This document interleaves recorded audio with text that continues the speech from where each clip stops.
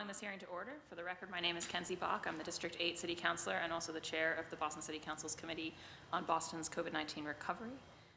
Joined here today by my colleagues, Council President Flynn, District 2, Councilor Aaron Murphy at large, Councilor Frank Baker, District 3, and Councilor Julia Mejia at large.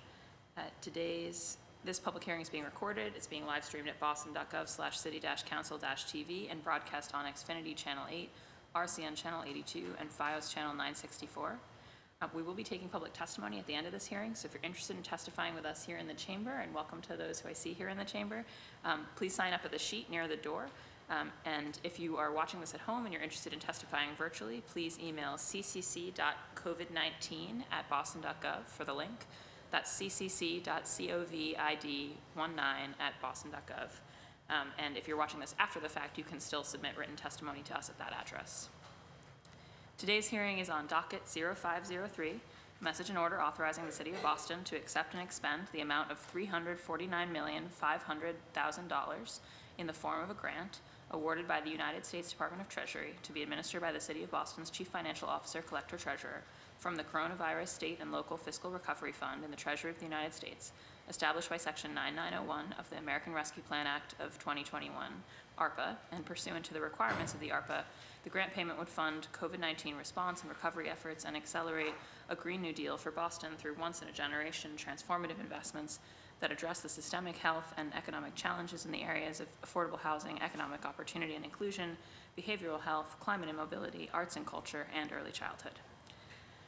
A couple more of these to read. Docket 0504, message and order authorizing the City of Boston to accept and expend the amount of $40 million in the form of a grant awarded by the United States Department of the Treasury to be administered by the City of Boston's Chief Financial Officer, Collector Treasurer, from the Coronavirus State and Local Fiscal Recovery Funds in the Treasury of the United States, established by Section 9901 of the American Rescue Plan Act of 2021, and pursuant to the requirements of the ARPA, the grant payment would fund provision of government services to the extent of the reduction in revenue of such state, territory, or tribal government due to the COVID-19 public health emergency relative to revenues collected in the most recent full fiscal year of the state, territory, or tribal government prior to the emergency. And then Docket 0436, order for hearing on the state of Boston's non-governmental nonprofit social sector and charting a post-pandemic recovery. I also want to note that we've been joined by Councilor Liz Braden of District 9, and I did get a note informally from Councilor Gabriela Coletta, District 1, just saying that she is on her way in, but she is listening to us. So for the panelists, just to know that she's going to come in fully informed. We're joined here. So let me explain a little bit for anybody watching about kind of this hearing in context of other hearings. This is the first of a series of 4 hearings that we're going to have over the next 10 days, focused on the ARPA funds that are not yet sort of designated and appropriated by the city. And the administration has put forward a proposal for those $350 million in funds, which actually breaks down into a lot of different sub-proposals. And we had an overview hearing back in early May, but it's a lot of information to get through, and then also councilors have been filing proposals related to things they'd like to see funded with these funds. And so what we're trying to do is create some more hearing space for everybody to kind of really get into the weeds and not try to bite off everything in one hearing. So that said, it's still going to feel like we're biting off a fair bit today because we're going to be hearing about the proposals from the administration side in economic inclusion, childcare, and arts and culture. So we've got a variety of chiefs with us to talk through that, and I'll introduce them in a moment. But I think collectively the proposals that they're talking about today are about $69 million worth of that, that overall 350 proposal.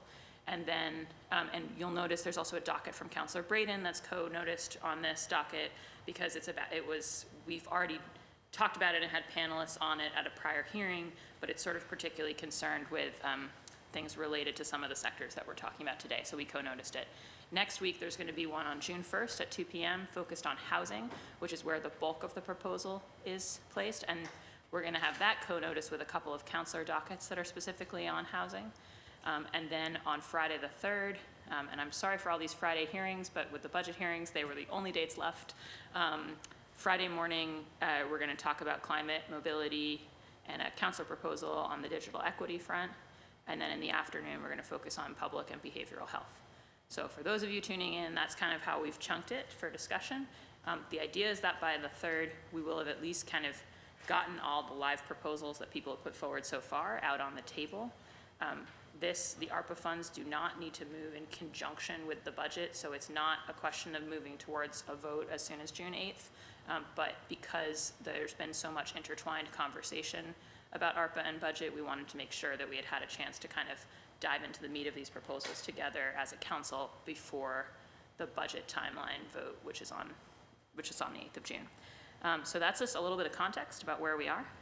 And now I'm going to go to the panel.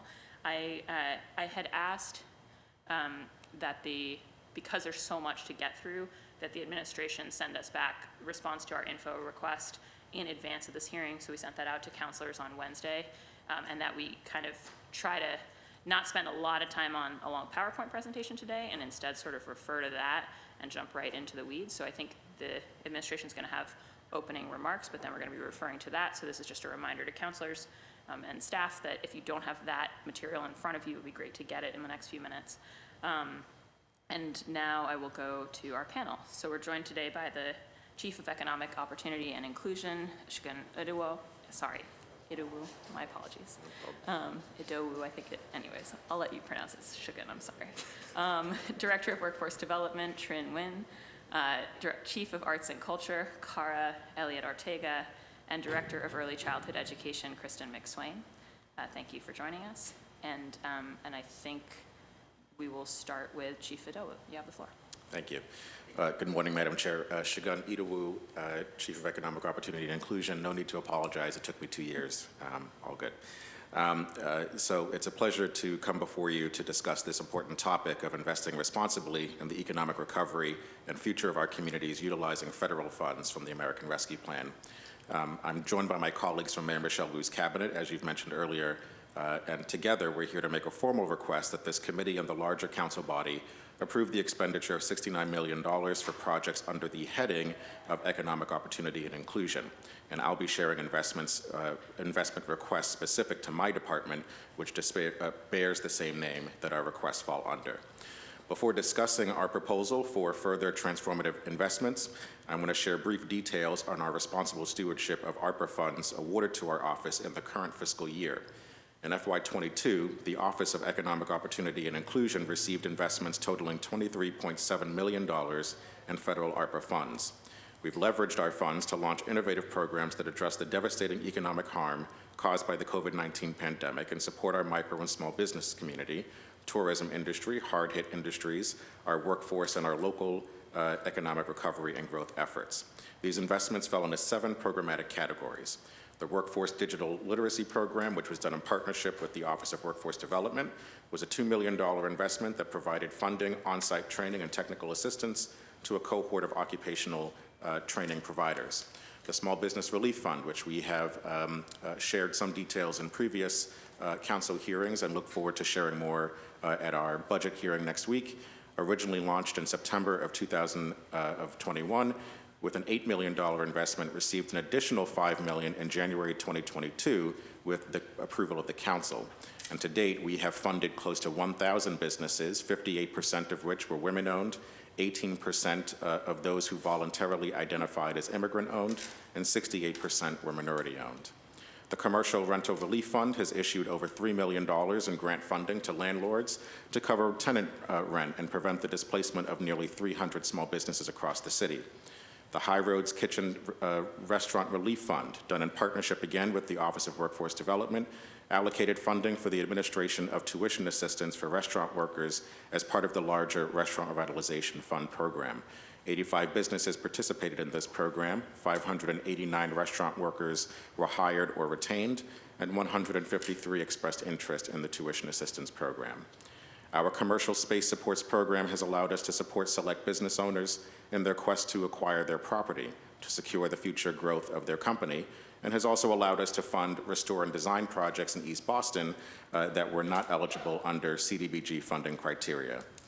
The 6th was a specialized small business technical assistance program coupled with SBRF 2.0 which will contract a third-party partner to offer wraparound support for those who applied to this fund. And finally, the All-Inclusive Boston campaign, which saw $1 million awarded to a Black women-owned business, Colette Phillips Communications, after a competitive process, and an additional $350,000 for the Downtown Revitalization RFP, which was put under our Sheltered Market program. Based on our successful efforts to support Boston's small businesses in a responsible and equitable way, we are making the following requests to invest $28 million in federal ARPA funds for the following 6 programs. $10 million to support the strengthening of the small business ecosystem, better coordination of resources, and pipeline development of BIPOC women and veteran-owned businesses in critical sectors relevant to the future of Boston's economy. $9 million to stand up a commercial rent rebate program that will help defray the cost of rent for small businesses and to help increase the diversity of storefront businesses in high-traffic commercial areas. $4 million to support the capacity of our existing Main Streets organizations and to increase their ability to beautify their local commercial districts. $3 million to provide immediate support to 200 struggling immigrant households by providing cash assistance for 1 year, connecting participants to immigrant-friendly banks and savings matching, and providing workforce readiness training to enter the formal labor market. $1 million to extend and enhance the Be Local application, and $1 million to extend the All-Inclusive Boston campaign across nationwide markets. Thank you for your consideration, and I'm looking forward to discussing the details further. So I will now turn it over to my colleague, Trin. Great, thank you. Thank you, Chief Idowu, for your leadership and your vision and your meticulous direction to moving us forward. My name is Trin Nguyen. I'm the Director of the Office of Workforce Development. Thank you, Councilor Bach, for leading and listening to the work in the hearing that we have right now. I also want to thank all the City Council members who are here.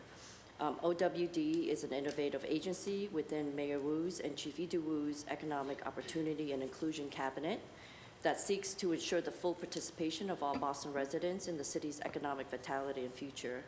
Our office works with community partnership and research institutions and community resident groups to fund and oversee programs that promote workforce development through education, career training, apprenticeships, financial coaching and credit building, and career pathways that lead to great paying jobs in the city. Please visit our website at owd.boston.gov to learn more about our work. Good Jobs, as Chief Idowu had mentioned, specifically creating good paying jobs with career ladders and benefits and retirement plans for our residents in growing industries is one of the key values and effort for Mayor Wu and Chief Idowu's plan for transformative investments.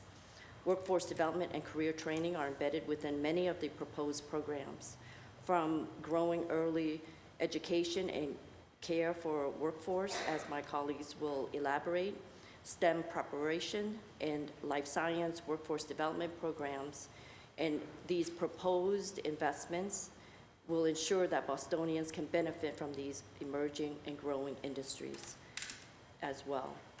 Also, please note that our work has been built on best practices through years of randomized control studies, evaluation, and constant feedback from the community and local resident groups as well. Also, last year, from June until October or November of 2021, we've had listening sessions across the neighborhoods and throughout the city to listen and to learn what are the immediate needs of Boston residents in the neighborhoods. Therefore, while there are many efforts that we're doing with federal and state grants, the 3 areas that we like to expand investments on that I'd like to highlight here are the expanding tuition-free community college. As you know, the economy recovers. Students are looking for short-term, high-value credentials that can help them find work. These additional investments will expand to include previously ineligible categories, especially for students seeking short-term training, recognized credentials, and licenses in healthcare, IT, e-commerce, construction, and clean energy. The second is STEM preparation and life sciences workforce development initiative. As Boston continues to experience unprecedented growth in life sciences and lab space, as you have heard, there is a need to develop new training and pathways for Boston residents to access the careers that will develop in the field over the next 2 to 5 years. The Life Sciences Initiative will include K-12 pathways, career technical education pathways, and short-term job training with incumbent worker training for upward mobility for current adults. The last is the digital workforce development, building on Chief Idiwu's statement on investing in closing that gap. The program will also support phase 2 and 3 from our assessments of the Digital Needs Project, which provides technical assistance and capacity support on digital learning to 25 adult basic education and ESOL providers within the city of Boston, serving 3,000 Boston residents. These funds are leveraged with the state's $9.7 million annual investments with adult basic education. There are other initiatives that you will hear that that intertwines with our department. We're working closely with various departments such as the Scaling of Youth Green Jobs Initiative, the Center for Behavioral Health and Wellness, and also the Growing Early Education and Care Workforce. We're happy to help and support and leverage federal, state, and other city funding as well. Happy to answer additional questions. Now I'll turn it over to my colleague, Kristen. I made a mistake. I will turn my platform over to my colleague, Kara. Thanks, Trin.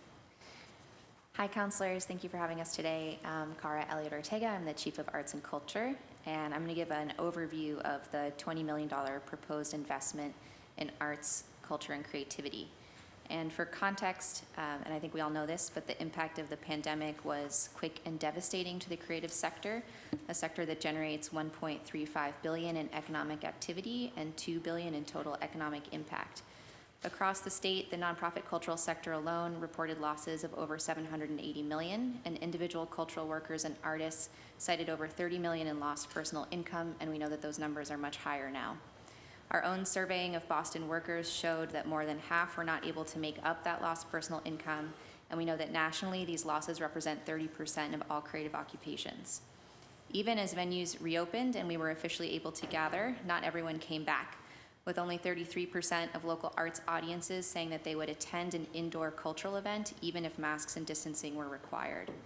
And of course, we know that all of this impacts some communities more than others, exacerbating existing equity issues along lines of race, ethnicity, disability, and those who have access to capital, philanthropy, and full-time jobs, and those who do not.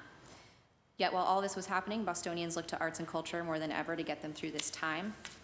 Artists, creative workers, and arts educators in particular continued to serve communities throughout the pandemic and provided direct service and opportunities for healing, joy, and connection.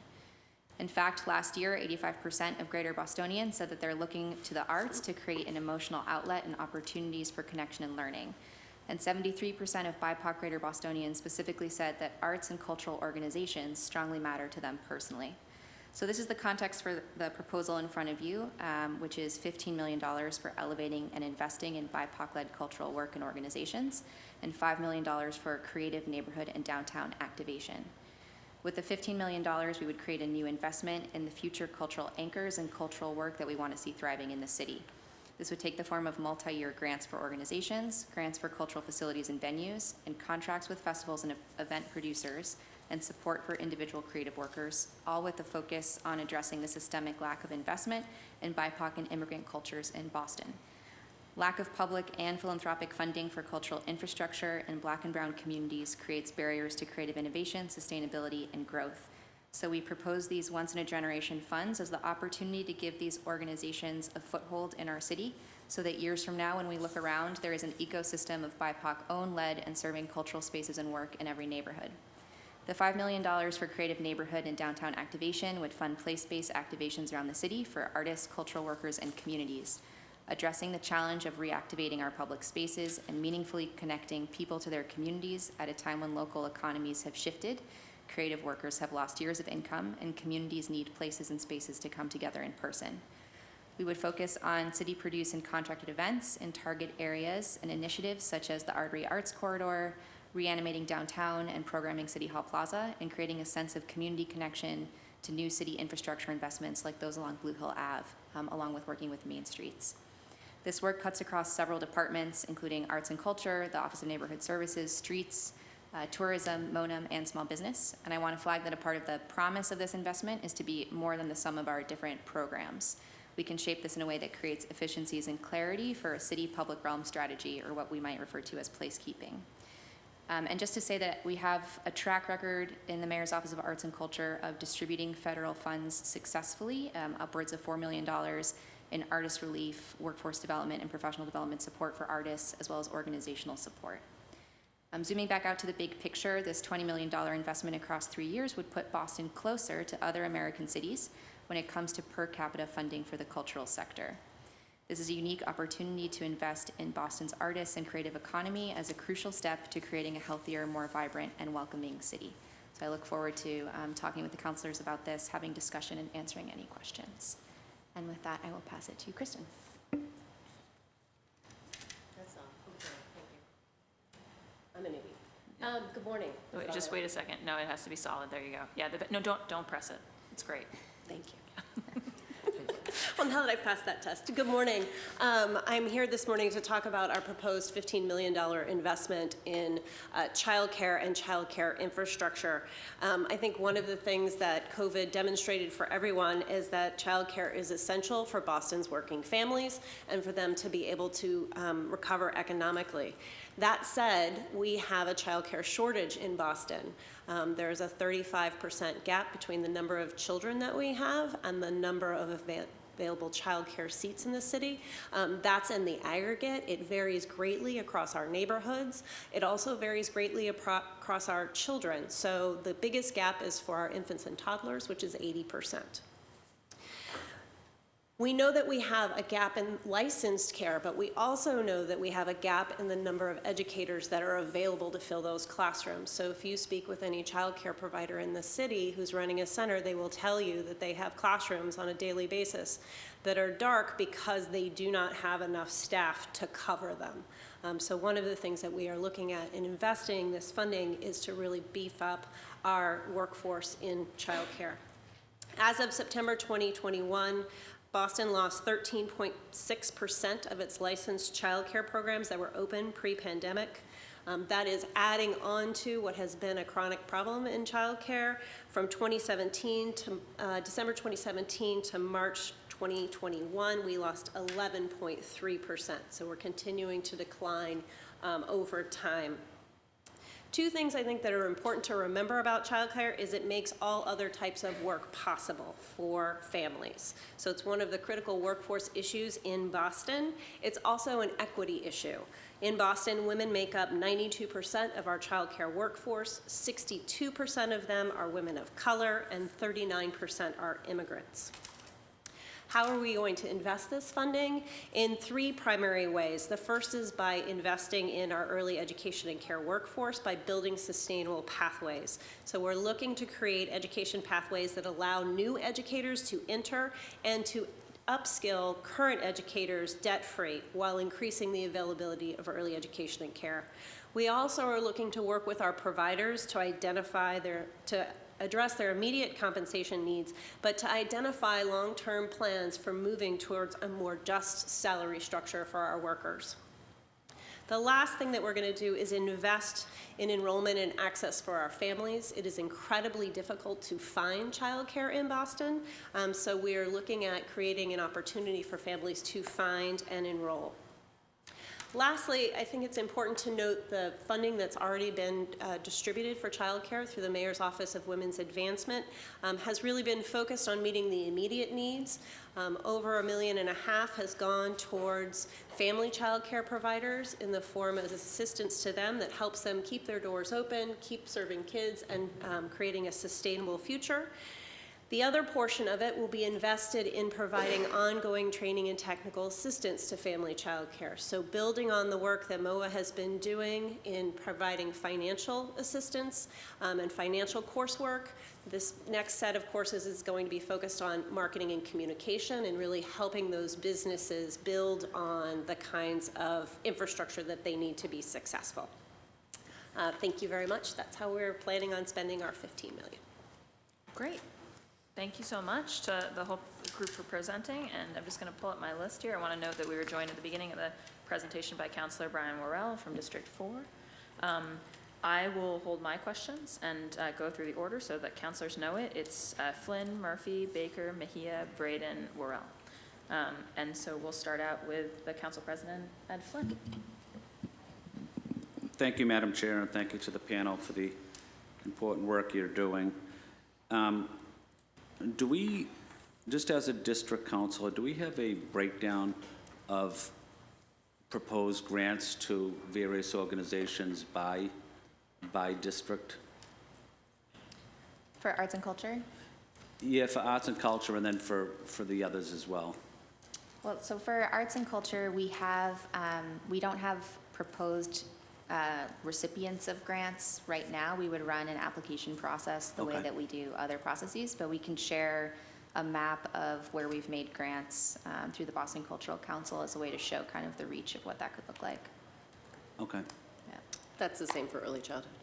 same thing, okay. The reason I'm asking is I know you mentioned the Mayor's Office of Neighborhood Services. I would like to request if the district city councilors especially can also be part of at least the process of notifying nonprofits in the various neighborhoods about this opportunity. I know district councilors know that their neighborhoods very well, and I just want to make sure that they are included as well in this process. If we could make that request something that we could try to do. Is there also an opportunity, I know you mentioned it, Chief,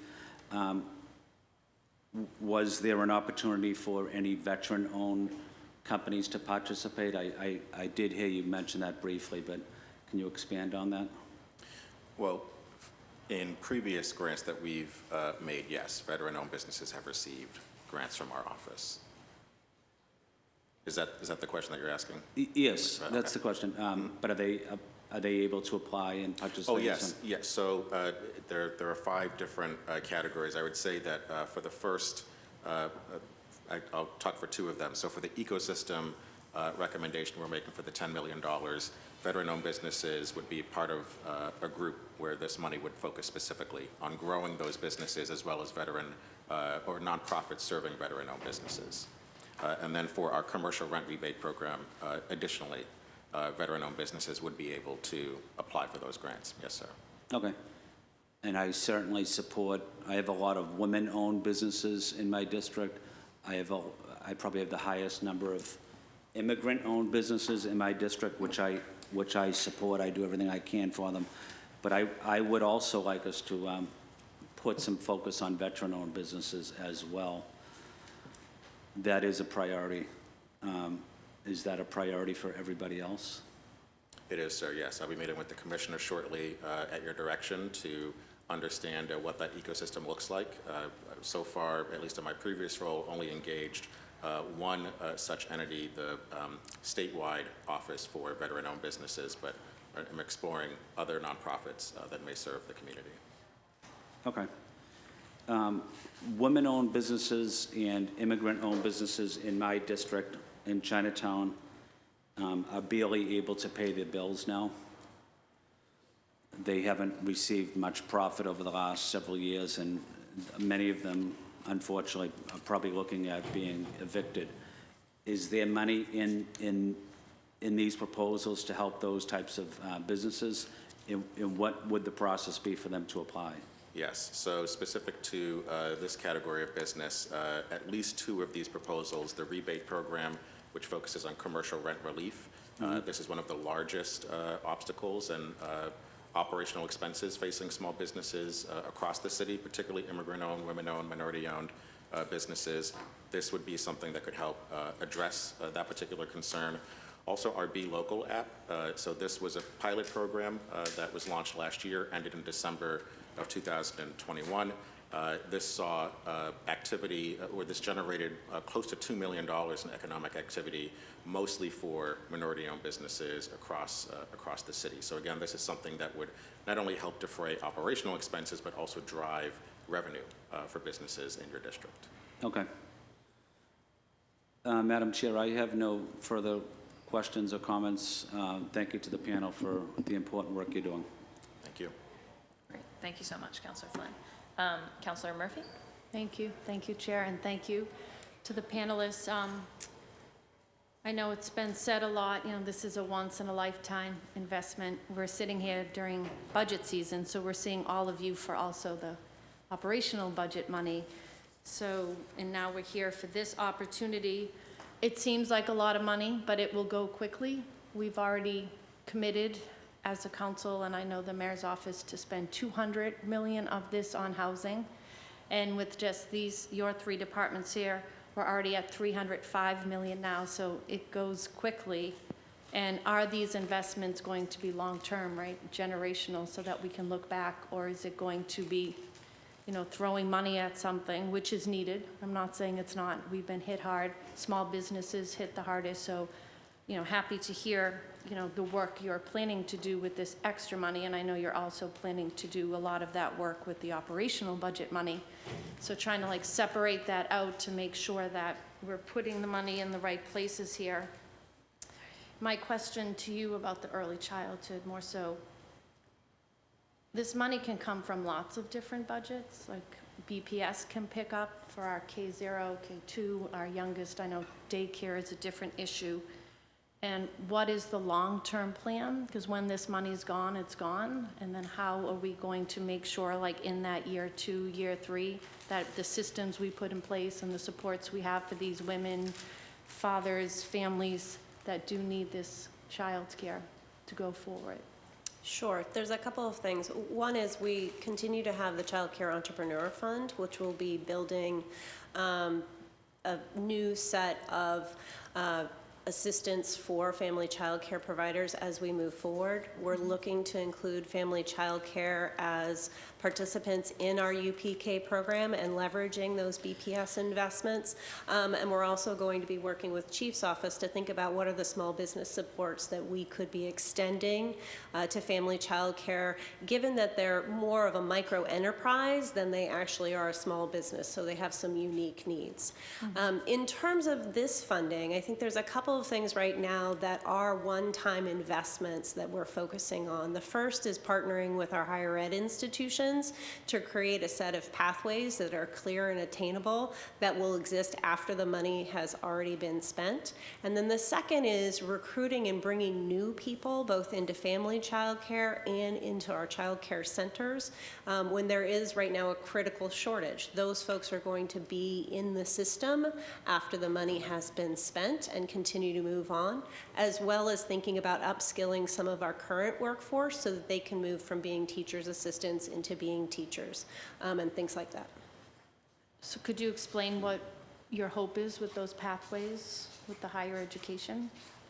Yes, our hope is, and if you look at page 9, or I'm sorry, page 8 in your stimulus package, we are hoping to establish partnerships with those institutions and to move 200 people into associate's degrees that they can then be using in classroom teaching. Which is wonderful, and workforce development is something I absolutely support and champion, but then thinking of, then they get paid more, and we already have a shortage.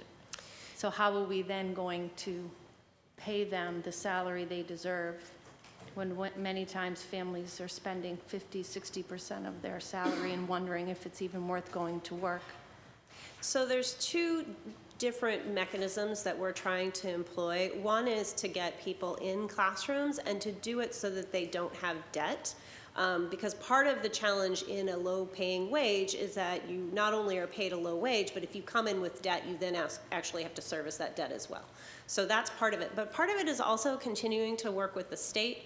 We know how we have the bill that was released last week around childcare in the House and Senate, and so thinking about how we use the investments we're making to leverage the state investments. Okay, that's good. And on the arts and culture and also the grants that are coming out of your office, which are amazing, how are we getting those to the people and making sure? What I hear a lot when I'm in all the different neighborhoods is they're like, oh, I didn't know about that, or how do I access that grant? And is there an easy place to share out this information so people can take advantage of it?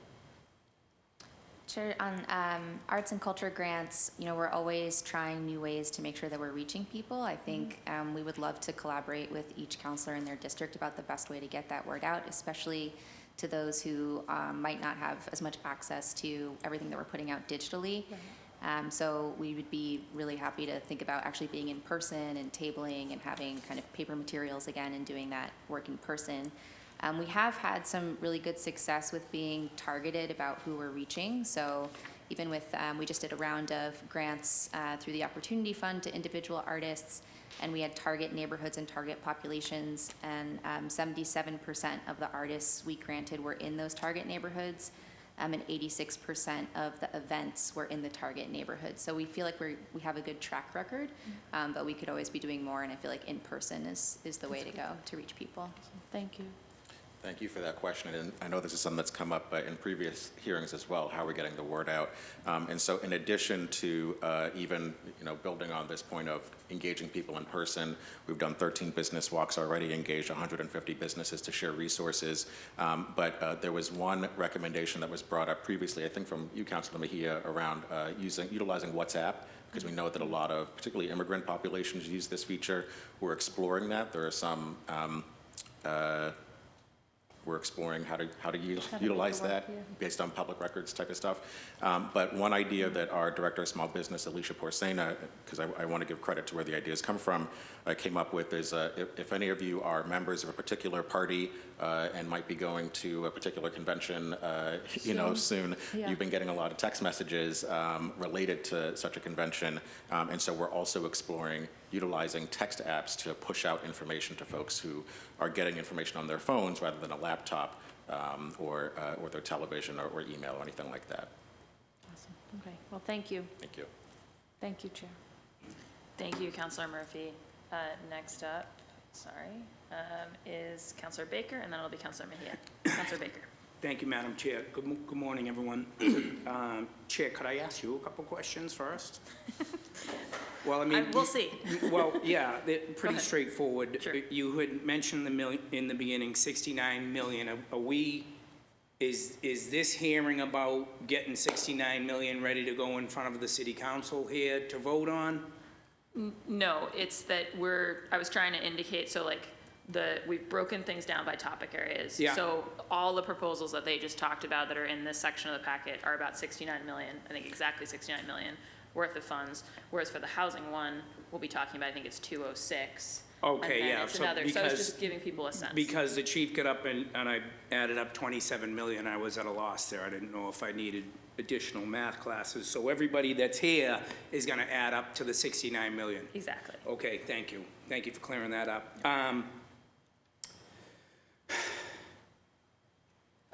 I just, I looked through all this. You gave me all my homework to do, Chair.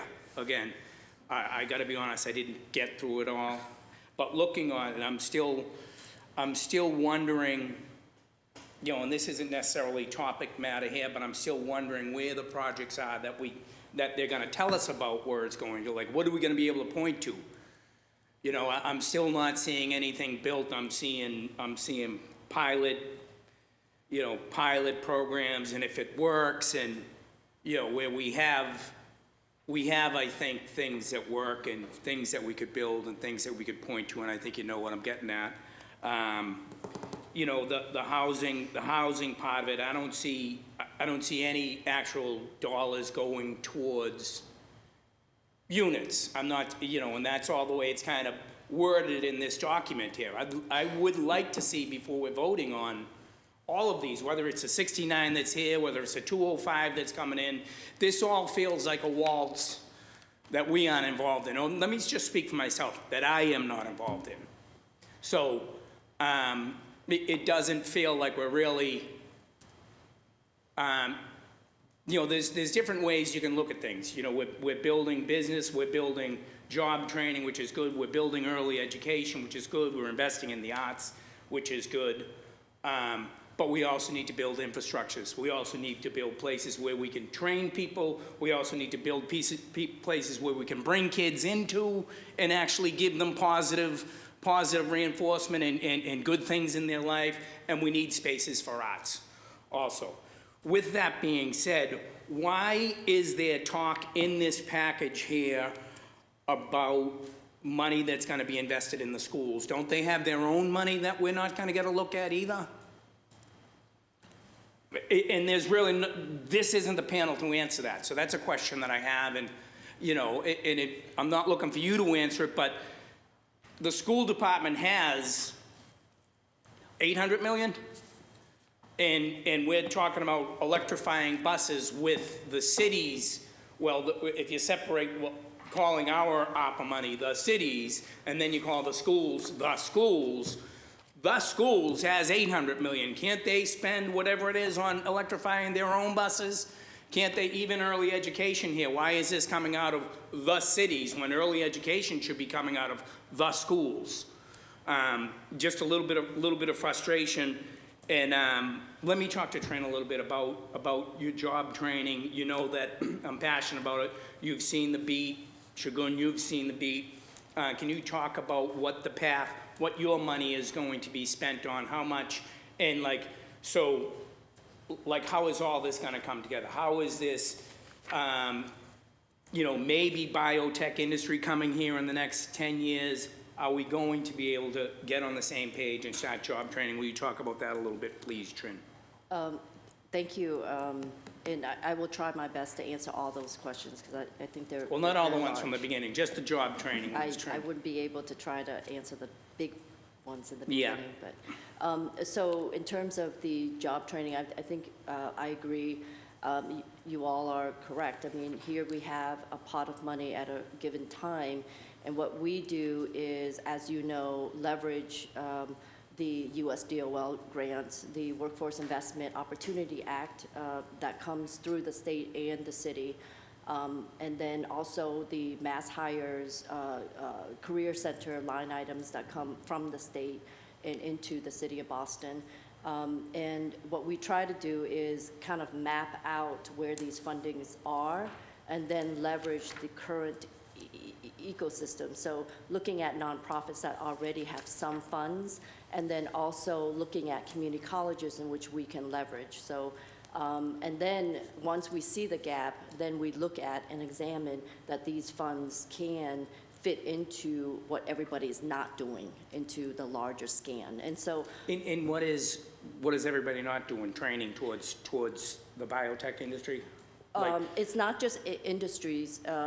So, for example, we believe in the the life sciences, and one of the promising practices is apprenticeships with Yeah. Mass Bio Ed. That the companies would offer to trained people? Correct. Actually, the company has guaranteed employment after the apprenticeship program, which is a placement, which is And what apprenticeship partnership. program are you talking about, Trin? The one with Mass Bio Ed is for the manufacturing, clinical, fermentation Yeah, certificates. and where is that gonna be trained? Like, where are they gonna, They are looking, right now it's outside of Boston. They want to come into the is Boston. that the Gloucester one? The one, I think that they are looking for spaces, and we're trying to work with them in partnership so that they can expand their space, their training slots. Yeah. Their training slots then has ties to job placements with employers. Yeah. And then we use these funds not to recreate the wheel, but to ask them to give 10 to 12 additional slots, and we take these funds so you're, to train them. like Exactly. what we do on the Jobs Trust, it's gaining spots. Exactly, but life sciences is only one industry in which we're focusing on. Healthcare obviously is a big one because it is the largest growth industry in New England and in the city as well. Construction is the other one. IT is something that we are investing in, and also clean energy jobs. And so there's various industries, they come at different stages. I also want to highlight that these funds are leveraged with other federal and state dollars, as I stated earlier. So, for example, under Chief Idiwu's leadership, we were able to submit a $29.4 million grant to the federal government Economic Development Agency to leverage the current funds that we have.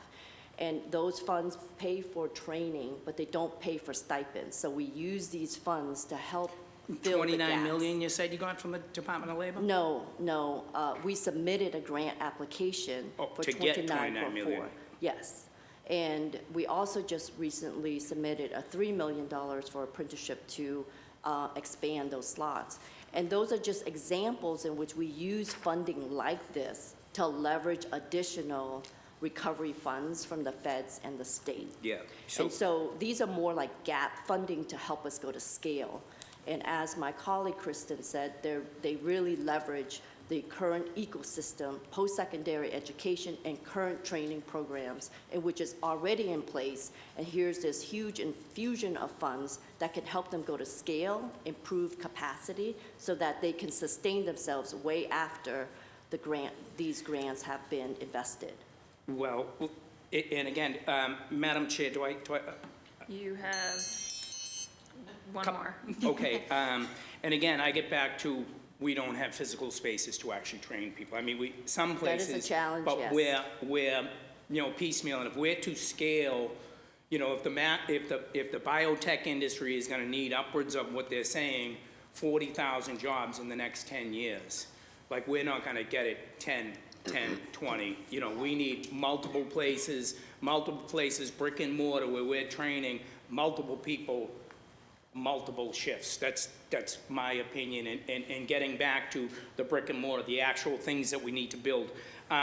So going through the, and this is more just a request, Chief, of you, going through the working session we had, some of the questions were answered, and one of the questions that I had asked was, basically to get straight at it is, where is this administration on the proposal that I put forth for the field house? And it's almost worded as, well, we're looking at it, we're talking about, but nobody from the administration came to the hearing that we had to actually look at the proposal and meet the people that are gonna not only be there and build it and be there long after the city's $10 million, if we're lucky enough to get it, has been spent and the building is built. Nobody came to look at it, so it feels to me like maybe I could just be talking that wall over there. So I'm gonna ask you, can you sit with proponents and people that are trying to bring this forth, and you look at it and see how it can fit into job training, early education, arts and culture, and even for that matter, if you're making families healthier, it adds more to your economic opportunities if you're coming from a healthy family and a healthy environment. So again, our proposal, and I call it our proposal because I'm part of the team, is to work on multiple fronts of what's happened to us after this pandemic here. Our kids are having a really, really difficult time, and this is an opportunity to build something that can add a lot. Again, art spaces, early education. We could do training for, it would be spaces where you could run programming to show people what you need to do to open your business plan. We could potentially do job training there, but right at the site, right across from the site is across where the beat is. We're building infrastructure here. Help me build for the future.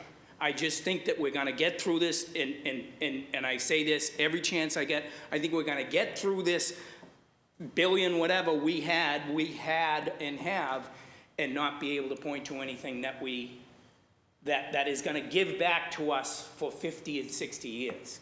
I mean, we talk about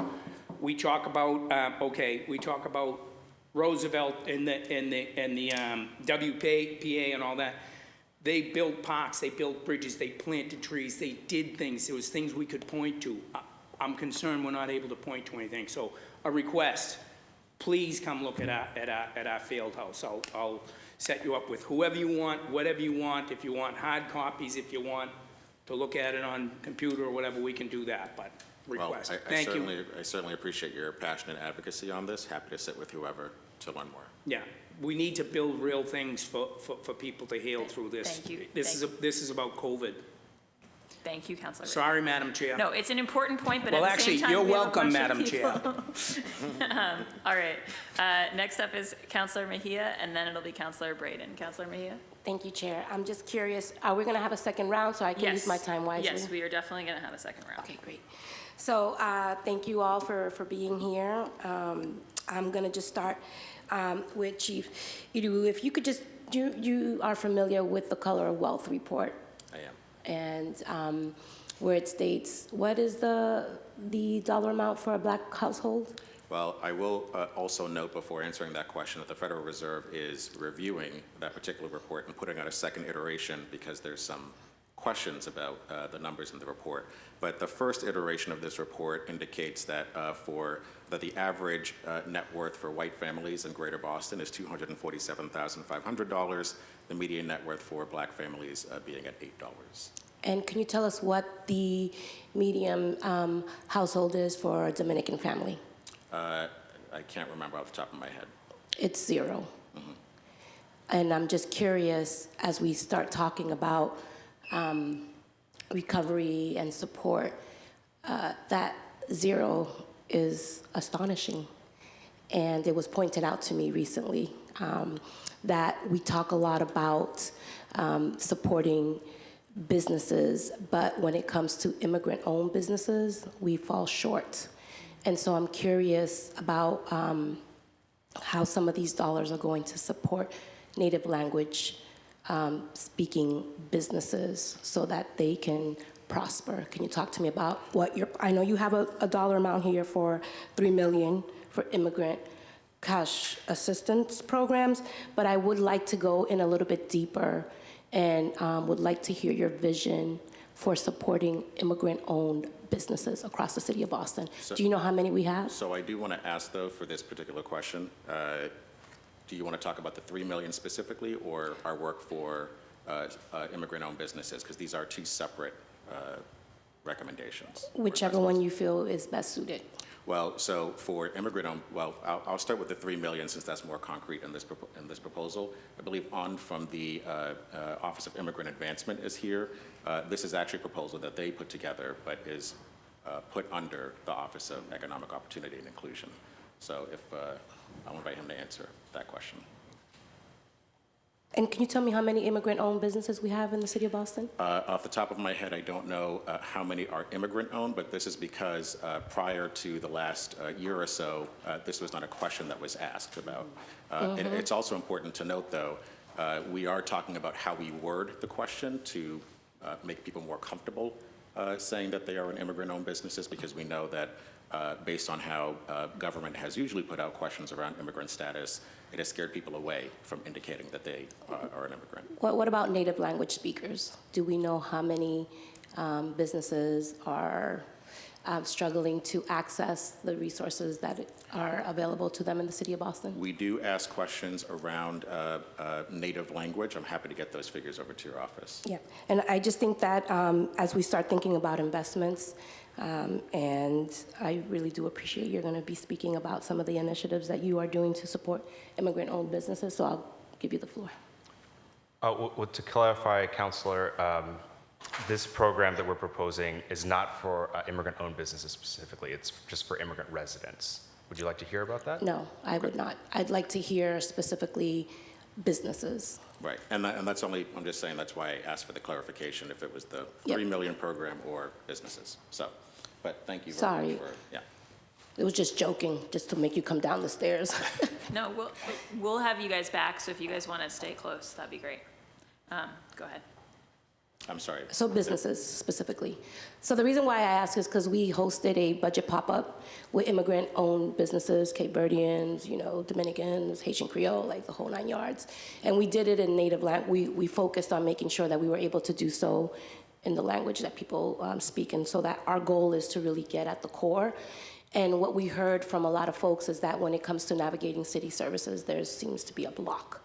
And I'm just curious what opportunities exist with this funding here to really invest in immigrant businesses that support native language speakers in navigating. So can you talk to me a little bit about that? So there's one proposal here, and then I guess next week at our operating budget conversation, we'll talk more about what we're going to do in the operating budget to address this question. This first investment, this $10 million investment in an ecosystem, is created exactly to address what you're talking about. So what we are putting forward is working with organizations that support a whole host of businesses, whether they are immigrant-owned, Black or Brown-owned, women-owned, veteran-owned, to help develop programming and connect folks to resources. So that's one of the things that we're looking at doing. Yeah, so I would like to see like a benchmark in terms of where we're starting, and then I'd love to be able to really track what the return on that investment looks like, because I share a lot of the frustration here on this council that there are a lot of really great visionary ideas, but when it comes to implementation and then getting those resources out to the people who actually are doing the work and need them, that's kind of where we as a city fall short. I know this is a new administration, so I'm just looking to you all to really think about return on investment and what those quarterly updates will look like, because I will be looking at that and also to support you all in making sure that those who are struggling out here get a piece of that pie. So thank you for that. I'm going to turn to childcare really quick. Kristen, if you could just talk to me a little bit about some of the efforts that we're making around supporting non-traditional workers, specifically those who have to work be at work at 5 in the morning, and or those who are working late at night. That is part of supporting the workforce, and I'm just curious what, if any, opportunities exist to lean into that gap. So it's a great question. There's a couple of things right now that they are not part of this ARPA funding request, although the information that we're learning from them is going to inform what we do as we create our RFPs and things moving forward. So one is we have funded through a partnership with BPDA an exploration with Community Labor United around family child care and non-traditional hours. We're going to take what we've learned from that and include it in our conversation with family child care as we expand UPK to be thinking about, is that something that could be happening in conjunction with UPK, serving families that have non-traditional hour needs.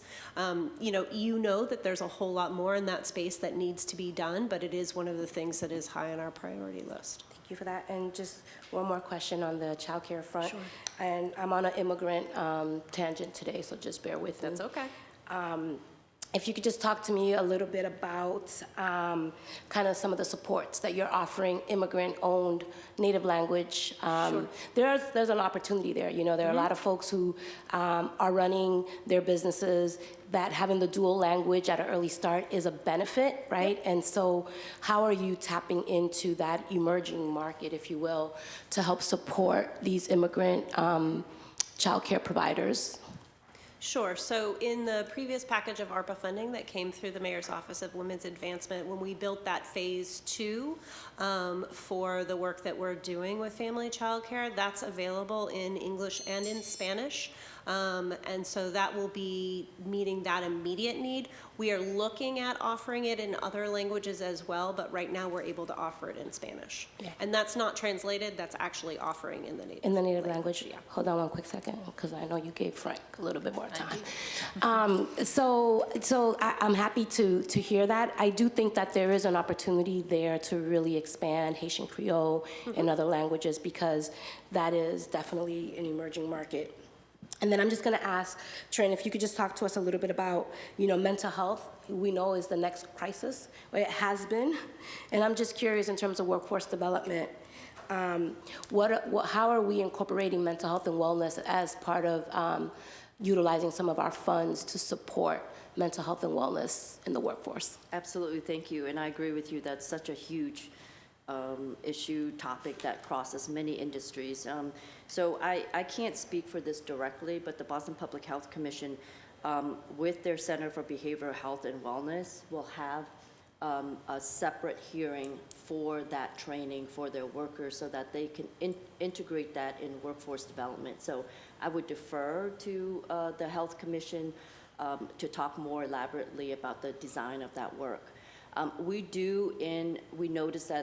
know that that is a huge priority. And so what we're doing with our traditional annual allocations from the federal and the state is that we're using some of these funds to ask our training partners and our community college partners who's involved with our tuition-free community college program to complement the gaps. And so for example, if traditional funding would just have them do the day-to-day operations in their training programs, these ARPA funds could be used to integrate mental health and mental health training into their current infrastructure. So again, really leveraging the ecosystem and the existing funding mechanisms that are already in place. The second piece is that we've had many conversations with Mass General and other healthcare institutions and employers, and they have huge entry-level openings for mental health practitioners.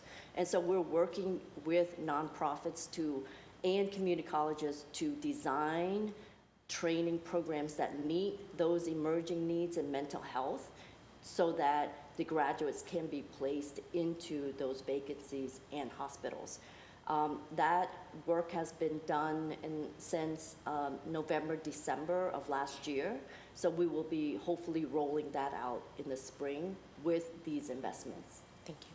Thank you, Chair. Thank you, Councilor Mejia. Next up is Councilor Braden, then it'll be Worrell, and then we were joined a while ago by Councilor Gabriela Coletta from District 1. Councilor Braden? Thank you, Madam Chair, and thank you all for being here. This is an exciting prospect. A few issues I wanted to bring up and just flag.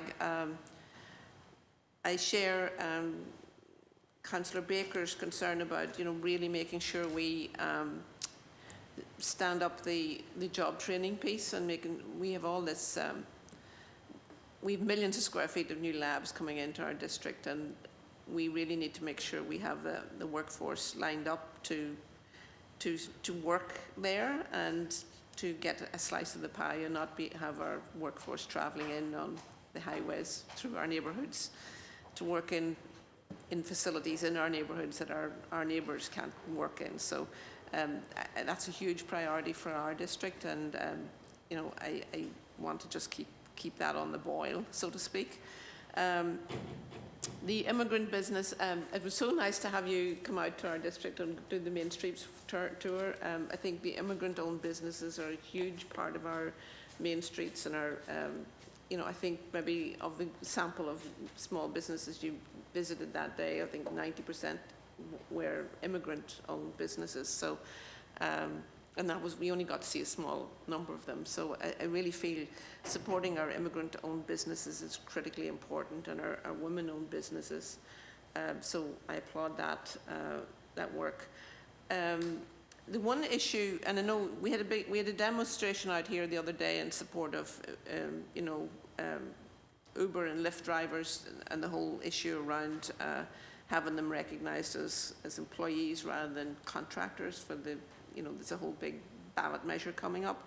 I think we mentioned in a conversation some time ago about the opportunity to look at the taxi business in Boston. We have probably got hundreds of medallions that are massively devalued in their value. And we have all these Uber and Lyft drivers. It might be an opportunity for them to actually become owners of their own businesses and be self-employed immigrant businesses driving taxis. And there's now an app that they can use, an app that you can hail a taxi on, not just an Uber or a Lyft. So I really feel that it might be just this moment in time that we should really explore that and see if we can offer that as a potential way to have mostly immigrant women and immigrants own their own their own businesses that would be a taxi business, and help, you know, liquidate and get those medallions out there and get them used again, even if they're greatly devalued, but ways to look at that. And then, Cara, we talk about the Arts District in Austin Brighton all the time. It's been absolutely hammered, decimated by the amount of development in the last decade. Spaces that were maker spaces and rehearsal spaces, everything is just being developed right in front. So I really, you know, want to keep that on the horizon, that this the Arts District in Alston is it's going to disappear completely. It's going to be gone. And you know, Alston was an affordable neighbourhood in days gone by, but it's not anymore. So artists are being displaced, and we really want to see what we can do to try and stabilise that situation. And think even within the arts community, I'm sure this maybe applies all across the city, is the ability for the arts community to be organised and to build and with capacity building to form artist cooperatives and things. I think maybe in terms of stabilising our artist community, we need to look at that sort of scenario as well. And then childcare. I think the childcare pathways, the career pathways, are really critically important. The family childcare providers are a huge opportunity for immigrants. I know my experience with the family childcare providers in our neighbourhood, where Irish women who came and they didn't have college degrees or whatever, but they set up family childcare, and they've been doing it for 25 years, 30 years. They're all going to retire one of these days, and we're going to have a huge, and even greater gap when that generation of women decide to give it up. I'm wondering, you know, one issue that folks who maybe don't own their home, that they rent their home, is the issue about setting up a family childcare in a rental property. And I don't know, are we working with ISD and landlords to try and see if we can facilitate that process? You know, for a small family childcare, you're talking about 6 children. And then also working with BPDA to think about rental accommodations, new apartment buildings, to have designated childcare spaces in those buildings that, you know, a couple of family childcares, they could have their own small centre or a family childcare within the building, depending on the size of the building, so that, you know, that they don't have to go into the market and look for market rate premises, and that would be another way to, that's another huge hurdle. So there's several there's several ideas there, and you know, your thoughts on any of that would be great. Who would you like to start? Working with the, you know, we have affirmatively furthering fair housing, which is saying, you know, you can't discriminate against families. If you're building a new building, you have to build family-size units, but also thinking about childcare facilities that could be run as a small business in a building.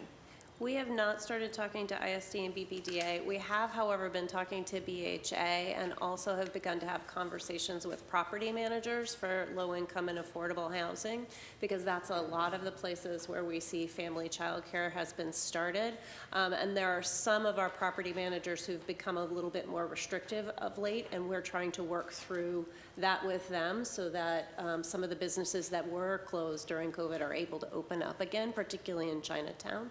And in other neighborhoods where we see a decline in the number of family childcare, but I will put ISD and BPDA on the list. Yeah, that'd be good. Well, I'll just say, first of all, we're going to be back in your district hopefully this summer, so hope to visit many more of the businesses in your district. This is in terms of helping taxi drivers, Uber, Lyft drivers own their own businesses. I think that is a wonderful idea. We already have programming that helps folks either in startups or understanding how to start their business, what licensing or permitting to get to do that. So happy to talk to our small business team about how we target that information to this group. And then I think those are the 2 points I heard. Yeah. Supporting, yeah. And then the Arts District. Cara, I know we talk about this all the time, but in the context of all this money that's coming in. Yeah, so a few things on that point. One is that part of the reason that we wanted to frame the investments in the cultural sector as grants and contracts is that we would really like to explore with cultural districts specifically what it looks like to contract with districts to do the kind of on-the-ground, like asset mapping, getting the word out about opportunities, that kind of work that really is in the service of the arts community in the city. So that's something that we're definitely thinking about as a part of the investments. Of course, with the ARPA funding, one of the first things, we thought of was, oh, this is a lot of funding coming to the city, like what can we actually do to secure some of these spaces? And there are so many limitations around using the funds for certain capital costs and that kind of thing that the dream of just kind of making the artist standalone building happen, I think is something that we can't do explicitly through these funds. So because of that, this is something that we're going to talk about in our operating budget. So it is a huge priority, and so we're going to be rearranging some things on the operating side in order to be able to help with facilities costs and some of the more kind of structural, like building related issues. And then lastly, on the organizing capacity building for artists, we have included that as something that we're looking for in the latest round of workforce development and professional development services, so that we can actually have services on call to support artists when they are in that situation, always at the last minute of being displaced, that they can actually get support in being organized and understanding what their options are. So that would be a part of some of the supports for individual creatives that are in here. That's good. And Trin? Yes, ma'am.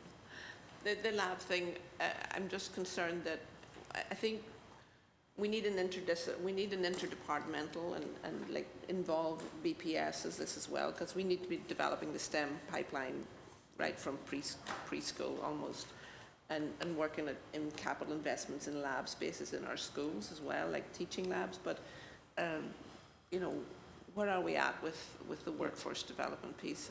So we have several tracks that we're working on. One in terms of the lab space, I'm going to defer to my colleagues at the BPDA, where they have been working in the last 9 months to do a scan of lab space that's currently up and running, lab spaces per square footage that has been permitted, and then the last is conversations about lab spaces.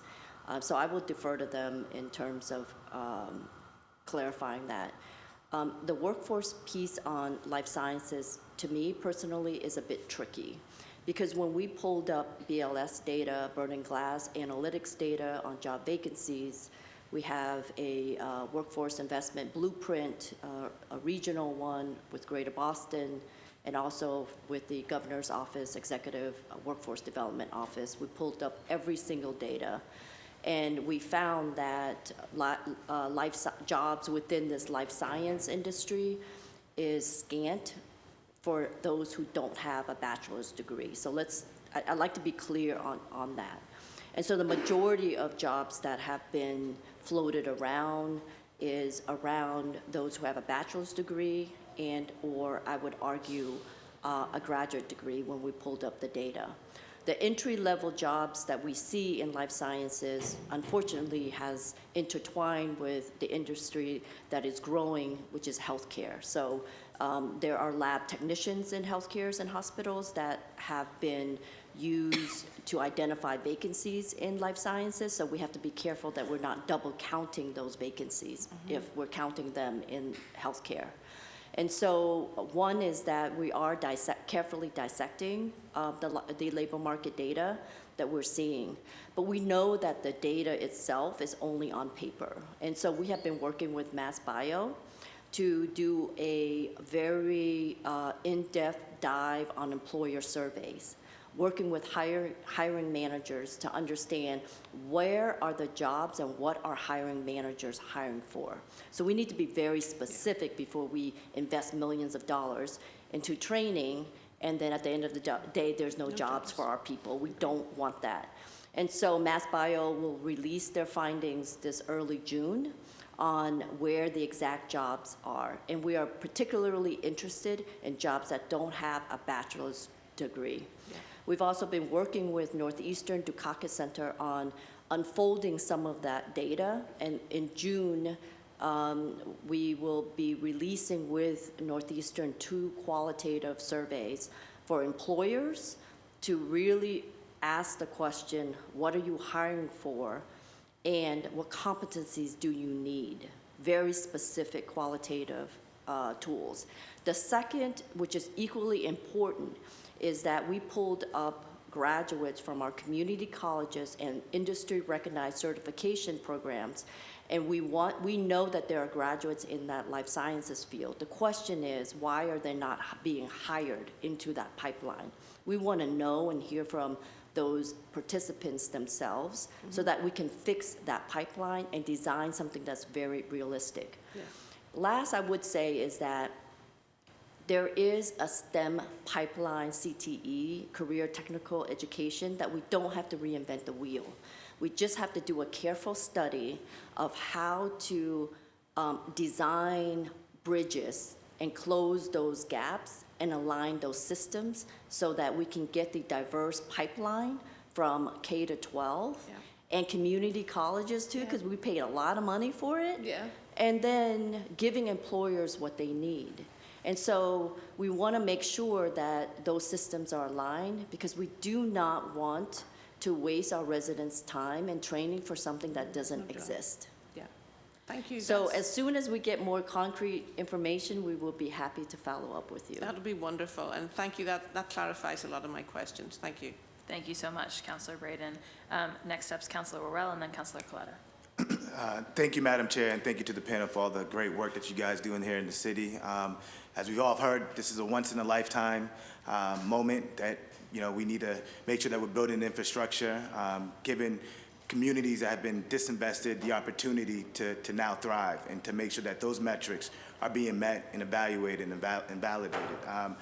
Councilor Braden took one of my questions around the STEM, and that sounds very much like this cradle-to-career system that we're trying to do here and pushing forward here in the city of Boston. But for Chief Idowu, I had a question for the commercial rent grant.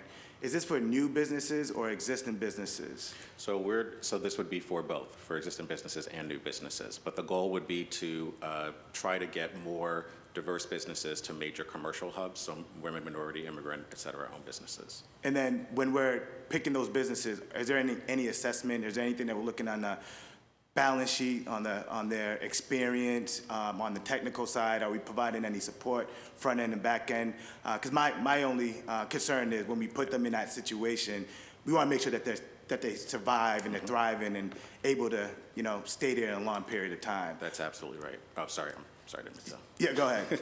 But you're right, yes. So, one of the things we are focused on doing is creating something holistic. So this would be one piece of our continued efforts to support small businesses. We already have our regular technical assistance program to support businesses, but part of the application process will be assessing where they stand, could they benefit from this, and after a period of 3 years, which this money is available for, would they be able to sustain themselves there? So, this cohort of businesses, as it were, would be part of a broader program to provide those holistic services and ensure that when this funding runs out, that they are able to survive where they are. And is there a specific industry that you're looking at? It would be industry agnostic.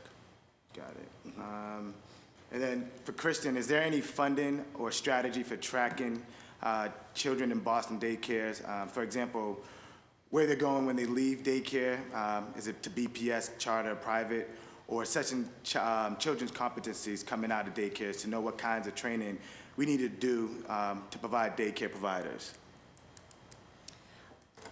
So right now, we know who is entering our UPK program through our community-based centers, and then we know where those children are going. In terms of the city writ large, no, that isn't captured. Other than children who do enter BPS, we ask where they have been, and so that data is available. All right. No further questions, Madam Chair. Great, thank you, Councilor Worrell. Councilor Coletta, then it'll be me. Hi, good afternoon, everybody. Apologies for being late. I've tried to listen in, but I thank you for your patience if my questioning is repetitive. I just want to thank you all again for being here. Chief Idowu? I love calling you chief. So first question is very similar to Councilor Worrell, but it's more place-based focused. So I'm pleased to see the commercial rent relief fund to cover the displacement or to prevent displacement of businesses. Ownership, as we know, is a huge strategy in closing racial wealth gaps in our city. And so ownership of these commercial spaces is top of mind for me. I feel like it's a game of Monopoly where folks with access to capital and resources get first right of refusal for these properties. And for me, in my district, waterfront is top of mind, where a lot of these businesses who did have access to capital and have connections have businesses that are dependent on the waterfront as an asset. Like we have restaurants right now owned by a homogenous group of people. And for me, I would like to see, just thinking about how we can intentionally reach out to businesses who need brick and mortars and getting them into these desirable zones, right? Can we have something like that inform our decision making? Again, I'm thinking about the East Boston waterfront in particular. Can we be intentional with who we're reaching out to?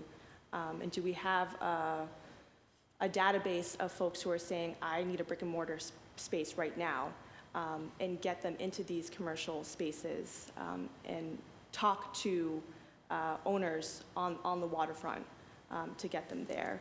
And just as a part of that, I know you talked about the commercial space support program for owners in East Boston that were not eligible for CDBG grants.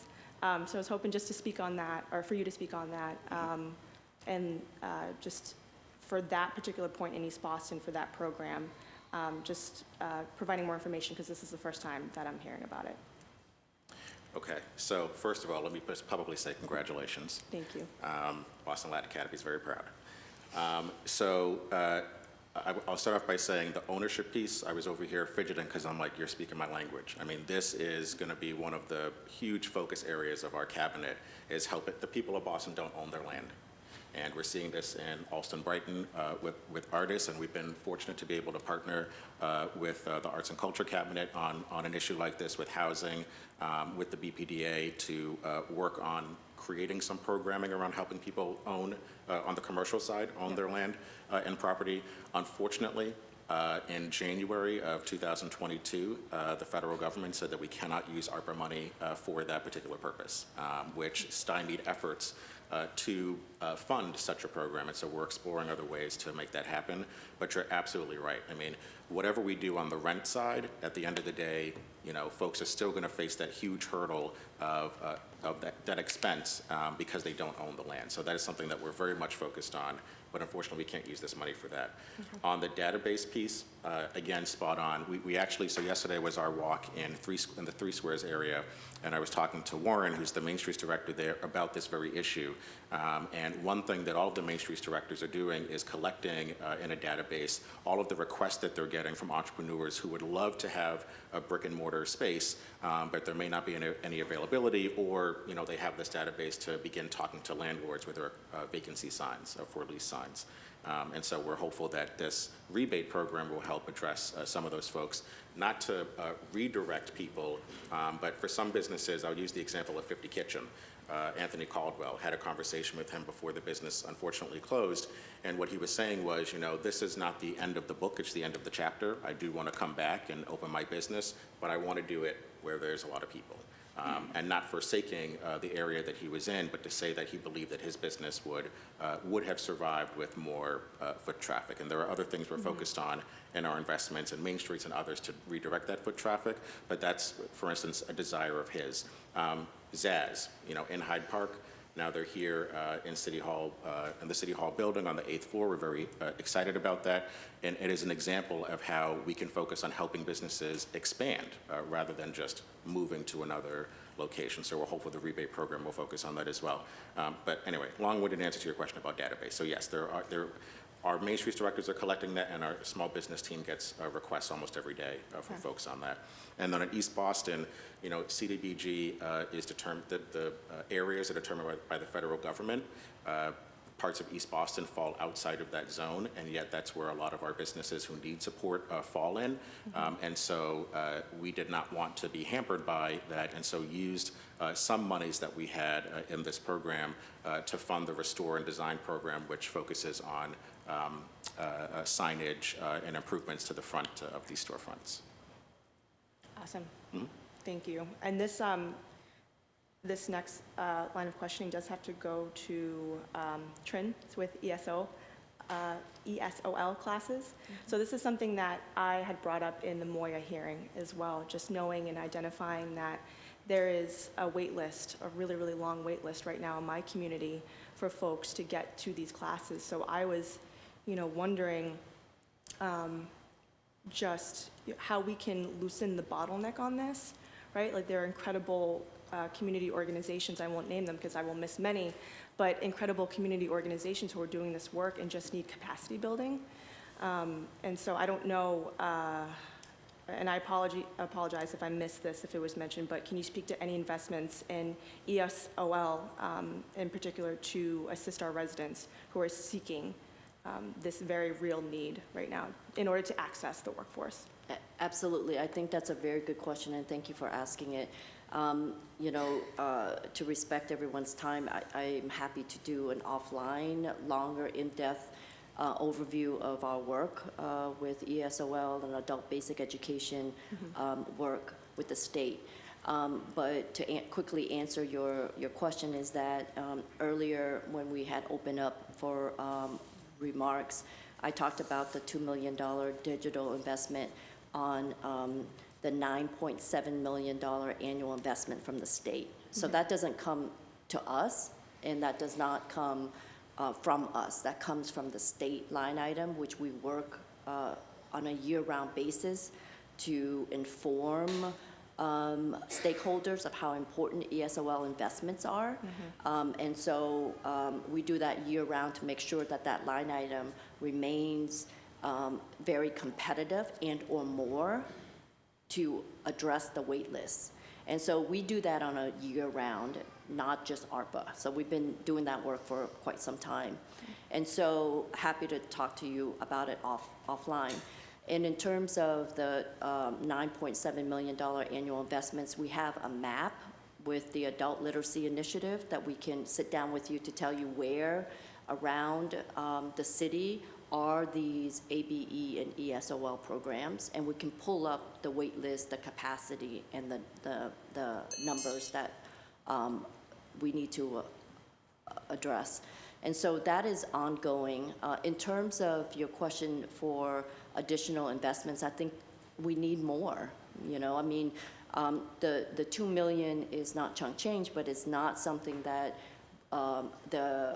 that can meet the immediate needs for building the capacity and increasing the seats. So for example, we took that $2 million. We also analyzed the state's regulations and learning gains and a variety of outcomes.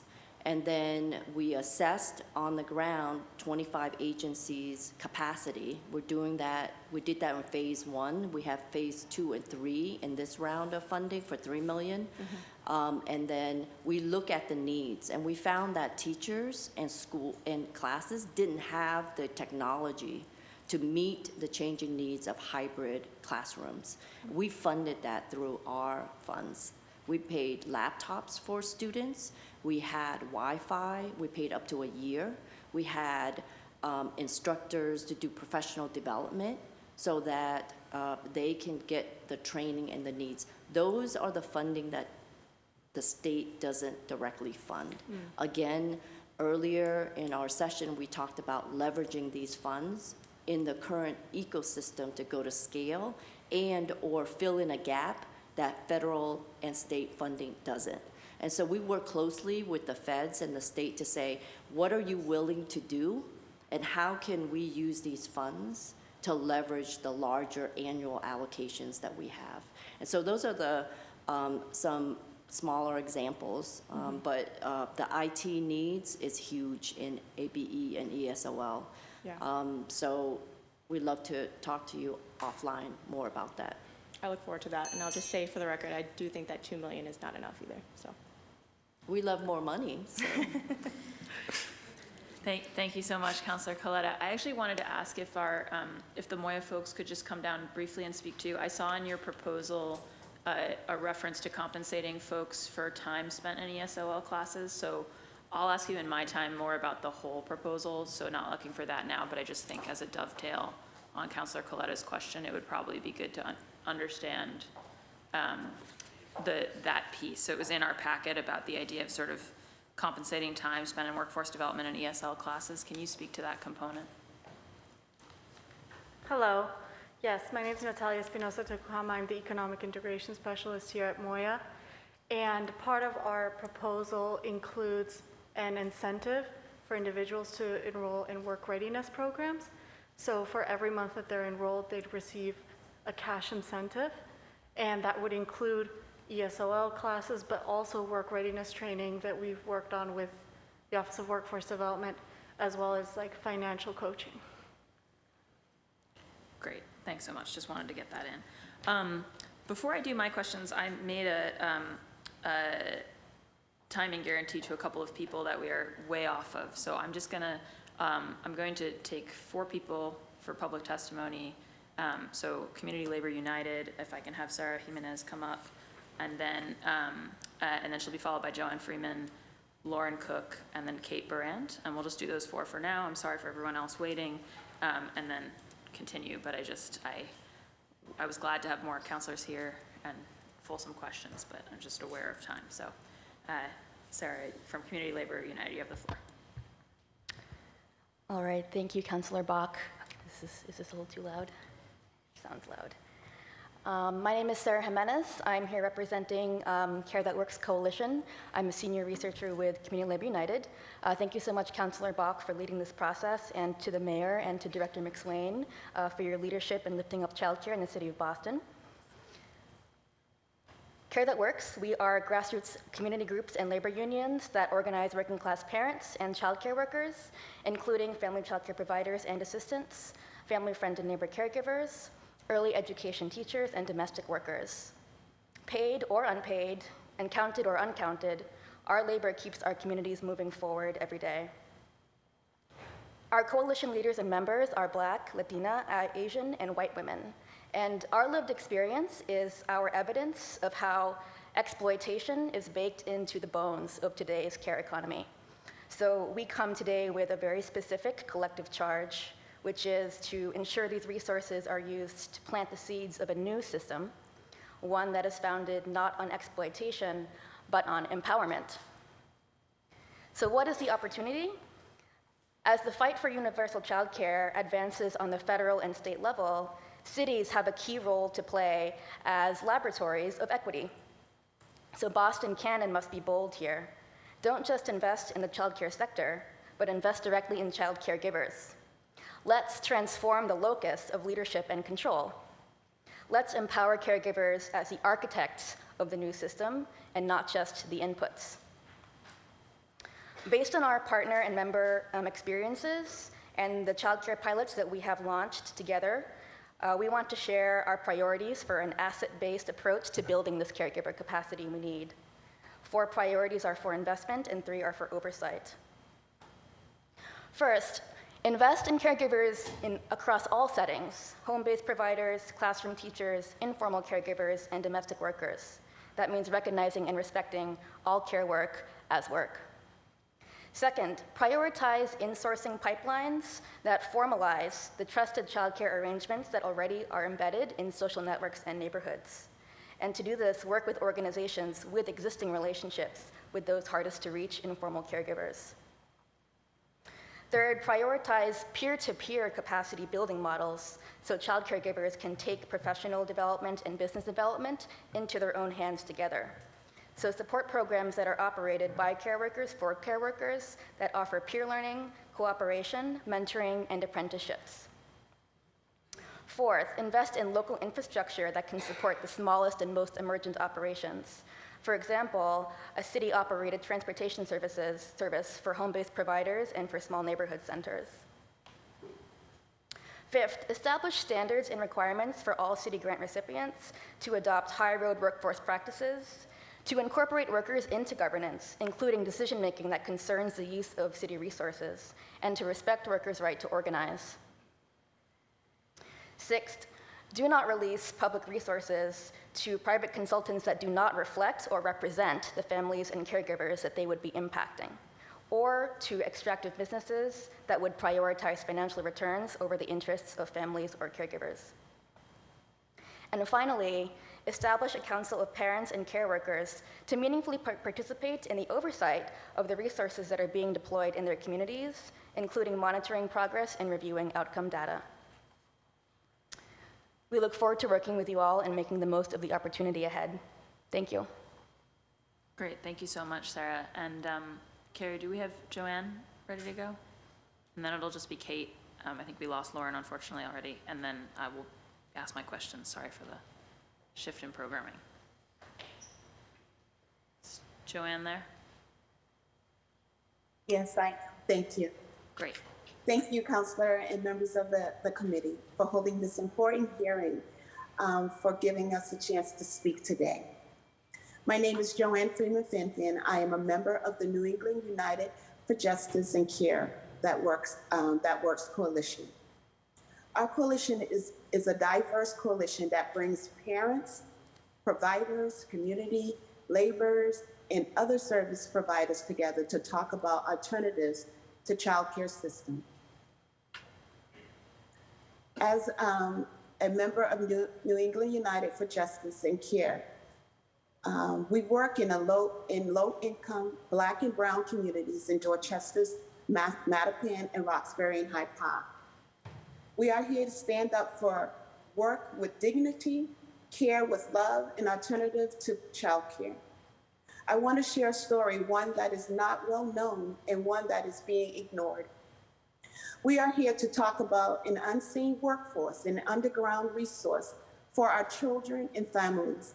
I'm talking about FFN Care, Family, Friend, and Neighborhood Care. FFN Care is a part of the child care system. FFN provides a voucher to cover FFN caregivers who are unlicensed providers that provide care for thousands of families across the city. We are talking about grandparents, aunts, uncles, and friends who step into to provide childcare when childcare is not accessible to working parents. This is a labor of love, a labor of dignity that offers much needed flexibility for families going back into the workforce. FFN Care offers a way for safe, culturally appropriate care for our children, and they are being ignored. Why are we bringing this up? Currently, the voucher for FFN caregivers pay between $9 to $21 a day. Not an hour a day. This is a slave wage residents and family members that are stepping in to provide this alternative care so that families can go to work and go to school. We want to see FFN caregivers receive minimum of $18 an hour for their time in service as elders, family members, and caregivers. FFN caregivers should have their application expedited so that families can have the care they need through this alternative system so we can remain working and or have the ability to go back to work. There are many barriers to why residents do not use FFN care. One example is the Corey and Sorry background checks. Can you imagine asking your mom or your dad to have a background check completed so they can become an FFN caregiver for their own family member? We want to see an opt-in and opt-out our option for FFN if they are caring for a member of their family. We know and understand that the city can only do so much and that the State Department of Early Education and Care must step up. We want to see changes to wages, background checks, redefined And we want the state to publicly recognize and create a pathway to support FFN caregivers. But we think the city of Boston can show the state that an FFN program looks like by supporting a pilot in the city that supports alternative to childcare, that also provide a pathway to good jobs for families in our community. We see this as an opportunity for us to explore new models and ways of being for the future of our city while putting families, workers, and our elders first. We stand with the coalition where we say, one, do invest across all the subsectors of care economy: family child care, center-based care, family friend and neighbor care, and domestic care. Two, do invest in local ownership and in ensuring models that example families and community to take ownership and control over their child care needs. For example, invest in the pilot that build pipelines for community-based caregivers to launch or expand their family child care or center-based operation in their own neighborhoods. Three, do not permit resources to spend on outside consultants that do not reflect or represent the parents and workers they would be impacted, or on business with extractive financial practices that are set up to benefit outsiders, investors, rather than local stakeholders and local economies. Four, establish a council of parents and care workers to oversee the calculations of these investments in childcare, to monitor and enforce requirements, and to review outcome data and evaluate the results. We cannot talk about the road to recovery as COVID continues to impact our community without thinking about new ways of being in, new model we can uplift to help communities strengthen their families, homes, and workplaces. We look forward to continuing our work with the coalition, with the city. We hope we can develop an FFN care pilot to show the state that it is possible in Boston and beyond. I thank you for your time. Great. Thank you so much, Joanne. Thank you to New England United for Justice and Community Labor United. And thanks everybody for your patience. Kate, we weren't able to advance you, so if you're able to get advanced into the Zoom, I'll let you go right after my questions, but I want to turn to those now. I have questions on all 13 proposals. I know I'm not going to get through them all in my first round. So I'll jump first to Chief Idowu. Super excited about the commercial rental rebate idea. It's actually something Councilor Mejia and I were working on all last year, and we tried to get it into the ARPA supplemental last summer, and I think the administration was just not ready to figure this out. And one of the reasons, in fairness, that they were hesitant was this kind of question about how does the city figure out what like reasonable lease like prices are so that we don't get gouged, right? Because part of our goal is we get like, you know, our local black and brown businesses, as was mentioned in your proposal, folks who live in the qualified census tracts, we get them into these downtown core vacancies. I think it's something Councilor Mejia and I are both really excited about, but part of what we heard back was, well, we don't want to end up in a situation where we then get quoted at like astronomically high rents that we, the city, are subsidizing, and then when the subsidy goes away, they're in trouble. So, and Councilor Worrell talked about business viability, but I think there's also this separate issue of landlords potentially playing it. So how are you thinking about that piece? So a couple of ways. One is that we're bringing the landlords to the table to talk about that exact issue. And as we're developing this program, thinking about how, you know, if someone's going to take advantage of this, that we are negotiating a price that is low enough that when this program runs out, that it's, you know, that we are keeping that affordable for when the business is still in that building. But, you know, we're continuing to talk with, you know, the landlords, with banks, because we're exploring the commercial, I'm blanking on the, covenants, excuse me, because a lot of covenants actually prevent landlords from even being able to reduce the rent to something that's more affordable, because the banks want to get, you know, their money back on the loans that were given to them. Anyway, we're taking all these things into consideration, but at the end of the day, in order for a landlord to take advantage of this program where it's a guaranteed income that they're getting, the city's paying this rent for X number of years, we would be negotiating if the terms are at a favorable rate for the city and for the business, but also including in that negotiation that that affordable rent will stay that way for X number of years. We just haven't plugged in what those figures are yet because we want to work in partnership with all the folks I mentioned earlier. Okay, great. Well, it would be great. We would love to be in conversation on that. I'm sure Councilor Mejia would as well. And you know, one of the things that we also learned in that process was that assessing does have, they can't sort of share it with us directly, but they do have a lot more intel on commercial lease realities than everyone else, because they get that. There's a state law exemption that lets them get it in a privileged way that, again, they can't then share except kind of in aggregate, but they might be able to also help us. So just flagging that internally. And then I'd love to have the Moya folks come up and just speak a little bit. I do think, you know, it comes up again and again, the idea of sort of direct cash assistance to our residents, especially when we're talking about income inequality.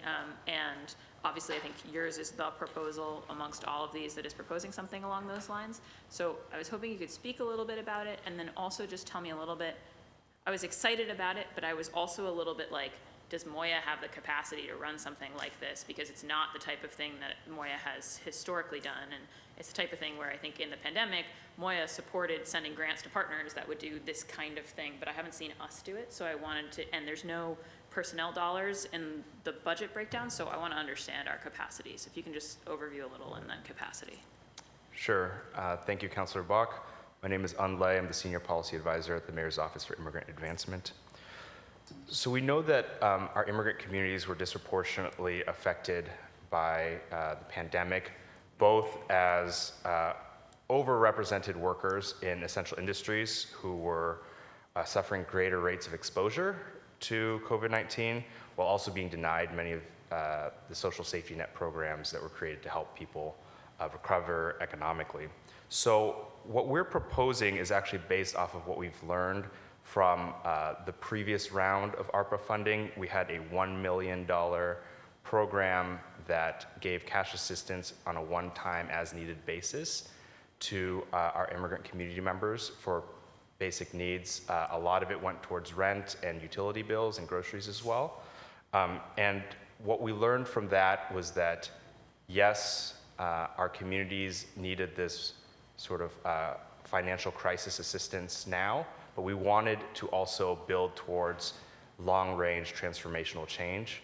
So what we're proposing here is for a 12-month program where there would be monthly cash assistance given with this additional two pieces, two sort of incentive additional dollar amounts. One for workforce development training, ESOL, social capital growth, and the like, and the other for actual savings in US-based financial institutions to build financial resiliency. And so to answer your question about Moya's capacity to administer this program, our plan is to provide a grant to an external organization that has experience providing something in this direction to actually administer the program, as well as to have a program design and evaluation consultant to guide us in how to shape this properly to best respond to our immigrant communities. Got it. And in terms of that like evaluation piece, have you guys thought about, there's obviously this tension between, on the one hand, I think like everybody's looking for opportunities to really document what direct assistance can mean and do for families. And on the other hand, we all know that we've tried to avoid designing programs that could be used for sort of surveillance on our immigrant communities by nefarious forces. So how are we thinking about that piece? We are still in conversation with some of the researchers in academia and program administrators for programs such as guaranteed income pilots, both in other cities such as Oakland and Los Angeles, as well as programs as local as United South End Settlements and institutions as local as Brandeis University and Harvard University. And so we will take guidance from them about how to protect the privacy of our community members. Okay, great, thank you. My next questions are for Cara. Cara, we just heard about this issue of kind of like, how do we use these dollars to transform the care work world, and I'll have questions for you in the next round, Kristen, on that. But when we think about like the money that you're proposing spending on, for instance, like arts interventions in our public realm, how are you thinking about sort of like setting standards so that we're hiring local artists and we're also encouraging those groups to pay good wages to make sure that as a city, because there's always going to be a temptation as a city, we could do more art for less if people are not really making anything, but at the same time, again, it's an ecosystem that we want to build up. So how are you thinking about that? Yeah, well, I think this is the exciting part of being able to have funding for contracts for these services. I think as a city, we're still sort of transitioning out of this idea that artists will show up and do things for free.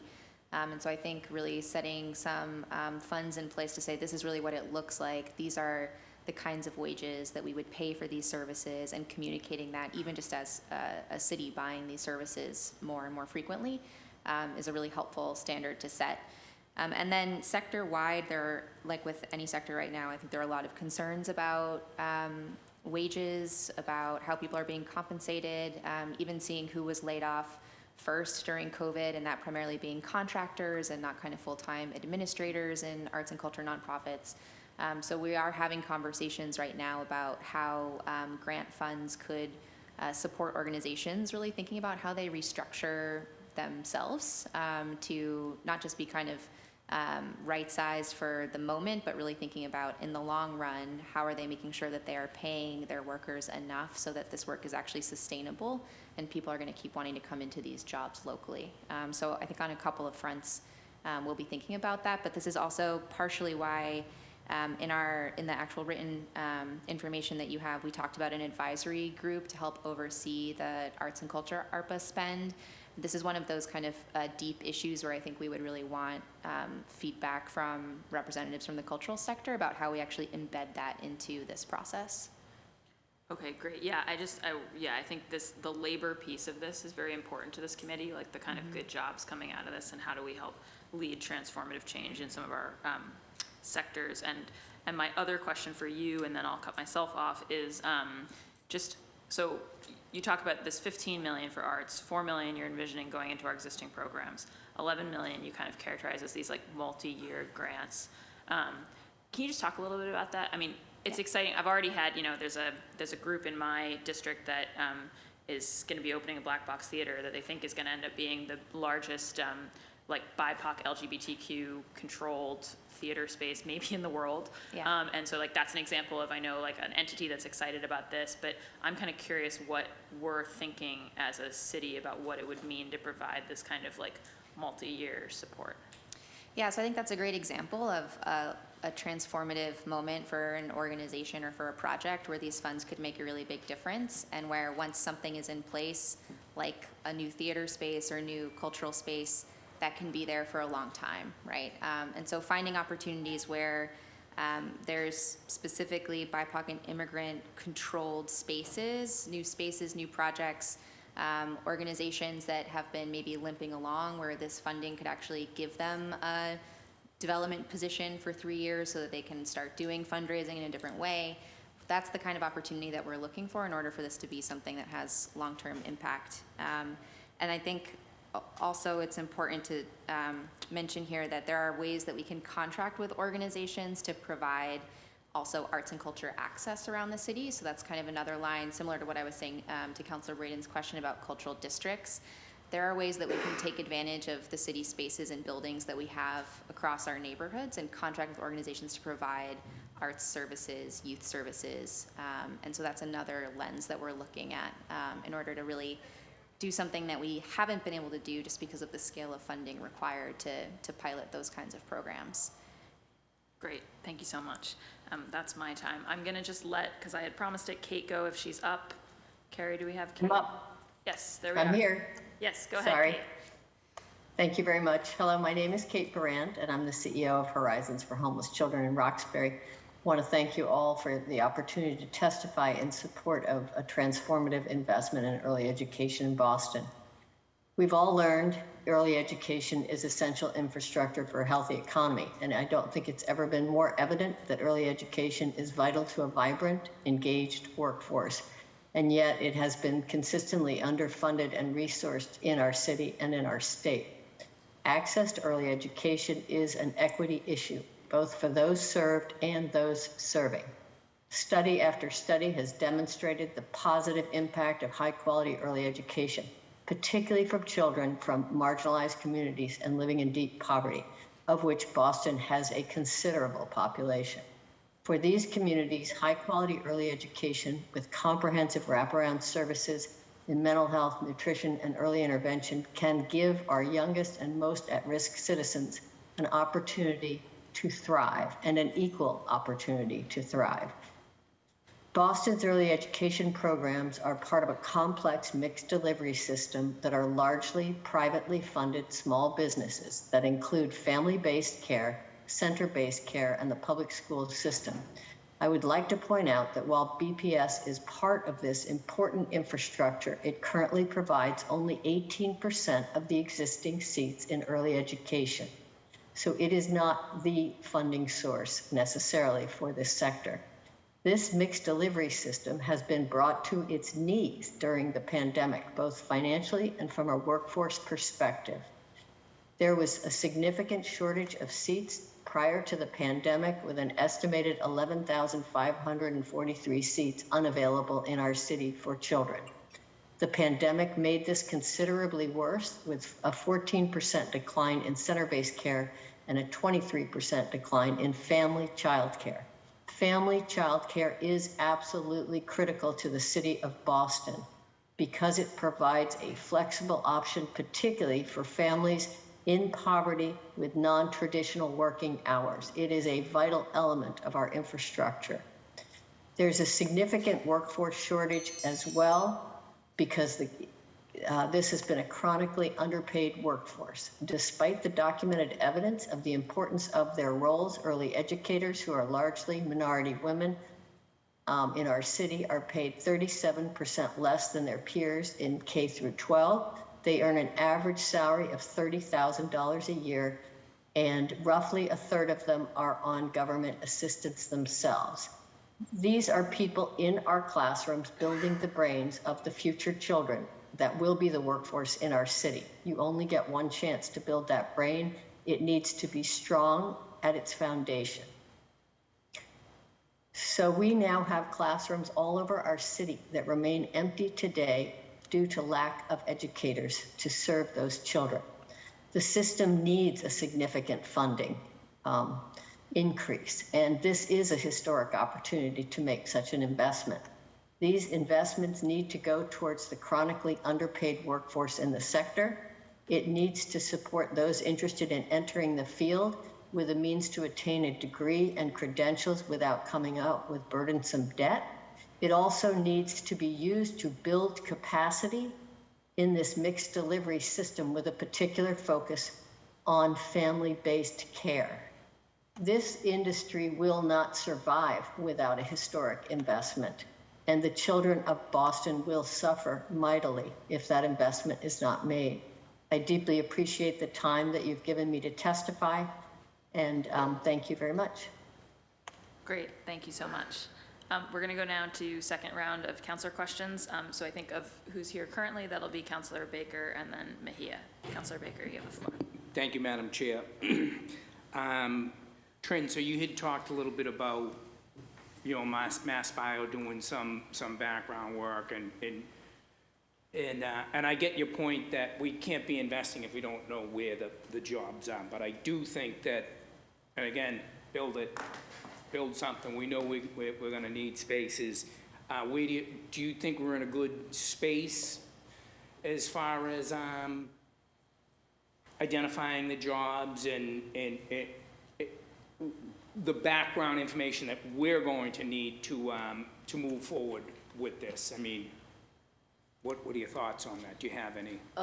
Yeah, I mean, I think we don't have an issue with identifying the jobs. I think we do want to be careful that those kinds of jobs that are ample requires a bachelor's degree in bioscience and/or graduate Let me degree. interrupt you there for a second, Trin, sorry to be rude, but I think you had mentioned earlier about hiring managers. I think, and from talking to people in the industry, they don't think that some of the jobs in question, we're gonna need bachelors. Like, we're gonna be able to identify people and say, okay, come into this pathway, and then maybe it goes on to be a bachelor's on, you know, for the company that invests in whoever the person is that, you know, that we're giving those, we're training in those certificates. So I think that's just my opinion on it. I think we're gonna, once we start scratching the cover, we're gonna see things like, do we really need a bachelor's for this here? And if so, let's train towards it and then send them to UMass or send them someplace else on the company's dime. So that's just a point that I wanted to make. Kristen, how are you today? So you're with Office of Human Services. New office? It is a new office. I'm in the Oh, that's mayor's office. that's the cabinet level, so you come under, so who's your cabinet chief? I am in the mayor's office. The funding is in the Human Services Cabinet for things that are funding the office. Okay, so you're coming right out of the mayor's office, you don't report to a cabinet or anything? Correct. And I do have concerns that your partner department is the public schools. I think, Madam Chair, I think the public schools has their own money. And also, a lot of this money, you know, it's 100% contracts, 100% contracts, 100% contracts. You have So, Councilor 8 Baker- million, 5 million, and 2 million do you have in front of us here today? That's correct. Can I clarify on the partner being BPS? Yeah. That may have been an error because I'm new. We're partnering not with the funding, but in terms of sharing knowledge and those kinds of things to make sure we're creating a system that's proper. They're not receiving any funding. But they're directing money, and, yeah, I think go ahead. Counselor, and I don't want us to dwell on it just because of time. I think Counselor Baker's point is that specifically setting up the UPK enrollment project is something that in principle BPS could be putting ESSER dollars towards instead of ARPA dollars appropriated by the. So I think that point is taken on board, and I think it's a further conversation to have. But let's not spend a lot of your minutes on. I mean, Well, I mean, because it's if they're my minutes, Madam Chair, well, right? sure. Go ahead and repeat it. But Okay, no, just so, to clarify, I think that's I have real concerns about BPS taking something else on after what we've seen the last however long you want to go back. You want to go back a year, you want to go back 10 years, you want to go back 40 years. BPS being a partner in on this where another, it's 8, 5, and 2? Correct. Yeah, so that's 15 million there. And I get it. Like, this is very, very important, but again, what's our capacity we're building? We're building capacity in City Hall here for child. I think we should be building things. You know, and you don't have to answer that, but not every bit, but if I go down the list here, 15 million, 95% in contracts, 10 million, 90% in contracts, 9 million, 100% in contracts, 8 million, 98.8% contracts, 5 million, 100% contracts. See what I'm getting at? What are we building for infrastructure for us? It's all contracts that are gonna give us a good feeling, a high maybe. Oh, we're coming out of this on a high, but we're gonna crash into the economy in a year, or even we're crashing into it right now.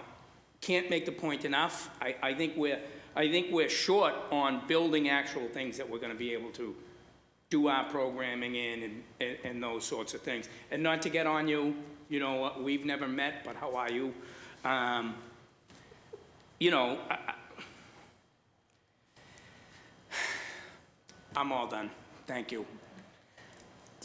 Kristen, did you want to say anything about? Anything anybody wants to, you know. So I think one of the things that I would just say to modify the record a bit is that that section says grants and contracts, so a portion of that will be given out as grants. The other thing Okay, is. let me hold you there for a second, because the other way we've given out grants in the past was we go and give an organization a big chunk of money for us to give out grants. Is that how we're giving them out? They would be going through an RFP process? Yeah, so that we'll give a company whatever the 8 million or the 5 million, and then they will take our money and give it to. So the grants are designed to be helping our childcare providers do three things: focus on wage and benefit relief that's immediate. Yeah, so like for this organization here, they need to close a gap, we can give them some money. To incentivize bringing workers into their space, to do retaining bonuses, and to think about their immediate compensation needs of the staff that they have. As you've heard already today, this is a workforce that's not justly compensated, and so really focusing on meeting the needs of our care workers. The second thing that it would be doing is having them work with consultants to look at their compensation structure and redo it so that it is more in line with an equitable pay structure. And then the third thing would be producing a sustainability plan, taking into account all of the funding that is being proposed at the state and federal levels in terms of increasing subsidy rates, thinking about new investments that are happening at the federal level for not only childcare but universal pre-kindergarten, and helping them think about what the leverage is for that. The other thing it would be doing for us as a city is providing us with actual numbers about the kinds of investments that would be needed to be made by the state and the federal government in order to transition us to a sustainable childcare system, and we could use that for our advocacy efforts. So when you say sustainable, some of this will be spent with organizations to either teach them or support them in the grant process on a fed level, on a state level, so they could become sustainable that way? Because if you're going in and we're talking about, okay, you go into a place and we're able to ascertain that they're not paying enough or they're unable to pay enough, like you have that information, and some of those places, they're not gonna be able to pay more or pay what they should be paying. So how does this speak to that, and through the way we had just discussed, helping with the Fed grants and the Yes, it would. It would also help at the state level as we're thinking about the future investments that could be coupled with the law that is currently going through the process. It just came out of the House and the Senate with Senator Lewis and Representative Peisch. We're hoping that it will be passed before the deadline in July. That sets up the process for the kinds of information that we're talking about, yes. So they would be able to charge back state, so the state and the feds, basically this law is gonna help us to leverage state and feds to be able to meet our help in childcare this needs situation. in the infrastructure, yes. The early childhood needs. Okay. Thank you, Madam Chair. Thank you so much, Councilor Baker.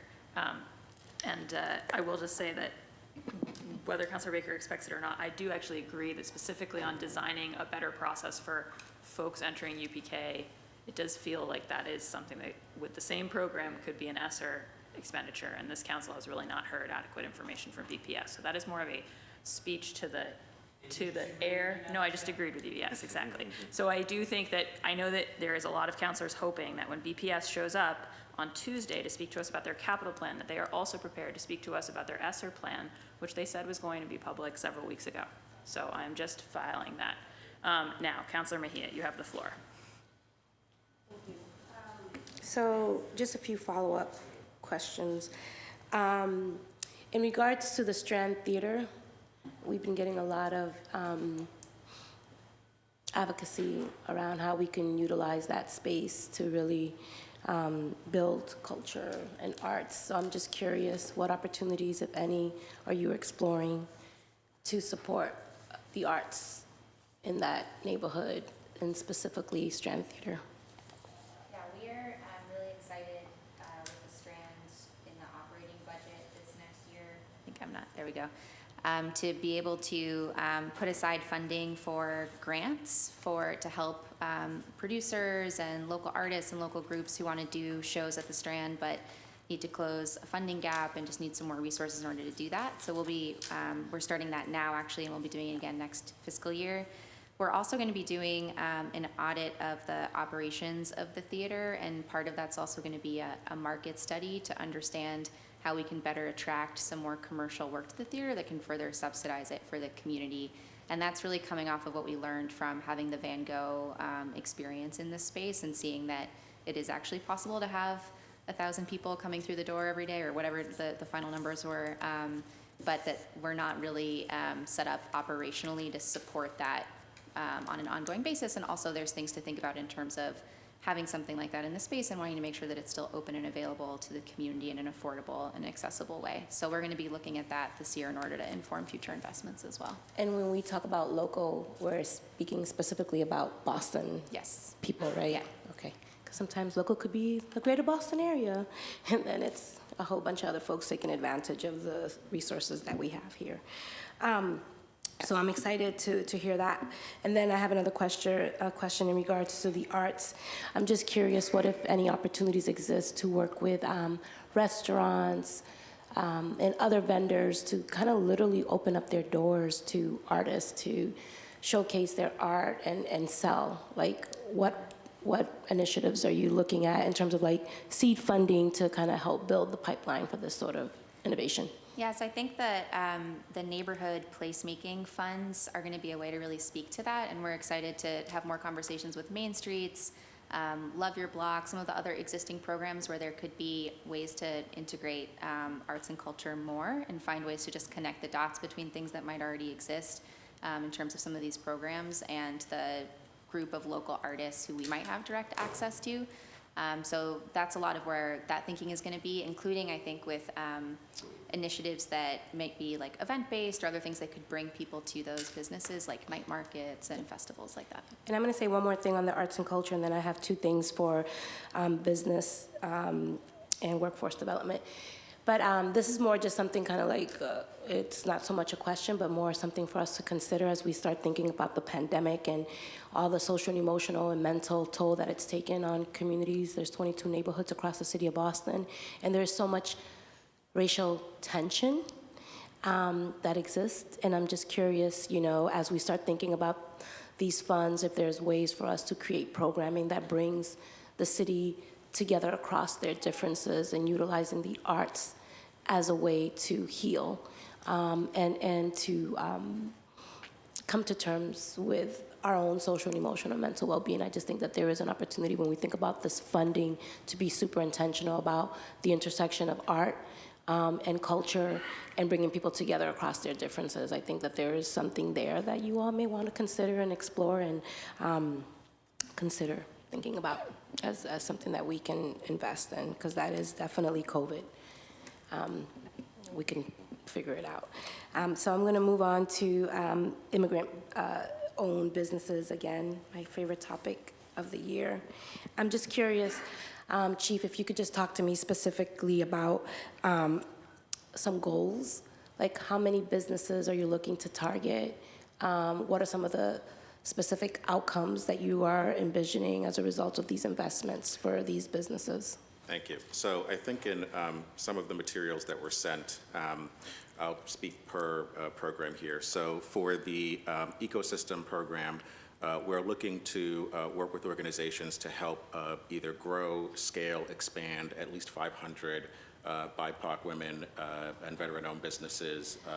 So I'm talking specifically about immigrant. I'm just curious if I didn't hear that in the lining of. Currently, there's no specific number for immigrants, since BIPOC, my assumption, I guess, unfortunately, is inclusion of immigrant-owned businesses. Yes. But So, happy yeah. to share or develop metrics around specifically immigrant for this Yeah, program. the reason why I'm pushing back on that is because a lot of immigrant businesses don't see themselves within that umbrella, and they have very specific needs around language access and really, you know, how to start and build your business here successfully here in the city of Boston. So people, in terms of their identity, they just don't see themselves reflected in that bucket. So I want to kind of just push it a little bit more in terms of what the vision is for immigrant-owned native language speakers. Sure, and I will say that our current programming, so I'll start first with even the staffing of the Small Business Department, which includes a whole host of native language speakers. Our own director is the daughter of Haitian immigrants, speaks Haitian Creole, Spanish-speaking, others who cover a wide range of the immigrant population here in the city, who themselves on a daily basis are engaging with immigrant business owners who may not voluntarily describe themselves in that way, but fit the characteristics that you were describing on the council floor today.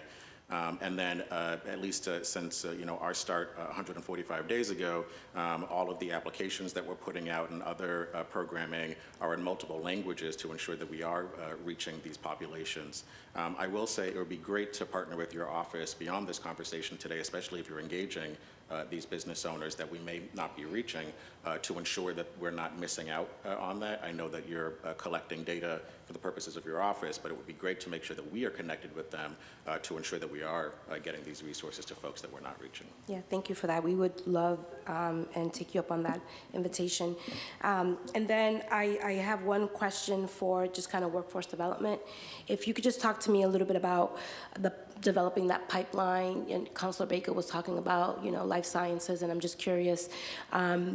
I think about Madison Park, I think about all our alternative high schools, I think about, I find it very offensive when I hear people say that we don't have talent, when I know we do. What we don't have is sometimes the infrastructure to support building that pipeline. So if you could just talk to me a little bit about what that's gonna look like. Yep. Thank you, Councilor. I think that's a great question, and we do share that, the vision of hiring locally as well. The hardest part about workforce development, in my personal opinion, is guaranteed or direct hires. And so what we want to do at the end of the day and at the end of the training program, or whether or not that resident completed the associate degree, whether or not they're going to get the job of their choice. In life sciences, I would love to see real labor market data and job vacancies that don't require a bachelor's degree. I share that enthusiasm with you and those value statements. I think that there are conversations with direct hiring managers to look at different ways in which they're hiring and do not necessarily use up credentialing. That means using a BA as a proxy for direct hires. So all these great applicants from Boston who live here, go to school, born and bred, went to various training programs and two-year colleges and still don't get a shot of that. We share your vision and your enthusiasm about aligning the systems of that. Now, we are working closely to invest more on CTEs and also STEM so that we can get direct curriculum development with employers to see what competencies and industry certifications are needed in high schools, and then also ask the questions with the state to say, okay, if that young person or that school works in that company a 6-month internship, can we use that work experience and articulate that as credits into an associate degree? So that way that student's already halfway and then we pay for that. Yeah. And I think that's important. However, the employer needs to sign a commitment stating that they will hire that. And that's the biggest question. And they need to be at that table with a signed document saying that they're willing to hire if they were gonna come here and do business with the city. Thank you. And I'm just going to say one last thing, just for us to consider. There are a lot of amazing mutual aid organizations doing work across the city and working on issues of economic empowerment, arts and culture, and even providing childcare. So I think as we all start thinking about how we utilize some of these dollars, some of them are registered 501c3s and some of them are not. So that is an emerging workforce, right? If we really start thinking about how do we build their capacity. So it's just something for all of us to consider what we can be doing with these ARPA funds to help these groups really meet the moment in ways that help address a lot of the things that you all are working on. So I just want to encourage that out-of-the-box thinking for these groups as well. Thanks so much. That's a very good point. Thank you so much, Councilor Mejia. Next up is going to be Councilor Braden. I just want to note a while back we were joined by Councilor Tanya Fernandez-Anderson from District 7, Councilor Braden, and then it'll be Coletta, and then Tanya. Liz? Thank you, Madam Chair, and thank you all again. One question I had was, are we clear that all of these programs that we're suggesting, all of these initiatives are consistent with the requirements of the federal? Are we fitting in the boxes? We don't want to launch something and then just, oops, sorry. I understand from your conversation that you've taken some things off the table because it doesn't. So we're being pretty judicious about making sure that that's the case. I just want to acknowledge and appreciate Casey Brock-Wilson, who is very sure about helping us make sure that all of these recommendations fit within the guidelines. That's good. And then the other question I had was with regard to our nonprofit sector. Like very often they are doing the work at the coalface, and how are we working to identify nonprofit partners who would help us carry this forward? Like, are those the groups that are going to take up some of these contracts, or are we working with those folks ahead of time, and how's that all going to fall together? Well, I can say for our recommendations, absolutely. We're going to be working with nonprofits. And, you know, I'm grateful for the experience I had prior to this role, serving as the CEO of BECMA, which is a registered nonprofit, and developing relationships with like-minded nonprofits across the city that are focused on supporting our diverse businesses here. And so those nonprofits and others that I may not know personally, but that are partners with these other nonprofits, will certainly be at the table to help execute these recommendations. Yeah. I think we had a hearing recently with the nonprofit sector and how they were in, we tagged on to one of Councillor Bach's hearings. You know, just the nonprofit sector is in a hiring crisis, just like everyone else, and they were deeply impacted by COVID. So I think figuring out if there's ways that we can apply some of these resources to help support the recovery of our nonprofit sector would be something I'd advocate strongly for. And I'll just say for myself, I don't want to speak on behalf of my colleagues, but just that, you know, to this point about a lot of this money going through contracts, you know, this is actually one of the reasons why for our requests, a lot of this is focused on contracts, because to your point, it is going to help to build the capacity of these nonprofits who, you know, fill the gap of what government and the private sector cannot or otherwise sustain, but do so with very limited resources, as you've mentioned. And so what we're hopeful for is that with these massive investments going toward not just helping our small businesses, but the nonprofits that are supporting them, we will increase their capacity, not just in terms of how many jobs that they can create, but in paying living wages to be able to afford to live in the city.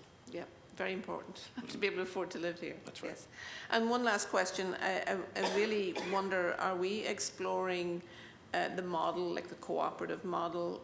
I know we've spoken about co-ops for childcare, but also co-op worker-owned businesses to try and, as another way to insulate our small business sector from the ups and downs of recessions and boom and bust cycles.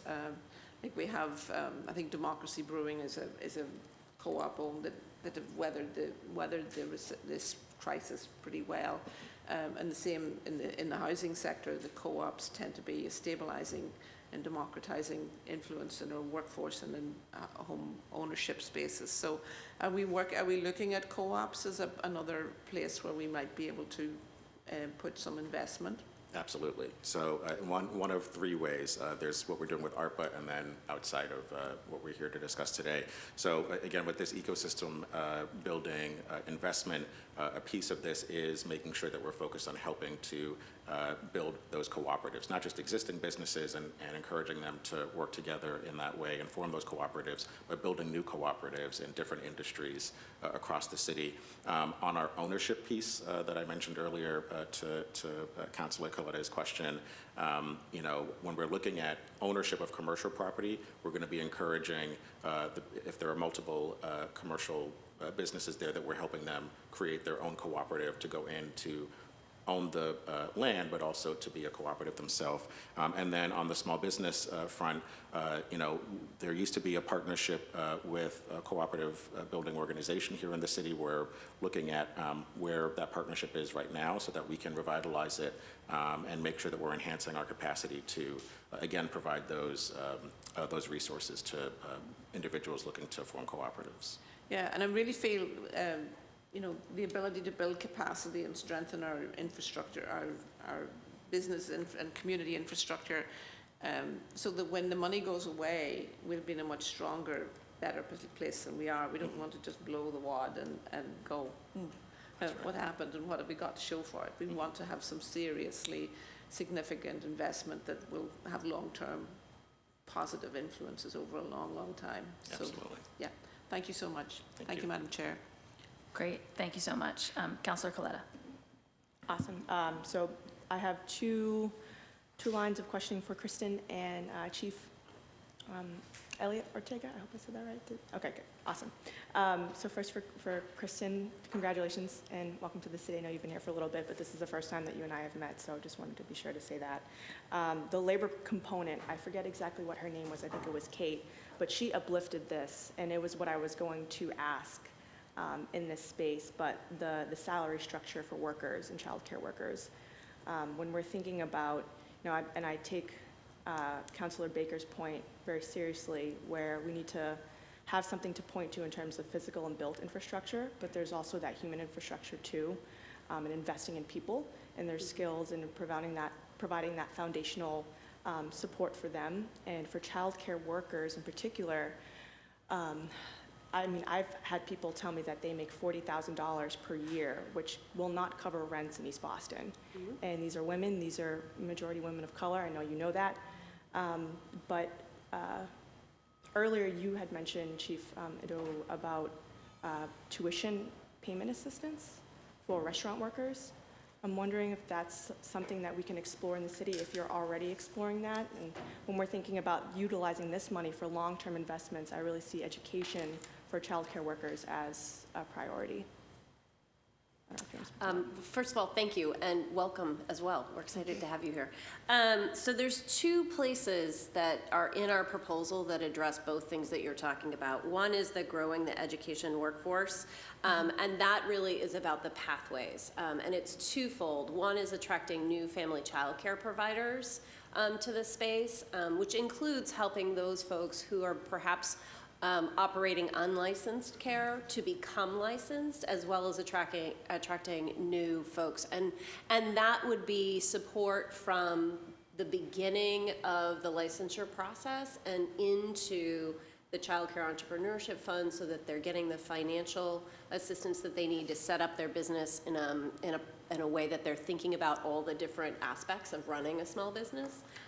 Because a lot of people who enter family child care come from the perspective of knowing about children and don't necessarily bring that business perspective with them. So that's on the family child care side. On the wages side, it was what I was explaining to Councilor Baker in terms of really thinking about and working with our child care providers to come up with a new compensation plan that moves them from where they are right now to a more just compensation structure, and then taking a look at what the sustainability of that plan would require. Some things they're already going to have the assets to be able to do, either through their current reimbursements or through the payments that they receive from families, and really identifying what that gap is between what is present and what would be future.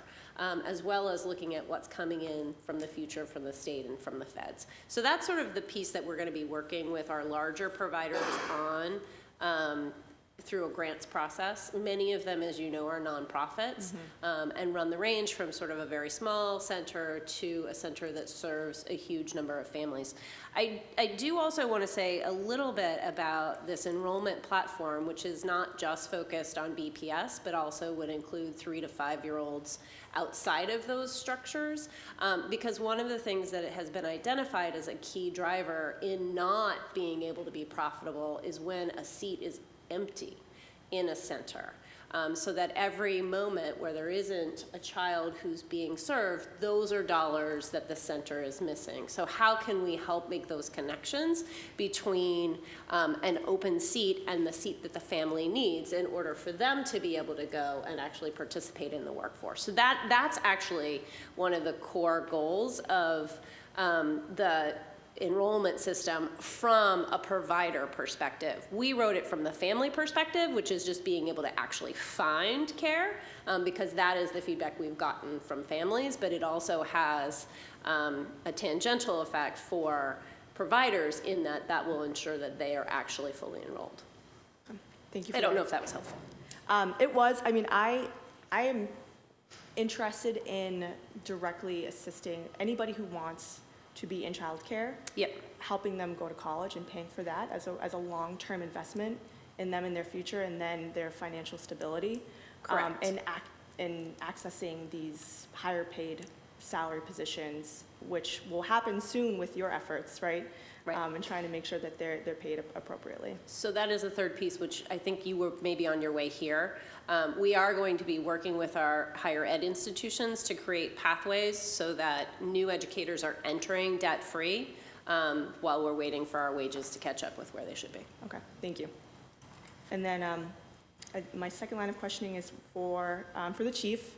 And I'm pleased, I think this is the first time it's gonna be public, but I'm pleased to be the new chair of Arts and Culture here in the council. So look forward to working with you and your department and other community-based organizations just to make sure that we're protecting the vibrancy of our communities through arts.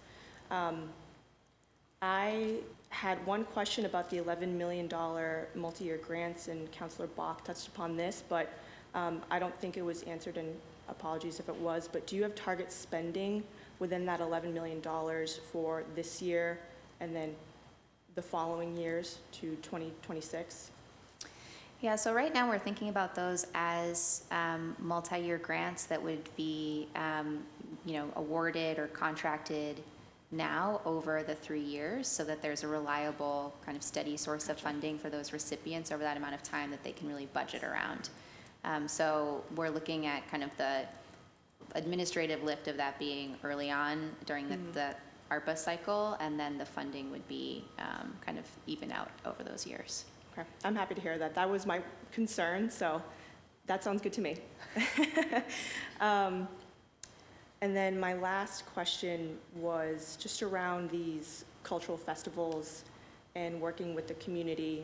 I really love the fact that we're going to be empowering individuals to create joy in their own neighborhoods and bringing people out of their homes into the main streets, so that's something I look forward to. One thing that I have heard from certain organizations in the community is that getting these cultural festivals up and running is very difficult for them. They don't have a 501c3, so they got to find a financial sponsor, or it's not in their native language, or the permitting process is very opaque for them. So I'm wondering if there's any technical support within these grants so that they could just have some assistance and have somebody walk them through the process. Yeah, and that's a really great point. I think this goes back to where this investment can also better connect resources and programs that might already exist in different departments to different communities that are having issues accessing that. So we would definitely be looking at how we can make sure that that it's really like hitting the ground in a way that makes sense for people. And I think the language access issue is a really big one. Permitting is also one that we hear about. I know a couple of us hear about on an almost daily basis. So I think the way to think about the placemaking or placekeeping funds is to really think about what are we going to learn over these years that we can start actually trying to reform internally so that this is as easy as possible. Because at the end of the day, even if it's city produced and facilitated events, It should be, like, our goal should be that community members can have the agency to do what it is that they want to do in their neighborhoods, right? Yeah. So that's definitely the lens that we would want to apply to this. Great, thank you. Thank you all. Thank you so much, Councilor Coletta. I had heard ahead of time that Director DeWin was going to need to leave in 5 minutes, so I'm going to put 2 questions on the record for you, and I'm fine for follow-up afterwards, and then just ask Councilor Fernandez-Anderson if you have any questions for Trin, to put them at the front of your questions, and we'll let her answer and then go. But if you don't have questions for her, that's fine, and we'll just let her go.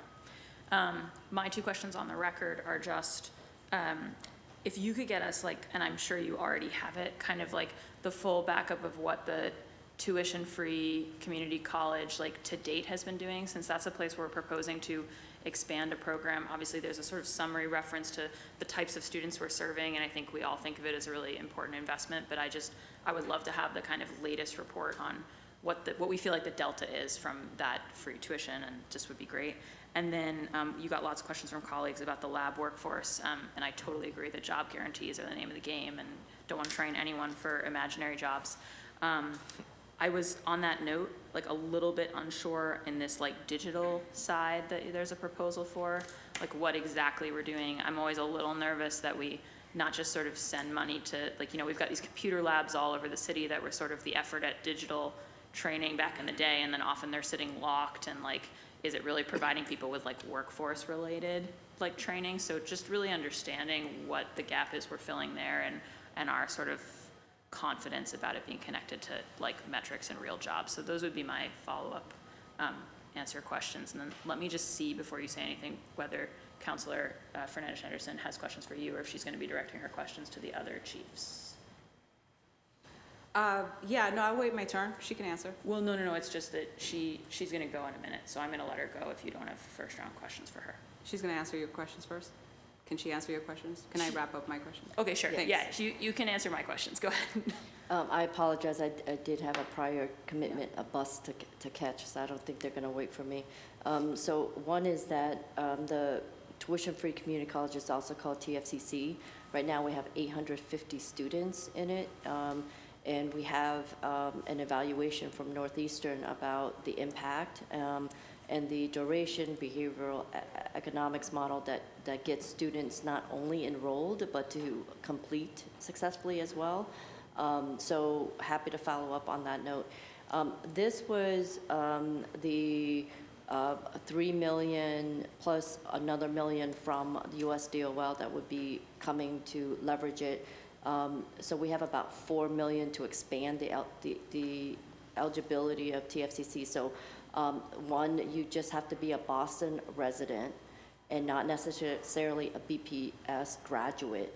So that's the expansion of eligibility. The second expansion is that the traditional conventional eligibility only allows for 1 gap year.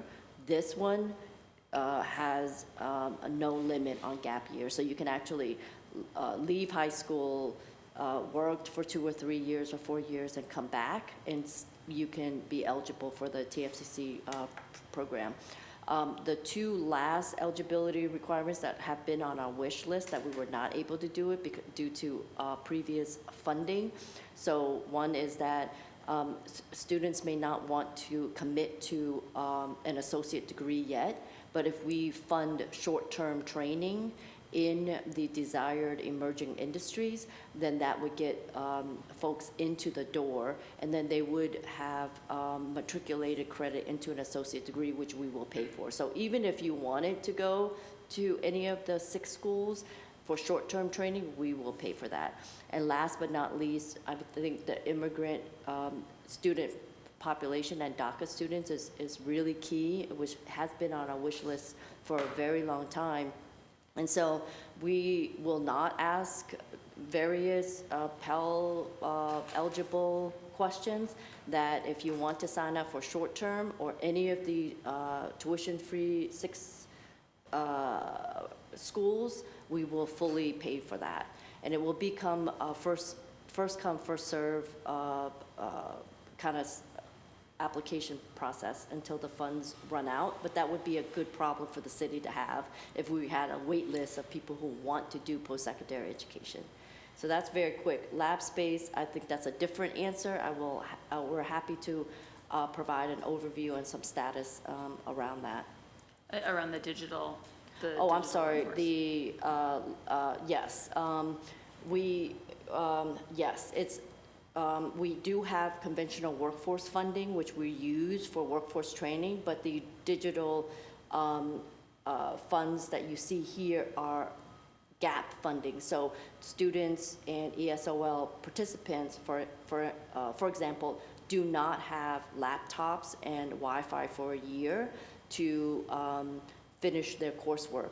The state has opened up a hybrid HiSET test, and some students, a lot of students, won't be able to access that online test if they don't have the support nor the equipment. So again, it fills the infrastructure and gaps of the 25 agency that provides 3,000 seats of adult basic education and ESOL. Happy to follow up on the assessment from phase 1 and give you more in-depth on phase 2 and 3. That would be great. And now, Councilor Fernandez-Anderson, any questions for her? Sorry, Ms. Tran, is your proper title chief? No, I'm just Trin. I'm a resident and a worker. Ms. Director. Trin, Director, thank you, Madam Chair, for this time. I'd prefer to not give you any further anxiety and allow you to go, because I have a lot of questions. And I would love to meet with you at some point and just talk. Absolutely. Thank you. We'd love to hear your ideas. Welcome on board. Congratulations. Thank you. We look forward to working with you. And one hearing is never enough. So we look forward to giving you many, many meetings that go over some of our work. And we want to make improvements. So we want to hear and listen and learn, because we need to make those improvements moving forward. So we look forward. I appreciate your words and intentions, and for you to take the time to express them says a lot.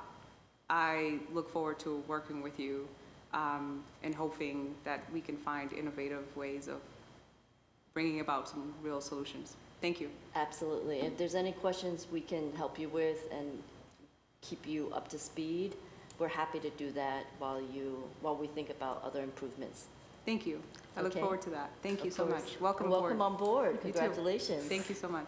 Thanks so much. Thank you, Director Nguyen. And now, Councilor Fernandez-Anderson, you have the floor. All right, now I can just beat up on the 3 that's left.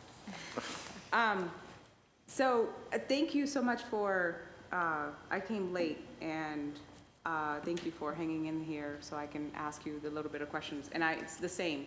We're not going to get too much talked about here, but, and I also look forward to working with you guys.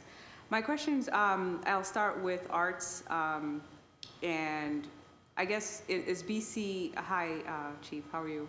How are you? Thank you. In terms of the art grants, like, is BCC approving those? Are they in charge of approving those? Only a small portion of the funds would go towards augmenting what the BCC approves. And then the vast majority of the funds that we proposed for grants would go through the office and likely would turn to the advisory group that we mentioned as a part of helping to outline what that review looks like. Sorry, I missed that part. Can you tell me what that looks like, the advisory group?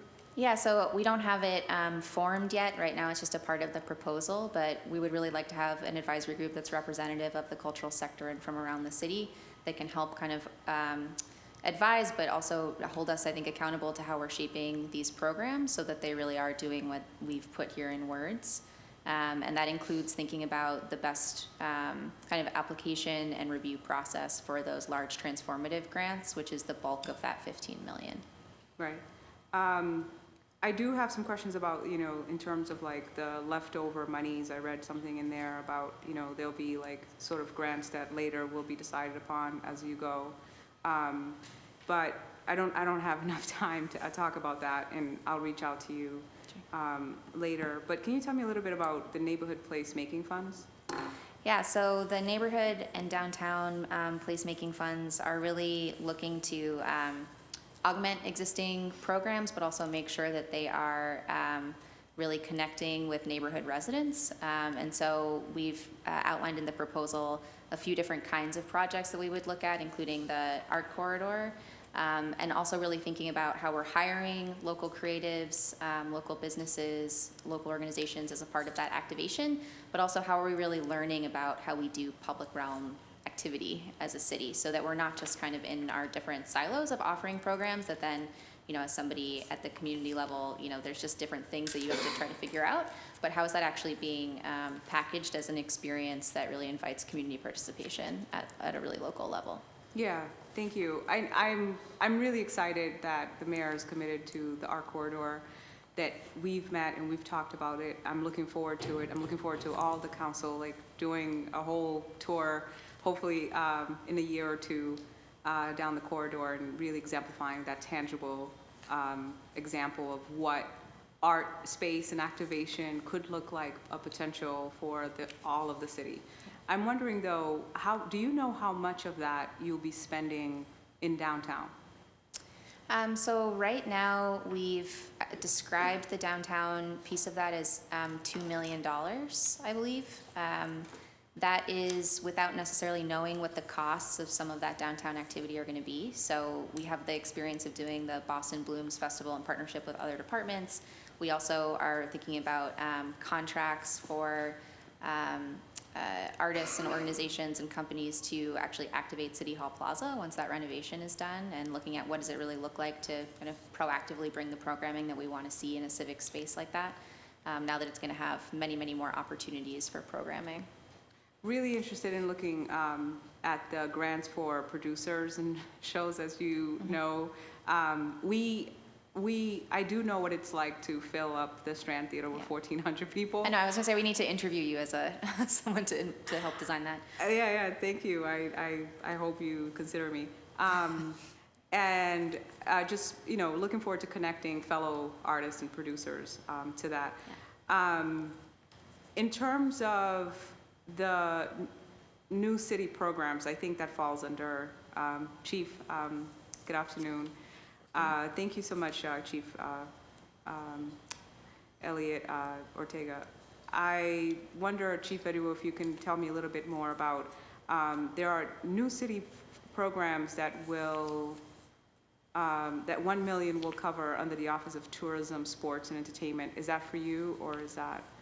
Oh, so the $1 million is in addition to the All-Inclusive campaign, All-Inclusive Boston campaign, which is a campaign meant to show the diversity of the city, but also connect, whether it be tourists or residents, to our local businesses and our neighborhoods. So this $1 million investment would extend the campaign nationwide. Yeah, I always said, you know, bring the duck tour to the hood, right? Like we need to be able to connect to the tourist market, considering it's one of the highest drivers of revenue in the city of Boston. And so, you know, there are smaller companies, and I'm sure you know, right, of Black-owned or Black and Brown-owned companies that are looking to do tourism. Look forward to talking to you about that and connecting. What is the amount for, oh, sorry, this is for Miss Christine? Kristen. Kristen, sorry, is your title Chief? It's not, and Kristen is fine. Okay, thanks, Kristen. And Tanya is fine. What is the amount for scholarships for early childhood education? It's $8 million. $8 million per. Oh, I'm sorry. No, it's $8 million total. Yeah, I know it that. differs by institution, and it differs by the family child care. And I don't have those numbers with me right now. Are they just like partial amounts though? Or No, it would cover the entire tuition. And what we'd be looking to do is partner. We've already begun conversations with Bunker Hill and with Urban College, and then are looking at our FCC pilot in conjunction with the Department of Early Education and Care that the United Way is actually contracted to run right now. Okay, great. Each of them have a different cost. 400 is a lot. I'm really excited about that. In terms of total childhood providers. And then do we know, I mean, we know that postnatal trauma is a thing, prenatal and postnatal trauma is an issue. And I'm wondering if we would consider understanding the curriculums that we are trying to implement in these new childcares. I think 20 centers we produce, and then, yeah. compensation plans and move towards equitable, yep. So I wonder if there's any talks about curriculums. So there's a couple of different spaces. None of them are in the ARPA funding, but those are things that we're thinking about. And we're also working in partnership with Vital Village that right now is focusing on birthing families, both prenatal and postnatal, so up to 18 months. And they're going to be starting a coalition to be thinking about in the city how we meet the needs, particularly for Black maternal health and Black mothers, but also all different populations. Yeah, I guess, one of my concerns when not concerned with the idea proposed, but rather in thinking through implementation, I'm concerned about, one, the demographics that serves our children in the city of Boston, being that, BPS is over 60% white providers, and then also in early childcare, we know that it's majority immigrant and people of color. Yes. But in terms of recruiting new ones and then supporting the already existing ones, and a lot of them undocumented, how are we, in terms of the campaign that you're going to do? And that's beautiful. I love campaigns, right? Like, we want to access people.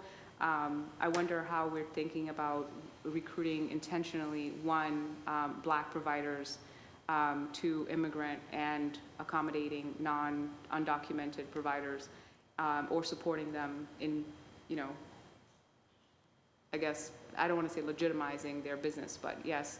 And then also in terms of curriculum, not just, prenatal, postnatal in that sense, but I'm talking about the trauma that children exist in their mom's belly, right? Prenatal trauma. I'm talking about the fact that we have a lot of postnatal early intervention needs in disenfranchised communities. How are we thinking about that in terms of providers? Sure. So with the first bunch of emergency ARPA funding that went to the Mayor's Office of Women's Advancement, we actually worked with an RFP process and identified the United Way. They are going to be working with our family child care providers to train them in using the ASQ and the ASQ-SE, which is a developmental screening tool. And providing them with follow-up activities, working with a number of different folks, the Boston Family Engagement Network, UPK, the Children's Museum, to be providing them with developmentally appropriate activities that meet the needs that are identified on the screens, but also connecting them with early intervention if that's necessary, working with family ties. So families who are feeling a little bit nervous about that kind of assistance can have contact with a culturally appropriate person to walk them through the process, what it means, how they become engaged. So we've been thinking about those things more holistically. This plan is just really for how are we supporting childcare given the crisis that's happening in that part of the infrastructure. And I'd be happy to have longer conversations with you about how we should be working to move all of that together, because it is a piece of the work that we're going to be focusing on. Yeah, happy to. Thank you. Madam Chair, just one last question. Is that okay? Sure. Thank you.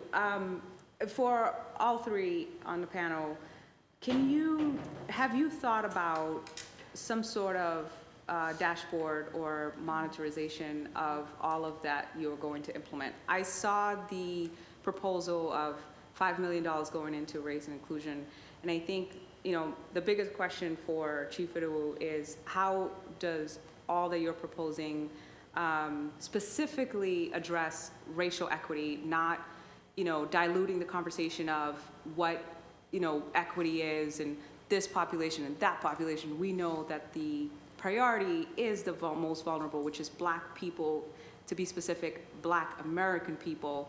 So then across the board, how are we actually implementing metrics to say, this is how we're monitoring this thing and ensuring that there is progress and we know we're being effective? So I'm happy to start that. So in terms of a public dashboard, happy to look into how we can put that on the website or anything. We do track internally how we're meeting our metrics and reshaping and reforming if it's not going the right way. In terms of how these programs are addressing it, first I'll just say I agree, and I appreciate your saying the term racial equity because, a lot of times, 2 days ago we were acknowledging the 2-year anniversary of watching a lynching on all of our screens. And people keep adding this invisible word before equity, when what we've been talking about for the last 2 years, or should have been, is racial equity. So just stating that I appreciate that being acknowledged. I will say that for our cabinet, that is our focus, racial equity, and the programs that we're developing are through that lens. So, I'm happy to go, idea by idea, but, I'll take the largest of these, which is the ecosystem building tool, which is something we'll be doing in collaboration with organizations. It'll be a participatory process. The whole idea behind that is a focus on supporting the scaling and growth of minority-owned businesses, and yes, of course, women and veteran-owned businesses, but a lot of the partners on this are folks with that racial equity lens to ensure that the majority of this funding is going to disadvantaged groups and communities. Thank you.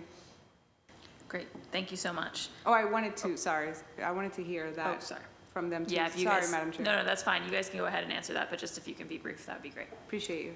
So there's a couple things, and I would point you back to the documents we sent because it has all of the breakdowns, but we have been working primarily with women in our family child care and in our child care provision. And so really making sure that everything that we're doing for them is language inclusive, and is also meeting them where they are. So we're going to have a group of different supports depending on where they are coming from. So if somebody's new in an FCC, we're going to be looking at how do you get through the licensure process. If somebody is wanting to grow their business and already has a business plan, how do we connect them to some of Chief's additional supports in a way that meets them where they are. We've heard feedback that some of the processes that we have are really difficult. Like instead of saying sign up for a vendor ID, perhaps we could say, direct deposit is really important. If you do that, we can pay you electronically. How about you get a vendor ID? Because they don't sort of understand what it means to be a vendor of the city because they're not selling anything. And so really thinking about what are the language that we use. In terms of metrics, we actually know where all of the FCCs are. We know who's running them, and we have a dashboard that looks at, of the total, where are our services going, and who's accessing them. And right now, if you look at the documents that we gave you, the 99% of the participants are women, 85% are people of color. Sorry, I read it. Okay, Good. perfect. So Thank we'll you just so much. continue to have that publicly available. Thank you so much. Sometimes it's more for the record and the people who are listening. Thank you so much. I did read it. I would just add that we're definitely interested in being able to report publicly on metrics from all of these programs. Racial equity is embedded across everything that is in the proposal. And we also have internal metrics, and I think it's just very clear that when we're public and clear about who the funds are for, and then we report on that, that also benefits the relationship between the people we're serving in the city. So I think being part of that process of also creating transparency and trust is important. I would also just make a point that in addition to metrics or a dashboard across ARPA funds, something that might be harder for individual departments or cabinets to make an argument for would be more like qualitative evaluation of what's happening over 3 years. So I might just flag that as something for all of us to think about because when we're talking about arts and culture and like making a culture shift in the city, there's a lot that we can show through metrics, and kind of telling that story I think is still really important too. And in real time, right? So like the dashboard populating that in real time, I think is the transparency and trust that we're trying to build with community, and saying so far we've done this much with this population, with this sex, or with this whatever identity, and I think that's transparency in real time, so that people are not playing the catch-up game, right? I appreciate that you have those metrics. Would love to move forward in how we can actually make that public. Great, thank you so much, Councilor Fernandez-Anderson. All right, I'm going to ask my questions. So a couple for you, Chief. All-inclusive Boston and then also be local. I just wondered if you could speak a little bit to like data or metrics. This is to copy a phrase from Councilor Mejia, sort of about return on investment. I saw you guys describing sort of the amount of traffic that ran through Be Local, but obviously there's always a question of like, would people have spent their money there anyways? Or like, is there any way that we have a sense of like a delta that having the app and showcasing the businesses has? So that was sort of the deeper question on data for Be Local. And then on All-Inclusive Boston, I guess like, I know we all love it because it's a great showcase of the city, and I think of the city as we all see it with like, you know, real diversity in all of our neighborhoods. But I'm just kind of curious as we think about it going national and stuff, do we have good ways of tracking like, you know, eyeballs on the campaign that are resulting in dollars spent? Can you talk about that a little? So I'll start with Be Local, and I'm not sure if this is the data you were referencing and asking for more information on, but so in addition to number of businesses that we had on there and folks utilizing the application, you know, this app generated $2 million worth of economic activity throughout our neighborhoods. And I think at our hearing next week on the operating budget, we have kind of more broken down statistics to show that impact. And users, on the other hand, earned $377,000 on their end. And, you know, because of the intentionality of this pilot of focusing on or amplifying women and minority-owned businesses, 77% of spending went to those categories through this app. In terms of Be Local, as you mentioned, there's a number of metrics related to this campaign. So the first iteration of this got 1.16 million video impressions. Sorry, this is all-inclusive. All-inclusive, yes. Mm-hmm. Yeah. The website, which is housed on the Greater Boston Convention and Visitors Bureau website, saw a 400% increase in website traffic. And in the first quarter of this year, the CVB reported 4,000 new visits to Boston related to the All-Inclusive Boston campaign. And then the second iteration of this campaign, which launched a few weeks ago, this is the Boston accent, the twist on the Boston accent. We only have the website and video impressions so far, but 850,000 video impressions, 22,000 website visits. But happy to check back in with the CVB to get additional data. Okay. And then on this ecosystem, like funding, you know, because we talked about it yesterday, I'm super interested in this. I'm very tired of when we talk about a contracting space and we just say, well, the right people aren't there, like, you know, and it's like, well, how do we create them, right? And a specific instance I always bang on about is that with these MSBA grants, we know that we're gonna keep doing boiler, window, and roof projects in BPS till kingdom comes. So like, why do we not have just like, you know, why are we not seeding a more diverse contractor base to really do that work? But I'm curious, it's one thing to say, we would love to spend this money on plugging ecosystem gaps, and it's another thing to sort of like know what we're gonna do with it. So I'm just curious if you could speak with a little more texture about that. Sure. Well, first of all, I'll say that because Boston loves to be the first at doing stuff, and this would be the first time that I'm aware of a city investing in plugging the gaps in the ecosystem in this way, particularly when it comes to small businesses. And so what the idea behind this is to do a couple things. One is to create a database, first of all, of compiling the small businesses that we're trying to help scale. Because right now, and I'll bring this to my experience at BECMA, you have multiple providers who are supporting businesses but aren't sharing information with one another. So what we see happening is, there'll be 15 different technical assistance providers that are helping really the same business, but they don't know what kind of information they're sharing or how they're helping that business. And this business, as a result, is going through all of these processes that take forever, and a lot of times there's not money at the end of that process. So what we're hoping to do with this is to have that database where we're tracking.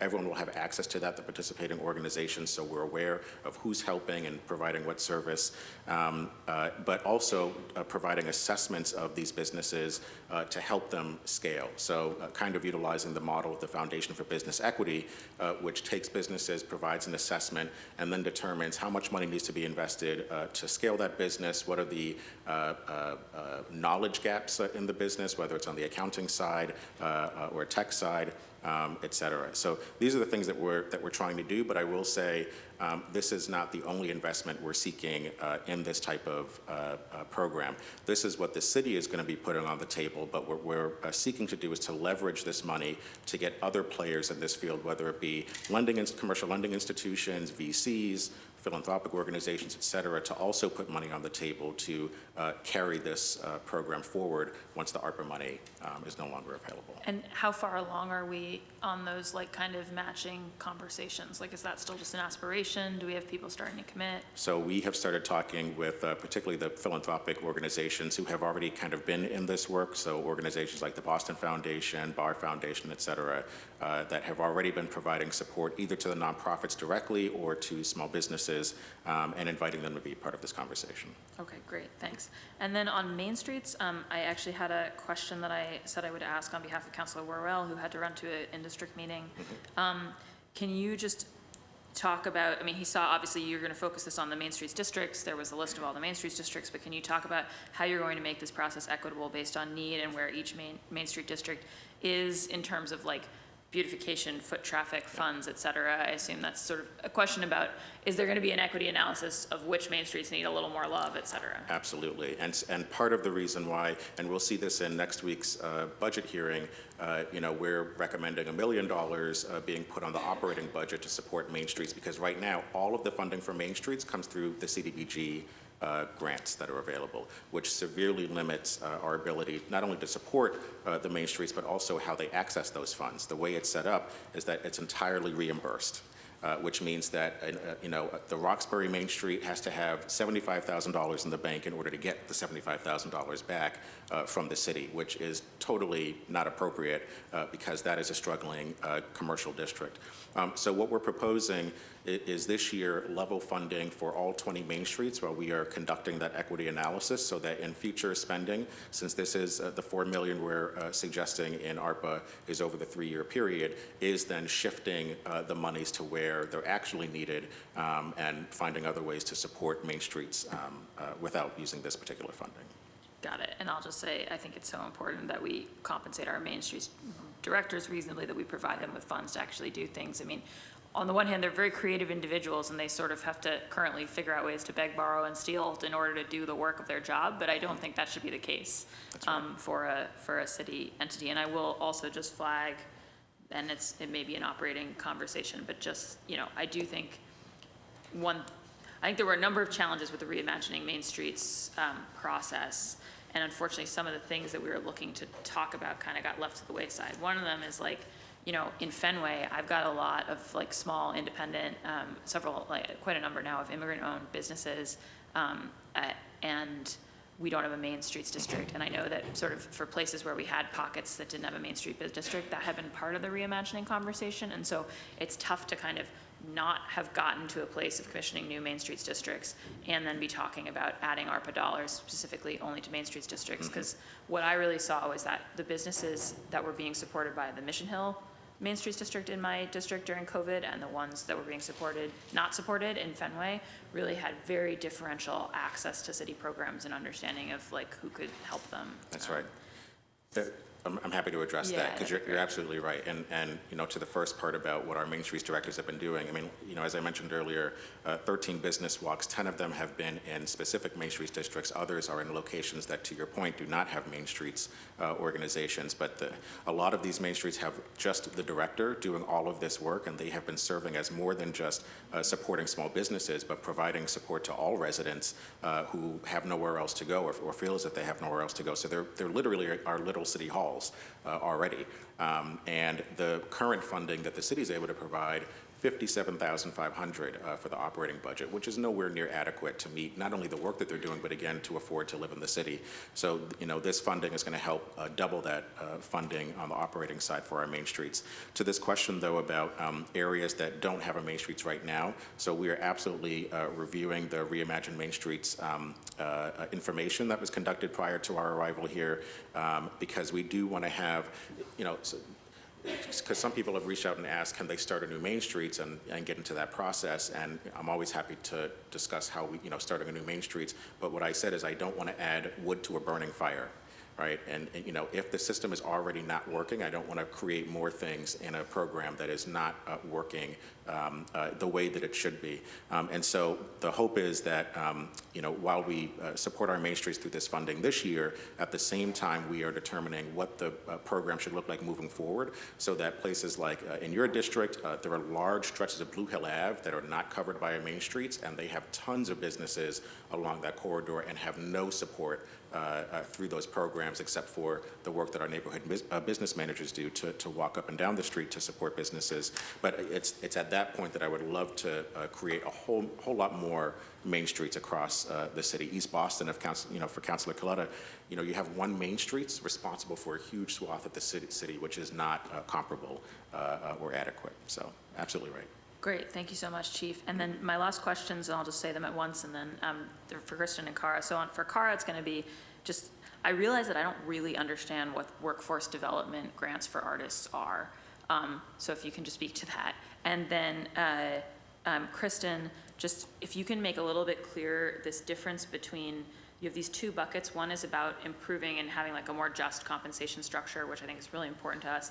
And then you say like there's a different thing that's providing like wage and benefit relief. And I don't quite understand the distinction there, like, you know, and so if you could explain that a bit, because they're clearly described as two different buckets of support that we would provide, or two different outcomes, because it's like 20 centers would do these different things.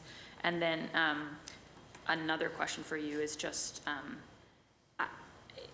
it seems to me very plausible that we can figure out ways to better support our current providers, help them, like, you know, exist debt-free, get a better, you know, raise pay. I do think that like looking for ways for us as the city to kind of help lead the state. I think the speaker indicated very strongly this week that like that's kind of like on the agenda for like the next big thing at the State House. So if we in the city can kind of help guide reimbursement rates and all that kind of stuff. We heard a bit about that from providers at the last hearing on this. I think that's great.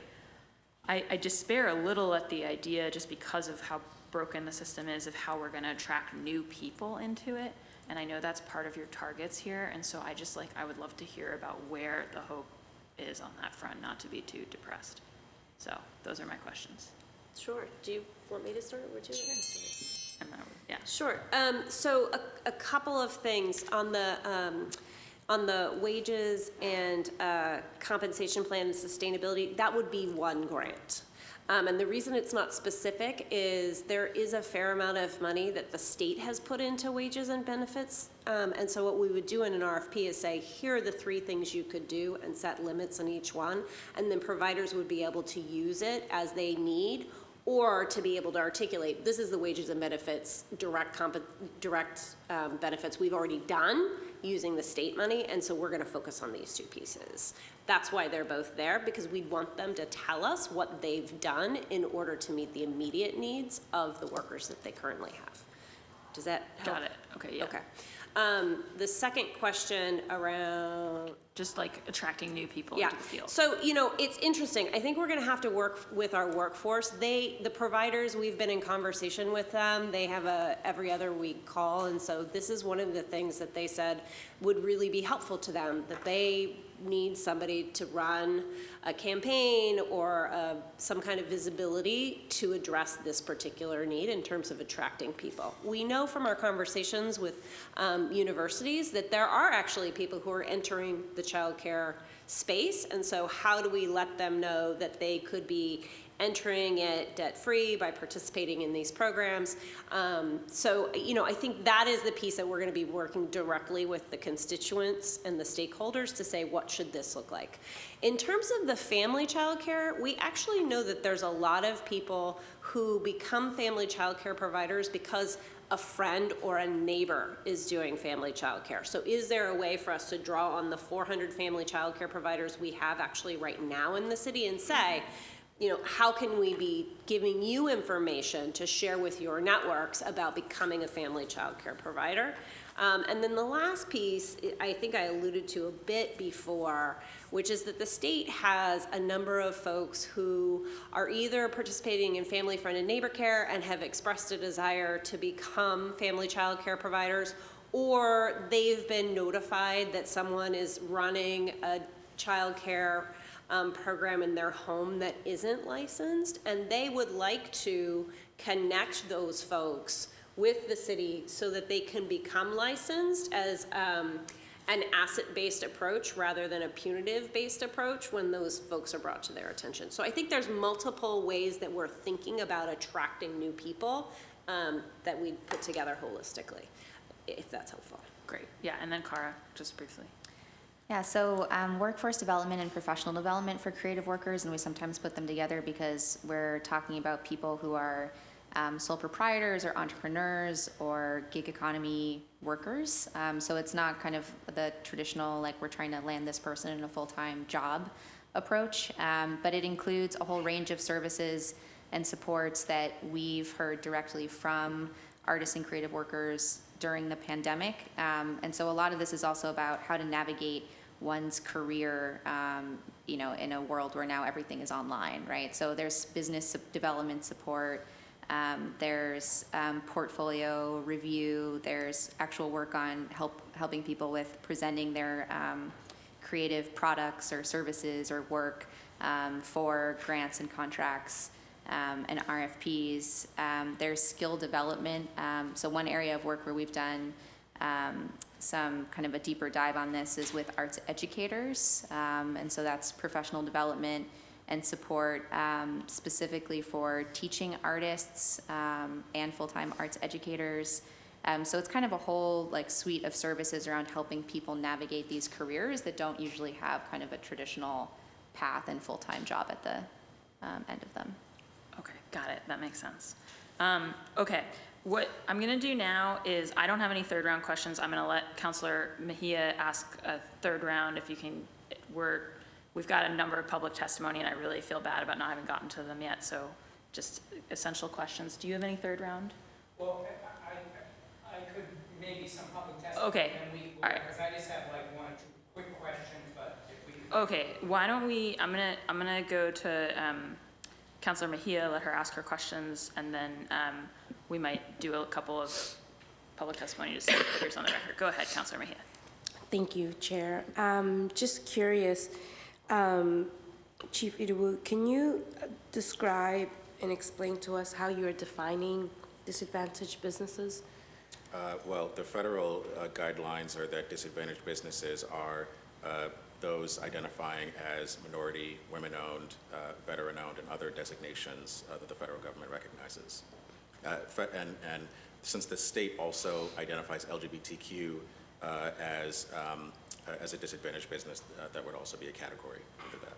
Okay, and then how are you guys working towards making sure that when we're thinking about these funds that we are spreading the wealth among all of these disadvantaged groups? Yeah, so for the ecosystem, and it's a great question. On the ecosystem piece, and I apologize, I know for the materials we had to submit, it had to be condensed, which I know you want my responses to be as well. But the larger memo that talks about this identifies a number of organizations that are in these spaces that would support this project. So it would be through partnership. I guess that's the condensed version. Okay. And so let's just talk a little bit about entrepreneurship. You know, this is economic empowerment. There's lots of avenues for that. And I'm just curious specifically for those who are undocumented and immigrant-owned, folks who have a skill but do not have the resources. And this is something that I think would be seen across all three departments here. How are we utilizing these funds to help support? So I really appreciate this question because literally 2 days ago we were talking about how we could support undocumented, in particular communities, with any of the funding that we have. I don't have an answer right now, only because of what it means for, on the government side, to provide funding and the different materials that you have to have, which through the processes that are set up, it requires things that undocumented peoples do not have, but we are talking internally about how we could work within that system to provide that support. That's great, thank you, I'm happy to hear that. Kristen, I've heard from a lot of students who, and teachers, that a lot of young people, it's been hard to get them back into school. And some of the things that we've heard are from students who have childcare needs. And so I'm just curious, what, if any, have you given any consideration to like helping to support teen parents in the childcare space? So we've been focused right now on the infrastructure with this funding because teen parents actually are a priority population for getting services, but they actually have to have a space to provide them, which is why we're focusing on the workforce and making sure that all of our classrooms are open and focusing on wages to make sure that people aren't leaving to go work at Amazon and Target. Okay. And then so because we have public testimony, I'm just gonna ask one more question too. In the arts division, I'm just curious about what efforts are we making to include elders and youth and LGBTQ, folks, in engaging them in the arts? Yeah, LGBTQ identified people were one of the target groups for the last round of the Opportunity Fund that we just did. So we've been really intentional about naming who we're trying to prioritize, and it seems to be going well. Can always do more. For older adults, we actually have, we're into maybe now the 4th year of partnership with Age Strong, specifically to create sequential arts learning opportunities for older adults. And we've been doing, each time we've done that, we've done one class entirely in Spanish, and they're at different sites. We just did a video version during COVID so that could be accessible to people on their TVs. So that's been a really successful program that's continuing to get investment. And then with youth, working directly with youth is something that we actually just want to do a lot more of. We don't do it directly too much right now outside of programs like the Youth Poet Laureate. And Alondra I know she partnered with you. She was amazing at reaching other young people.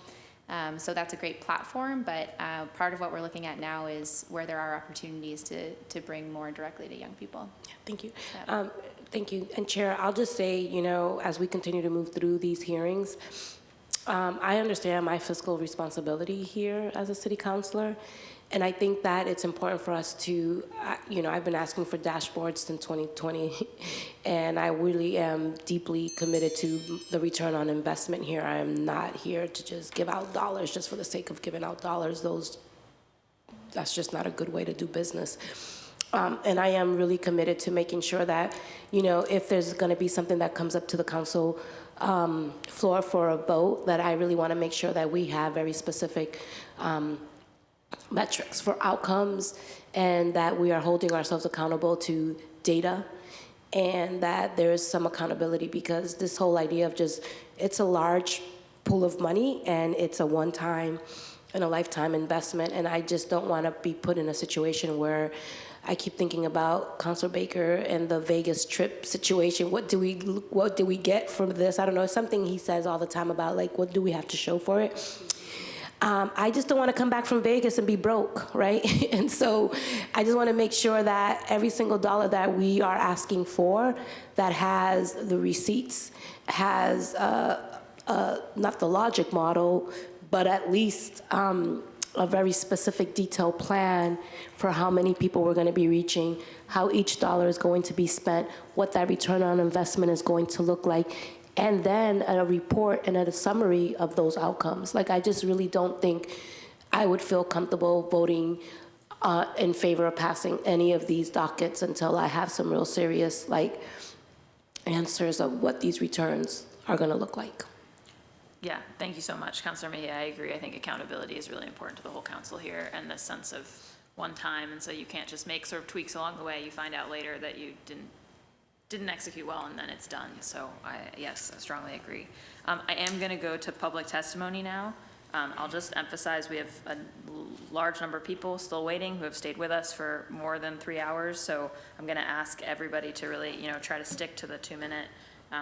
I'll give you that extra minute grace, but really try to stick to the 2 minutes so that everybody can get in. I know everybody is thinking about the holiday weekend, but I really appreciate all the folks who have stuck with us. So we go in first to Bob Scannell. Sorry, Bob, I think I mispronounced your name. And then Quinette Santos, and then Carly Auxilio. Those will be the first three, and I'm coming to the folks on Zoom as well. Thank you, Madam Chair. I appreciate you hearing us today. And I'll be very brief. I'm losing my voice anyway, so I'll give you a break today. But these, I was pleased that Councilor Baker asked us to stop by today. When we think of economic opportunity, arts and culture, early education, those are really right in our wheelhouse. So these are programs we've been doing for, almost 50 years now we've been in the community. So, so we're very excited to say that this is a really good investment, these ARPA funds, in these types of topics that you're discussing today. The more funding for us, for example, the more we can do. We have significant capacity to do more. We run 3 Boys and Girls Clubs throughout Dorchester right now. Councilor Baker alluded to the new facility that we've got on the drawing board and well along with the plans. But more facilities, more space gives us more opportunity to enhance and improve and increase the services we offer the children and families. Right now we have 4,000 kids who belong to our Boys and Girls Clubs. So this type of investment is important to us.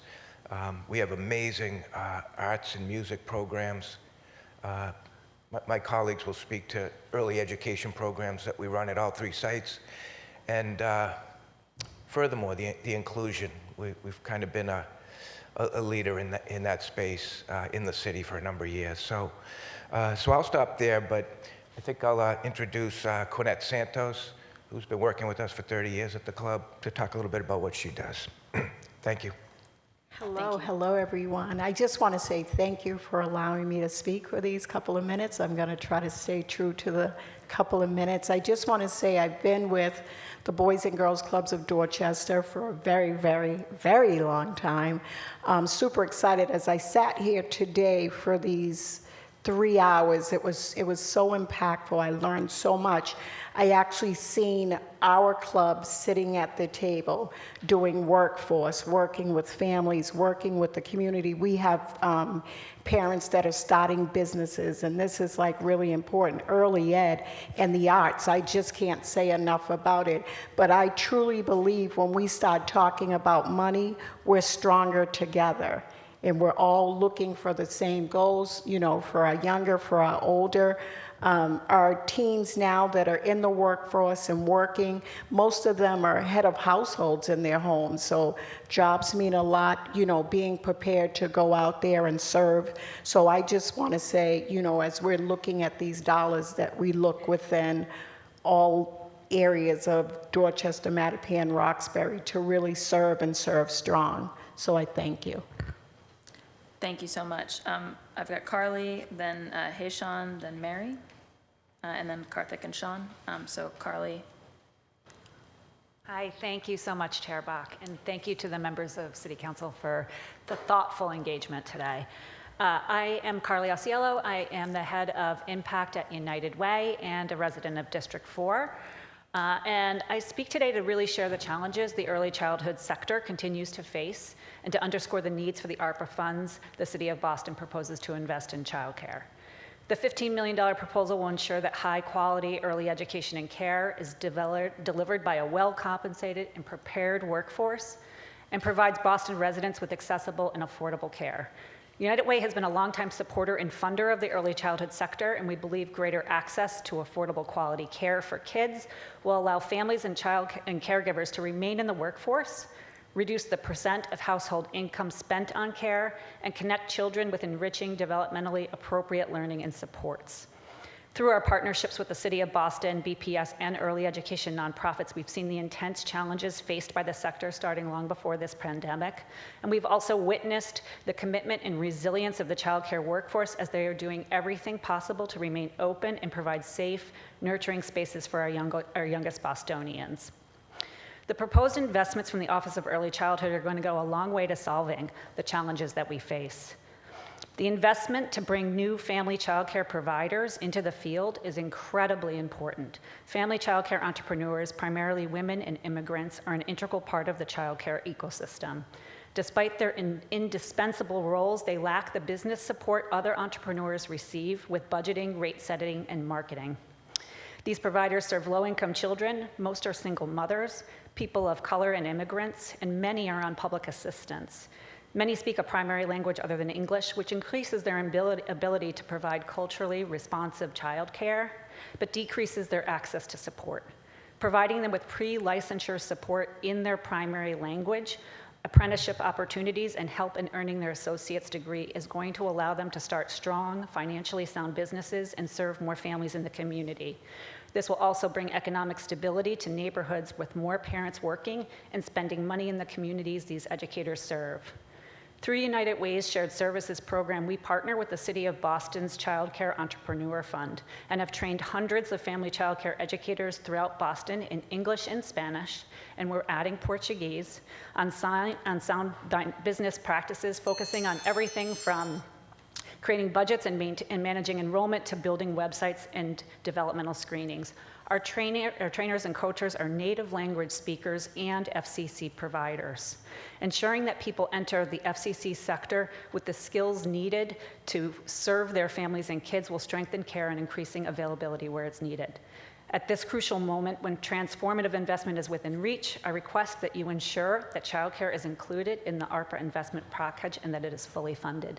Thank you so much. Thank you so much, Carly. Okay, next up is Hayshan, then Mary, then we'll have Karthik and Sean together, and then on virtual we'll be going to Laura Perrell. Hayshan, you have the floor. Good morning, thank you.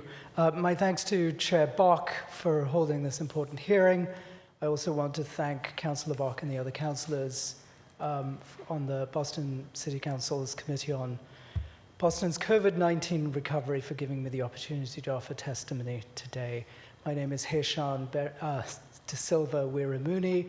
I'm the Senior Director of Marketing and Communications for Boston Center for the Arts, BCA for short.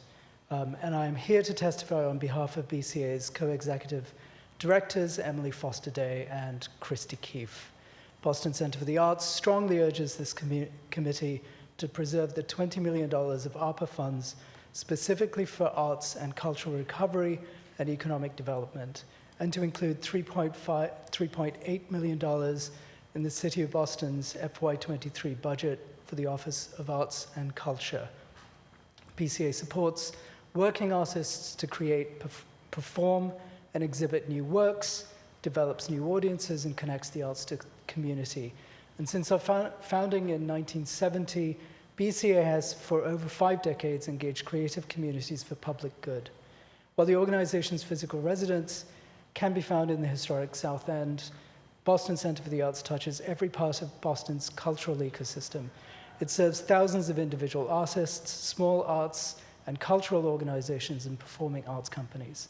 It is especially BIPOC artists that Boston Center for the Arts seeks to support through our many residencies, exhibitions, subsidized and free studio space, rehearsal space, and performance space, and our dynamic popular events.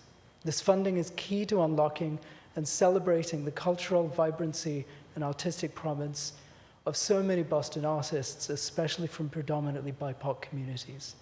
Note well that Mayor Wu's $20 million allocation for the arts and culture section specifically focuses on addressing historic inequities in funding for Black, Indigenous, and communities of color, that the current proposal that Boston Center for the Arts strongly supports allocates $15 million to elevate and invest in BIPOC-led cultural organizations and $5 million for reactivating our public spaces in both neighborhoods throughout Boston as well as here in downtown for artists, cultural work, and community organizations. As you well likely know, the arts and culture sector was among the first to close and one of the last to be able to reopen. As a result, the economic outlook for the entire arts and culture section has continued to be perilous. Since March 2020, 404 nonprofits and arts and cultural organizations in Greater Boston reported $544 million in lost revenue, which impacted over 14,000 jobs. And since March 2020, artists and creative workers in Greater Boston have reportedly lost due to a staggering 25,000 canceled events and related jobs. Please note that these numbers do not include for-profit arts businesses such as independent live venues and creative consultancies. The positive impact of the arts and cultural section provides Boston is simply monumental. We have heard Chief Elliot Ortega, for example, mention Boston's arts and culture section contributes some $2 billion to Greater Boston's economy.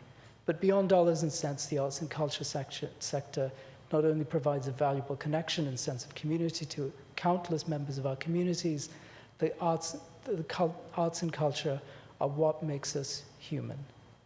The $20 million in ARPA funds BCA advocates for is modest in comparison to the amount of benefit it would bring to our collective well-being. Similarly, BCA also urges the committee to support the $3.8 million allocated to the Office of Culture and Arts and Culture, amounting to a modest $200,000 increase from last year.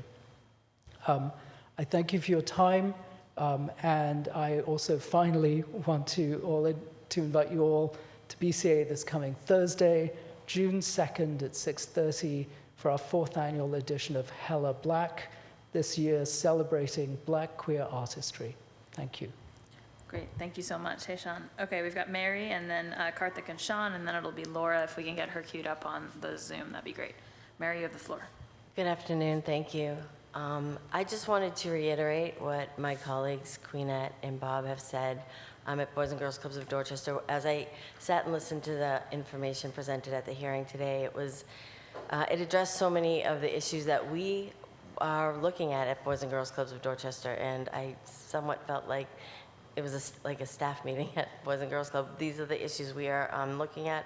We reopened in July of 2020. We reopened the day we could, the day we were allowed to, because the majority of families we serve work in industries out where they can't work from home, where they needed to be at work. They are immigrants. They are undocumented, and they are parents who needed safe and supportive space for their children to be. Our doors have remained open ever since, and so all of the programs and all of the presentations today, I think, speak to the needs reflected in the community. I'd like to commend the City of Boston because the newly developed Office of Early Childhood is, I think, an innovative way and an approach that is so desperately needed for the children and the families of Boston. So I just wanted to say thank you. I also just wanted to mention, too, that at our Boys and Girls Club, as Bob alluded to, we have a very deep commitment to children of all abilities, serving children of all abilities, and inclusion in general. And in relation to the mental health, we just announced, we just developed a new behavioral health services program that we're excited to launch. So we're hoping that we can align with the work that needs to be done, and I thank you. Thank you, Mary. Karthik and Sean? Hi there, it's just going to be me. Sean had to step away. Hi, everyone. My name is Karthik Subramanian. My pronouns are he, him, his, and I am one of the co-executive directors at Company One Theater. Thank you, Councilor Bach, and the council for letting us share our testimony. I'd also specifically like to thank Chief Kara and the Office of Arts and Culture for their fight in our sector over the past few years. So you'll understand why I'm here asking this committee to preserve the $20 million of ARPA funds for arts and cultural recovery. I wanted to share a recent experience Company One had with a national funder. The funder in question had launched a 5-year, $53 million national initiative to invest in arts organizations of color that were historically under-resourced. Getting a grant of this magnitude would have guaranteed our stability for the next decade, a big deal, as you can imagine, in the post-COVID climate. So of course we applied. Of the 250 organizations that applied nationally, we were one of 36 organizations to make it to the final round. Not only were we the only organization to make it to the final round from Massachusetts, we were the only organization to make it from New England. Despite all that, despite meeting all their criteria, and despite being told that our application had no real weakness, we didn't get the grant. As it turns out, the Northeast region was apparently their most competitive region. We lost out because of the significant number of organizations from New York and Philadelphia that had applied. They hadn't really considered that a private foundation in New York had invested $125 million to aid the recovery of the New York arts sector, and this was in addition to the $51.4 million investment from the Department of Cultural Affairs. They also hadn't considered that in Philadelphia, private philanthropy had invested close to $20 million. This on top of the regular $2 to $3 million investment from the Philadelphia Cultural Council. In comparison, Boston had only seen a one-time COVID influx of $3.4 million, and that was from the Boston Cultural Council. It was also clear that they hadn't considered the 2016 Boston Foundation report, which indicated that Boston receives the lowest amount of government funding per capita among comparison cities, or that Boston has relatively few foundations making grants to the arts, and what funding is available is skewed towards larger organizations. Also, relative to other cities, Boston's small and mid-sized arts organizations do not receive significant foundation support. We share those statistics and that story because as we look to recover from this pandemic that has resulted in 400 orgs reporting $544 million in lost revenue and impacting over 14,000 jobs, we are keenly aware that ours is not an uncommon experience. Organizations like ours that serve majority BIPOC communities know that we can't rely on private philanthropy to sustain us. We know that through research and lived experience. We also cannot change our free ticketing, pay what you want pay structure because we are ultimately a mission-driven nonprofit. To see our vision realized of a Boston defined by justice, equity, and artistic innovation means we necessarily need to continue serving those communities that can't financially afford arts experiences otherwise. So how do we survive? Through public funding, and why we're here. We received $52,000 through that $3.4 million that was distributed by the Boston City Council. That is 5% of our budget. In the past 2 years, we also received public funding by the way of the Paycheck Protection Program and the Employee Retention Tax Credit. This kind of public funding is how we manage to retain our employees while serving our mission and vision. Public funding is how we made the kind of theater that we hope builds community, helps de-silo the city, connect individuals, and amplify the voices of the marginalized and the unheard. Public funding is why we were able to offer free to the public experience of our production of Black superhero Magic Mama in the Boston Public Library earlier this month, and why we're doing the same thing in the world premiere of a local writers called Can I Touch It at the Strand Theater in Upham's Corner this summer, where we hope to see 1,400 people every night. The Arts and Performing Center in Boston, the Arts and Performing Arts define culture in Boston. Without serious investment in our arts and culture sector and investment in the Office of Arts and Culture, our city falls short of what it can be. A place where creatives can thrive, where the narratives and stories of our diverse communities are celebrated, center stage in the spotlight. We strongly urge the $20 million of ARPA funds to be preserved for the arts and cultural recovery and the economic development of the City of Boston's FY23 budget. Thank you for your service and consideration. Thank you so much, Karthik. Laura, up on Zoom.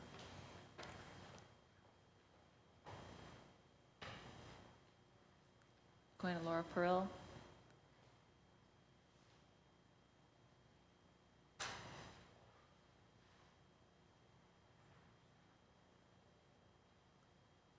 There we go. Sorry, thank you for that. The invitation just came through. Great, wonderful. Welcome. Laura Peril, thank you, Chair, and former interim superintendent at BPS, I should say. Well, I'm speaking today in my role. Let me change the lighting here. Sorry. I'm speaking today in my role as president and CEO of Nurtury Early Education, one of the many providers in the city. I have been here since January of 2020, just 7 weeks before the pandemic.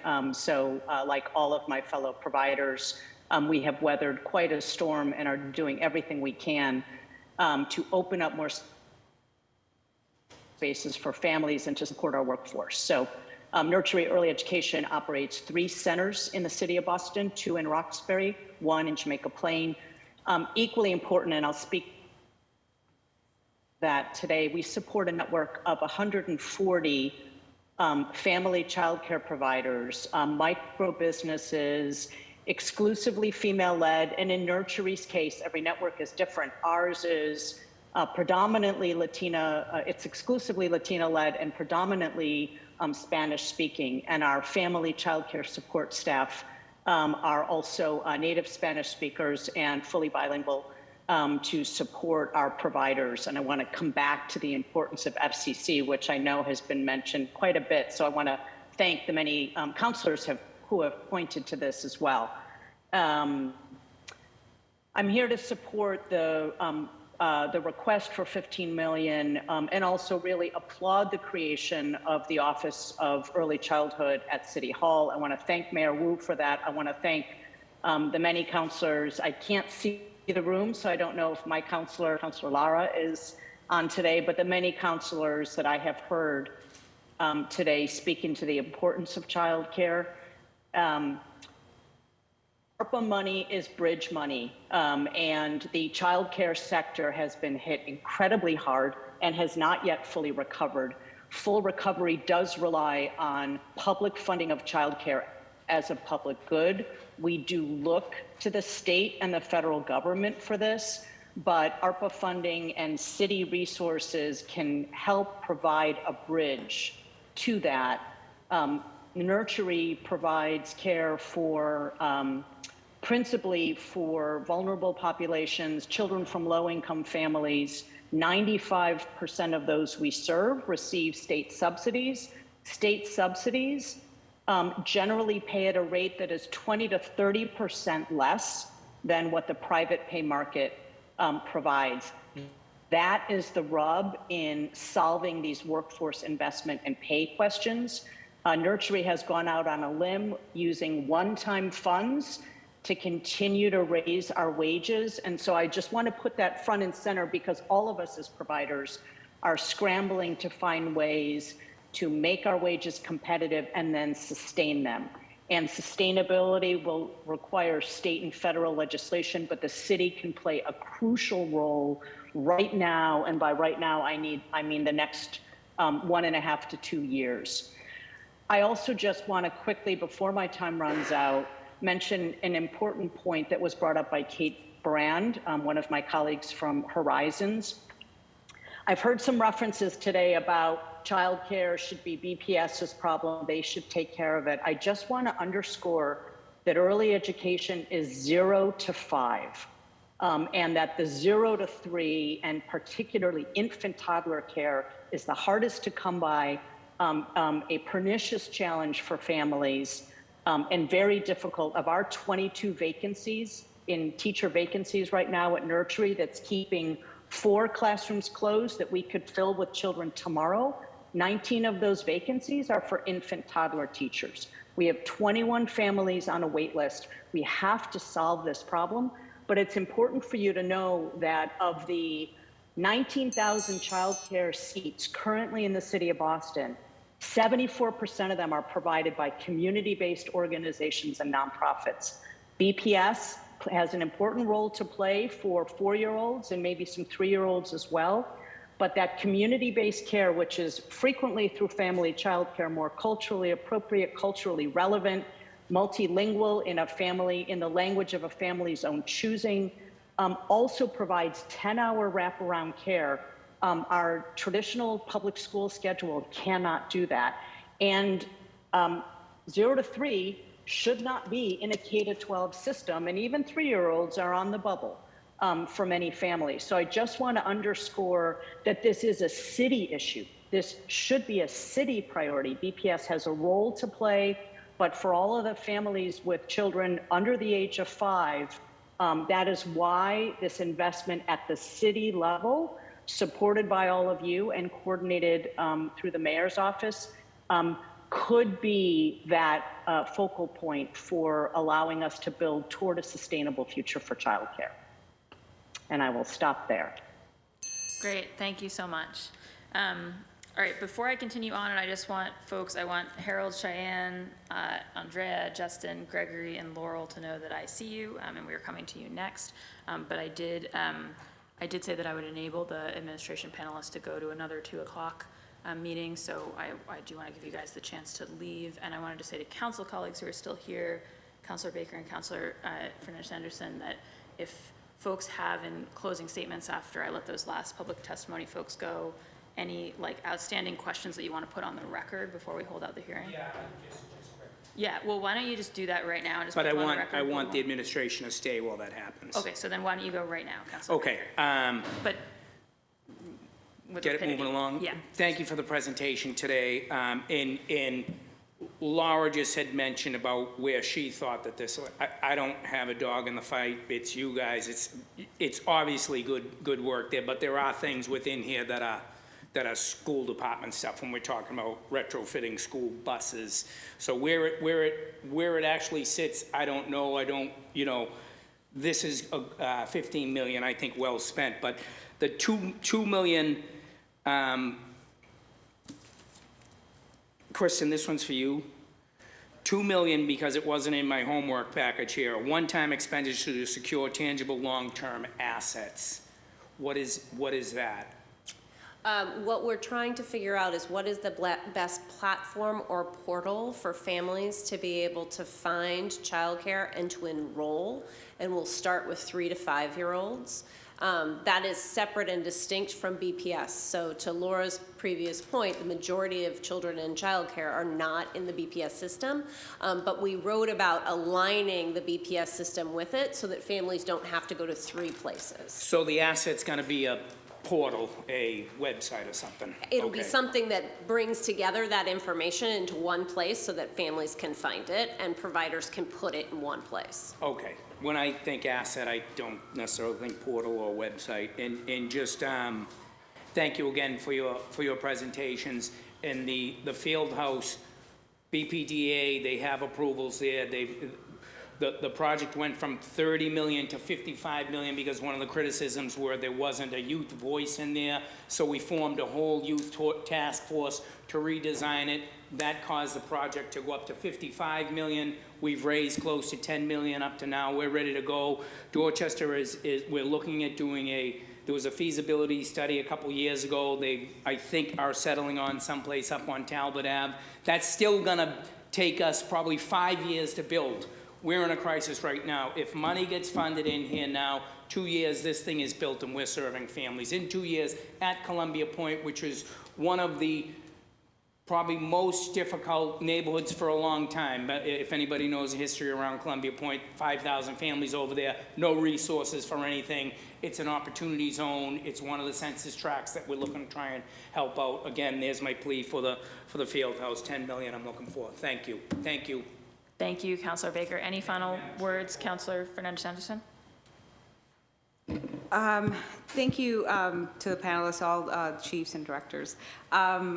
I think, the ideas are amazing, and I really love the racial justice component in it and the fact that we're looking at it through a racial justice lens, and I kept saying this, that I was tired of hearing the word equity or the word how are we being transformative or how we're being intentional, and all of these jargons that we hear through campaigns, and I've used them, everybody uses them, but that we are more intentional in defining what that means. And to your point, Chief, that invisible word before the word equity, we need to define that and be very intentional. I would say that, it's going to be sort of a difficult back and forth in terms of the programs that you guys have proposed here today. I'm all for it, amazing programs. And the back and forth, I think, is that, there are some proposals from councilors that are on the table, and to my council colleagues, Frank's point, there, his idea to support the field house is also a good one, but it'll be interesting to see how the council votes moving forward on Frank Baker's proposal, as well as how we are collaborating as a council as a whole with the ideas on the table. So I think there's an opportunity here for us to get together with departments as well as just administration, meaning the mayor, to look at these ideas and some of these residual emotional responses that you may get. Maybe that we're getting the presentation or the proposals from the administration while we've been working for months on projects on the ground, right? So that seems disconnected, but then being that it's a new mayor, new administration, moving fast, and how do we piece it together? How do we extend enough grace to each other to say, hey, you're new, you mess up, I mess up, but how do we slow it down in a way that is more intentional so that we can actually measure that racial equity, so that we are actually ensuring that we're implementing dashboards. Same with Fieldhouse or anything that comes through or may not get approved, that we are making sure that we are holding everybody accountable, because this is ARPA dollars, and how are we making sure that those monies go majority to the population impacted by COVID, which is Black people in Boston. So I think that's what I would have to say. And then and moving forward, anything that we do, the only thing about the $5 million, and this is not for you guys necessarily, but the only thing the $5 million to measure equity post spending or while to go to rate equity department, I think I have a little issue with that. And I think I'm interested in looking at how we can implement these metrics or dashboards while we're doing it or prior, as opposed to after the fact. And I think that's how the city traditionally has responded, reactionary to the people that can lobby more, that have access more to affluent communities. And you see it with parks, you see it how people with access and money and resources can advocate more loudly than those impacted. And those are my concerns, and I'm just here to make sure that I hopefully advocate and we can actually spend these dollars responsibly. Thank you, Madam Chair. And I also have a meeting at 2 o'clock, I'm sorry. Thank you so much, Councilor Fernandez-Anderson, and thank you to the administration. I know that you have to go to a 2 o'clock. I am going to continue, but I also wanted to say for everyone listening, we've got administration folks listening to the entire hearing, and I'm going to go now back into public testimony to Laurel Radwin. And then it'll be Harold Stewart and Cheyenne Meary. Laurel, if we can pull up Laurel.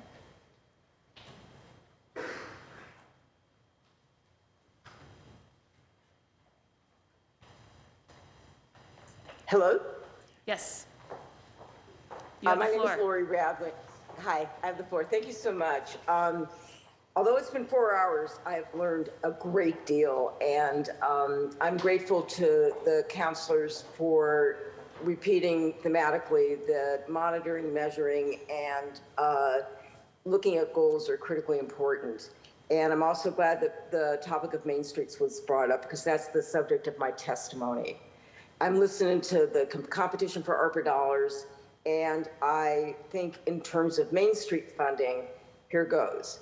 Not all Main Street programs are equally inclusive, accountable, equitable, and transparent.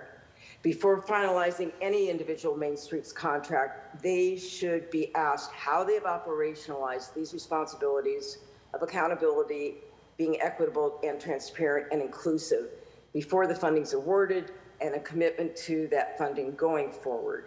Here's some examples of commitment. Include small business owners before a board member or board members represent the business community to City of Boston departments, or represent the business community to property developers. A community inclusive check-back tool was found in the Main Street literature. It, quote, is intended to be used to minimize unintended consequences that may have an impact on various groups and demographics within the community, end quote. Considering demographics should enhance equity, a theme we've heard all 4 hours long, along with inclusiveness. Using the tool could decrease the likelihood of gentrification of our Main Street areas. 2, ensure community residents have access to the board agenda, minutes, and meetings, or meetings via video recordings. And JP Center South Main Street provides an example of how a program can be accountable and transparent in this way. Rarely hold board executive sessions. Make board executive sessions a rare event, because minutes from such sessions are not necessarily made public. And last, produce and make publicly available each Main Street's annual goals/work plan and good governance report. This is found in at least one Main Street contract, the obligation to do so. But as has been mentioned, we don't wait till the end of the year to take a look how the goals and plans are going along. They should be revisited regularly so that mid-course adjustments can be made. In sum, a lot of competition for ARPA dollars. And there should be consistency when ARPA money is awarded to Main Street programs, So each demonstrates its responsibility to be maximally inclusive, equitable, transparent, and accountable. And I thank you for allowing me to speak today. Thank you so much, Lori. Really appreciate it. Next up. You're welcome. Next up, I've got Harold Stewart and then also Cheyenne Miri. I don't know if you're both here or if you're here under one account or what. I see. I think it's Cheyenne who's speaking for Harold. So if we can bring Cheyenne up, that would be great. And my apologies if I'm mispronouncing that. Thank you. And thank you to the Committee on COVID-19 Recovery for the opportunity to share today. My name is Cheyenne Myrie. My pronouns are she, her, and I'm the Director of Institutional Advancement for the Theater Offensive. I'm speaking today on behalf of Harold Stewart, who's out sick. The Theater Offensive, or TTO, as we call it, our mission is to present liberating art by, for, and about queer and trans people of color that transcends artistic boundaries, celebrates cultural abundance, and dismantles oppression. As a leader of one of the very few queer trans people of color-led cultural organizations in Boston, I strongly support the mayor's allocation of $20 million in ARPA funds over 3 years to transformative arts and culture initiatives. In particular, the Theater Offensive is encouraged to know that $15 million of those funds will be allocated to elevating and investing in BIPOC-led cultural organizations. This will provide opportunities for organizations like TTO to continue to support Boston's BIPOC artists and communities who have been disproportionately impacted by COVID-19. TTO has been a local, regional, and national leader in LGBTQ+ performing arts for over 30 years. During the pandemic, we have continued to serve our community by pivoting our signature youth programming, True Colors, to virtual. We launched a Queer Family series, which supports the youngest and eldest of our queer community, and we've been distributing mutual aid microgrants to date, which amounts to $16,000, and are continuing to distribute those grants. We are also activating our community politically through Vote Offensively and other advocacy. Our program participants and organizational partners come from every city council district in Boston. Demand and interest in our work from those participants continues to grow, and as attacks on queer and trans youth around the country increase, it is vital that we maintain and expand our capacity to serve the queer trans people of color community in Boston. We are in the process of building what we believe will be the largest theater in the world owned and operated by queer trans people of color right in the heart of Boston. It will open in the Fenway in fall of 2023 and will significantly expand our capacity to serve and celebrate Boston's queer and trans artists and youth, their families, friends, and allies.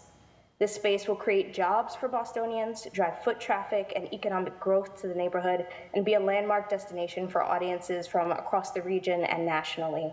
It will provide affordable and accessible gathering space to community members and artists who struggle with skyrocketing rental costs in Boston. We will also maintain our reduced cost ticketing structures and free ticketing structures so that we can keep the arts and culture accessible to all people throughout Boston. As an advocate for TTO, I also advocate for the individual artists and organizations we partner with. As we try to rebuild a local arts community post-COVID-19, we must work together to disrupt old patterns where the most established and highly visible organizations garner the lion's share of funding. Now is the time for the City of Boston to help ensure that smaller, emergent organizations are given the opportunity they need to develop and thrive, and major multi-year funding will make an enormous difference in that work. By investing $20 million of ARPA funds in arts and culture, the City of Boston can make an unprecedented investment in the industry that was once the first to close and the last to open, as we have heard. Having access to these funds as we work towards our ambitious goal of opening the Black Box Theater will be transformative for us. Our work invests deeply in the entire Boston community, in youth, artists, LGBTQ people of color of all ages and audiences, as well as technicians, arts administrative service members. It's really impactful. And by investing in arts and culture through this proposal, the city will also invest in Boston's QTPOC community. Rebuilding and recovery must be holistic and equitable, and I urge you to maintain this proposed investment and truly support queer trans people of color in the arts and culture. I'm happy to answer any questions, and thank you so much for your time. Thank you so much, Cheyenne. And obviously, I alluded to it earlier, but I'm super excited about the idea of having the Theater Offensive taking up residence in such a significant way in my district. So looking forward to furthering introductions to other counselors and chasing that endeavor. So thank you for testifying today. I know I think next up is Andrea Howard, and then just a flag for Justin Pasquariello. We're trying to advance you, but we need you to accept the advancement. So if you can click your screen, and then it'll be Gregory Ball. Andrea or Andrea? Thanks so much. Good afternoon. My name is Andrea Howard, and I'm the CEO of the West End House, an independent boys and girls club that provides youth development and college success programs to youth and young adults age 8 to 24 from all Boston's neighborhoods. And I want to thank you for the opportunity to speak today on behalf of the needs of the youth development field. And my colleagues who came before me, Bob and Mary and Queenie, did a great job of laying out some of my case around the way the youth development field is connected to so many of the priorities that you have identified. And with regards to docket number 0503, I know it's impossible to include every sector when you're listing your priorities, but I implore you to consider including the youth development out-of-school sector in this list of priorities.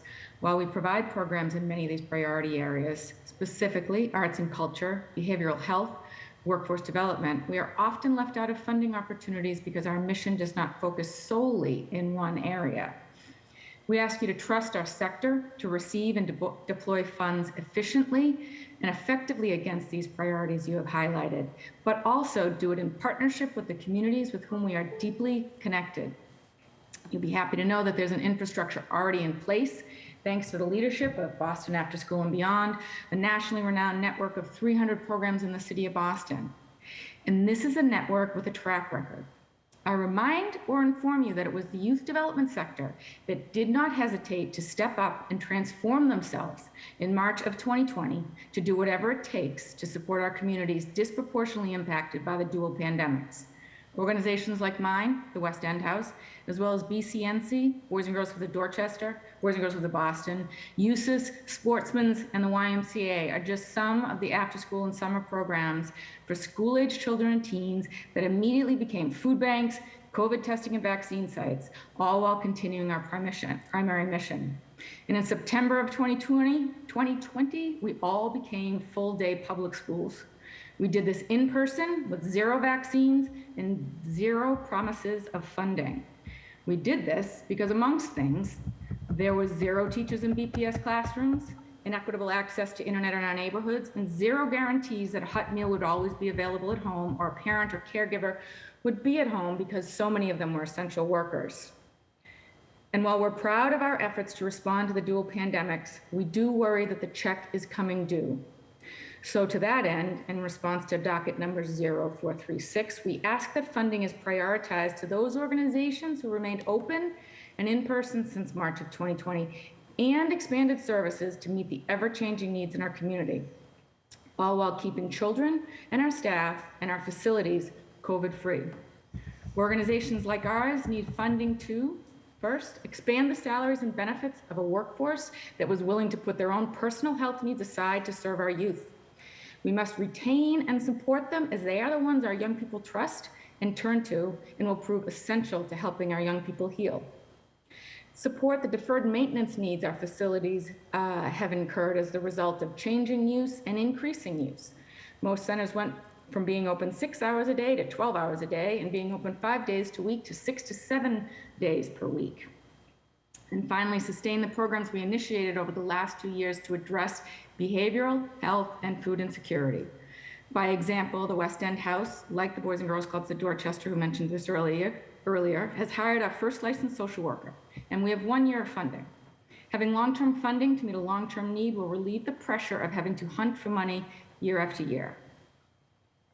Now, at the end of the day, I ask the City Council and the Mayor to never forget youth development professionals who have been on the front line in person with kids and families since March of 2020. Too often their contributions are rarely recognized with the same respect and support as the teachers in our public schools. Make sure it's both and rather than either or when discussing the caring, trusted adults who are essential to helping our young people recover and secure a bright future. Thank you. Thank you so much. Next up is Justin, and then it will be Gregory. Justin, you have the floor.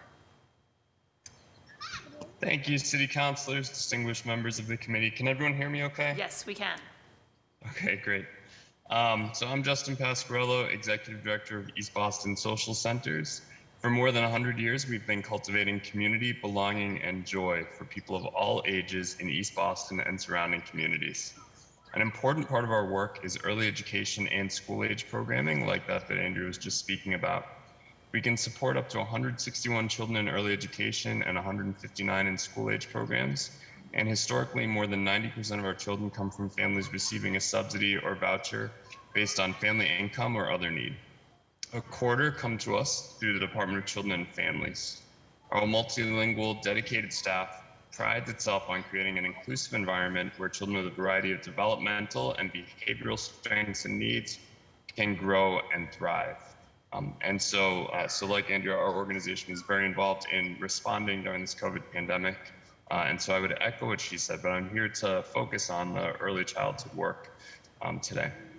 So as recent research highlights, care provided in purpose-built early education facilities like ours can provide the longest lasting developmental benefits for children. Our center-based and family-based providers play a critical role in supporting child development and also are uniquely positioned to meet the needs of working families with full-day, year-round care and enhanced wraparound supports.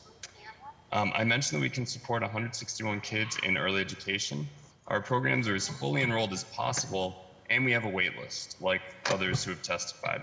I frequently talk to parents of infants and toddlers who are reaching out everywhere they can to find childcare, but are stuck on long wait lists. We want to do our part to meet this need. However, we aren't currently reaching 161 children because we need to hire to fully open our new second infant classroom and fully staff a toddler classroom. So I want to join my colleagues in praising the mayor for prioritizing early education and care. And I want to say that Kristen McSwain is doing an excellent job leading up this Office of Early Childhood. The mayor's proposed investments in early education and care are desperately needed in this time. We've increased our pay scale as much as possible with recent state and federal investments, but even with those investments, I'm sorry, just 1 second. Shh, just a second, please. Sorry, I have my children here as well. But even with those investments, we aren't able to pay our teachers the sustainable, equitable wages that they deserve. And like ARPA, we've gone as far as we can and kind of taken a risk, and so we need funding to sustain the investments we've made. We're struggling to recruit new teachers into the workforce. The mayor's proposed investments in wages and compensation for childcare will make an important difference, helping us bring staff in to meet the needs of working families and their children.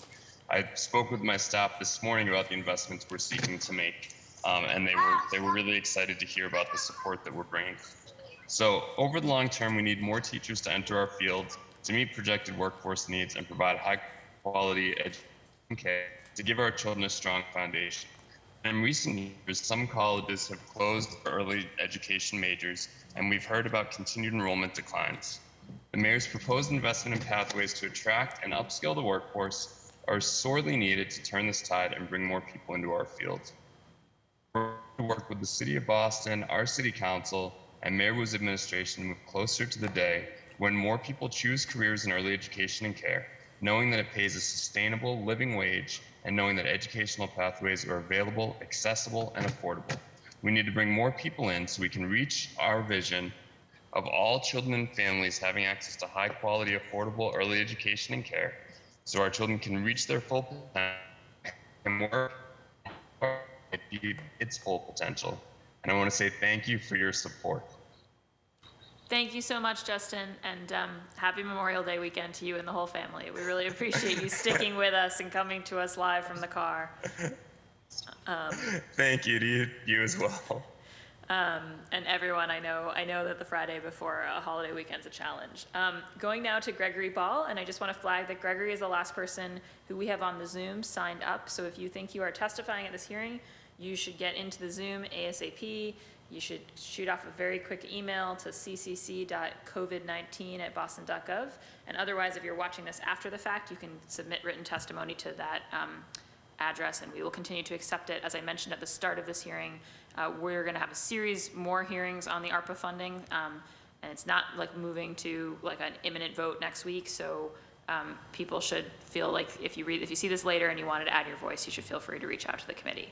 With that, I'm going to go to Mr. Ball. Thank you. Good afternoon. I was about to say good morning, but good afternoon is the case. My name is Gregory Ball. I'm the director of digital strategy and production over at King Boston. And as many of you may know, we are working with the city currently to build the Embrace Memorial, a tribute to Dr. and Mrs. King and their time here in the city of Boston. And what I wanted to do today was to come and add my voice to the chorus of voices that are in support of the arts funding that we're currently discussing. You know, $20 million injected into our art ecosystem is very, very important. As many of you know, King Boston envisions a radically inclusive and equitable Boston worthy of all the members of the city, grounded in joy, love, and well-being. In fulfillment of this vision, King Boston dismantles structural racism in partnership with an ecosystem at the intersection of arts, culture, and research. The Embrace Memorial is kind of the first step into that space, and that's the first thing that we're doing. But that's not the last thing that we're doing. You know, currently we are on deck to launch our first version of the Embrace Ideas Festival, what we hope will be an annual celebration of culture and thought that we bring to the city of Boston. And with the funding that we're discussing today, that allows organizations like us, but many, many more that are struggling to be able to get off the ground, to be able to give us the one thing that we really needed, which is connection through culture. You know, when we went through the whole pandemic and we're still dealing with the aftermath of that, one of the things that brought us together that allowed us to get through was culture. Whether we sat on a Zoom and watched a performer sing, or watched DJs from all over the world DJ, it was that culture that brought us together and got us to be able to get through some of those very tough times of feeling disconnected and feeling alone and feeling very scared at a very critical time for all of us. And culture is not just one of those things where it's an add-on and an extra. It is something that's essential to us, because that same culture that we were looking at and trying to intake through our phones is the same thing that I think will revitalize the city as we uplift and build the culture businesses throughout the entire system. So I think that, you know, with King Boston, we just want to make sure that we're counted amongst those people that are in support of the arts funding, and we hope to see more and more support in that sector. Great. Thank you so much, Greg. And I think that you have the last word. I'm just going to check. Have we? All right. I don't think we've heard from anyone else. So again, you can email after the fact your testimony, ccc.covid19@boston.gov. I just want to emphasize, you know, as has been evident from obviously both the administration presentations, the many rounds of counselor questions, and the interested public testimony, that I think we all feel the weight of this moment and recognizing that this is one-time funding from the federal government, and it needs to be transformative funding, right? And so we're thinking about, you know, how do we meet our urgent needs in the city, but then how do we do it in ways that like participate in these systemic solutions? So you've heard people today talking about, you know, how something could set a new standard for an industry, et cetera, right? And that's like part of the framework we have to be thinking about.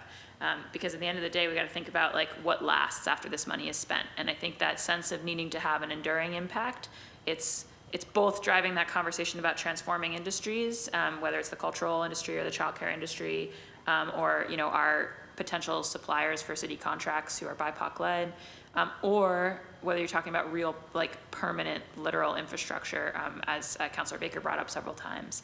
So I think that sense from the council, this needs to be something that lasts, that we need to be making sure we've got good jobs for Bostonians coming out of all of this, and really being strategic about where we have the opportunity to build the city's capacity, recognizing that it's one-time funding, and it's huge, but also we've all spent it 10 times over just with all of the competing things that we would like to do with it. So we have to recognize really strategically where the city can make the biggest impact. And so, you know, in this same spirit, we're going to be discussing the housing proposals for ARPA at our hearing on Wednesday, June 1st at 2 p.m. So tune in then if you're interested in the housing front, which is where the mayor has proposed, and I would say most councilors have kind of committed to send the lion's share of ARPA funding. And then on June 3rd, we'll be having hearings in both the morning and the afternoon. So in the morning, we'll be talking specifically about climate-related mobility interventions and digital equity. And then in the afternoon, we'll be talking about public health and behavioral health. So that's just kind of a preview of the week ahead. And just want to flag for folks, if any of those topics in particular interest you, you can come at the June 1, 2 p.m. for housing, June 3, 10 a.m. For climate mobility, digital equity, June 3, 2 p.m. on public health, behavioral health. But also, if you missed this hearing and you want to show up at any of those hearings and add your public testimony on arts and culture, child care, economic inclusion, or any other topic, you're most welcome. It's important to all of us that we spend this money wisely and well on behalf of the residents of Boston, and we want to hear your voice in that process. So with that, this hearing, actually, before I say this, I'll just say two more things. One is Happy Memorial Day, and I hope everyone finds time to mark the sacrifices of our men and women in the armed forces.